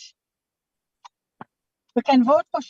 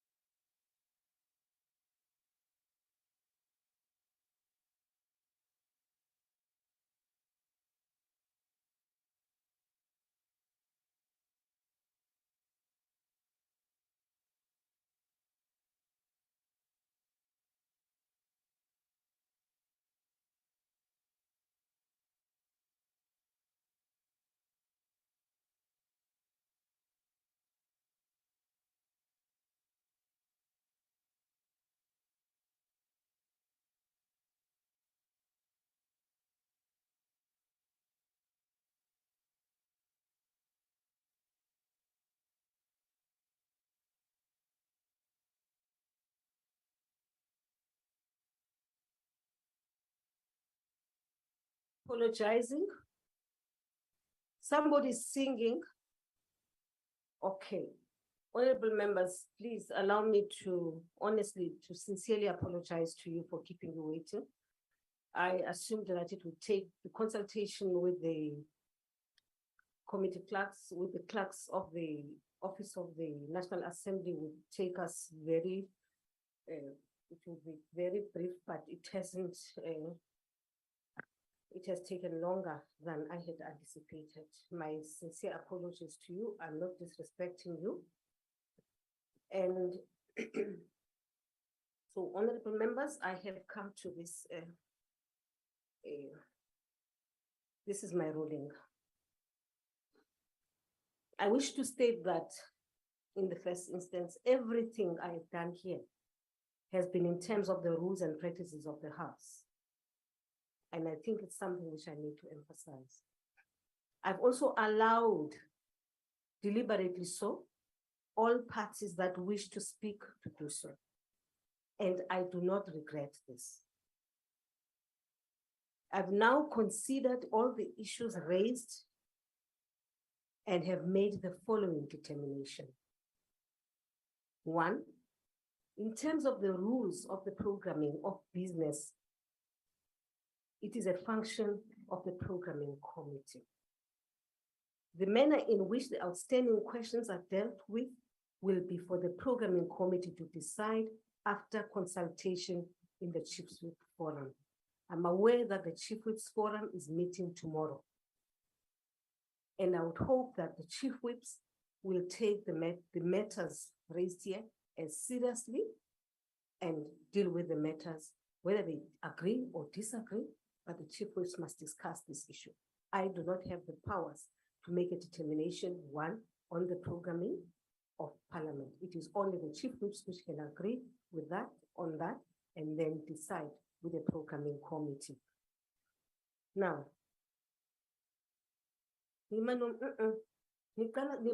intimidate. No, andifuni ketana nyan, kumbe, andifuni nyan, dontole.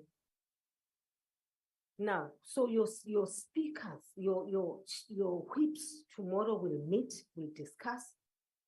They will then engage with the programming committee, and the programming whip, who is Lisuma, should be here, will then bring that matter and report to us in the programming committee about the date you shall have agreed on. Now, honorable members, as we know, it has happened in this House before, that a question is sometimes not completed due to expiry of time. And I want to emphasize expiry of time. In this regard, I wish to state that question time started at 14:51, and therefore in terms of the rules, it would have expired at 17:51, according to Rule 144. Therefore, the time allocated for questions has in fact expired. Rule 143.1, as it affects the last question, will also be deliberated upon by the programming committee and the rules committee if necessary. I'm equally aware that on Friday, there is a meeting of the rules committee. We will therefore now allow me to adjourn until the processes that I have outlined above, which are meant to give a way forward on these questions which you have raised here, have taken place.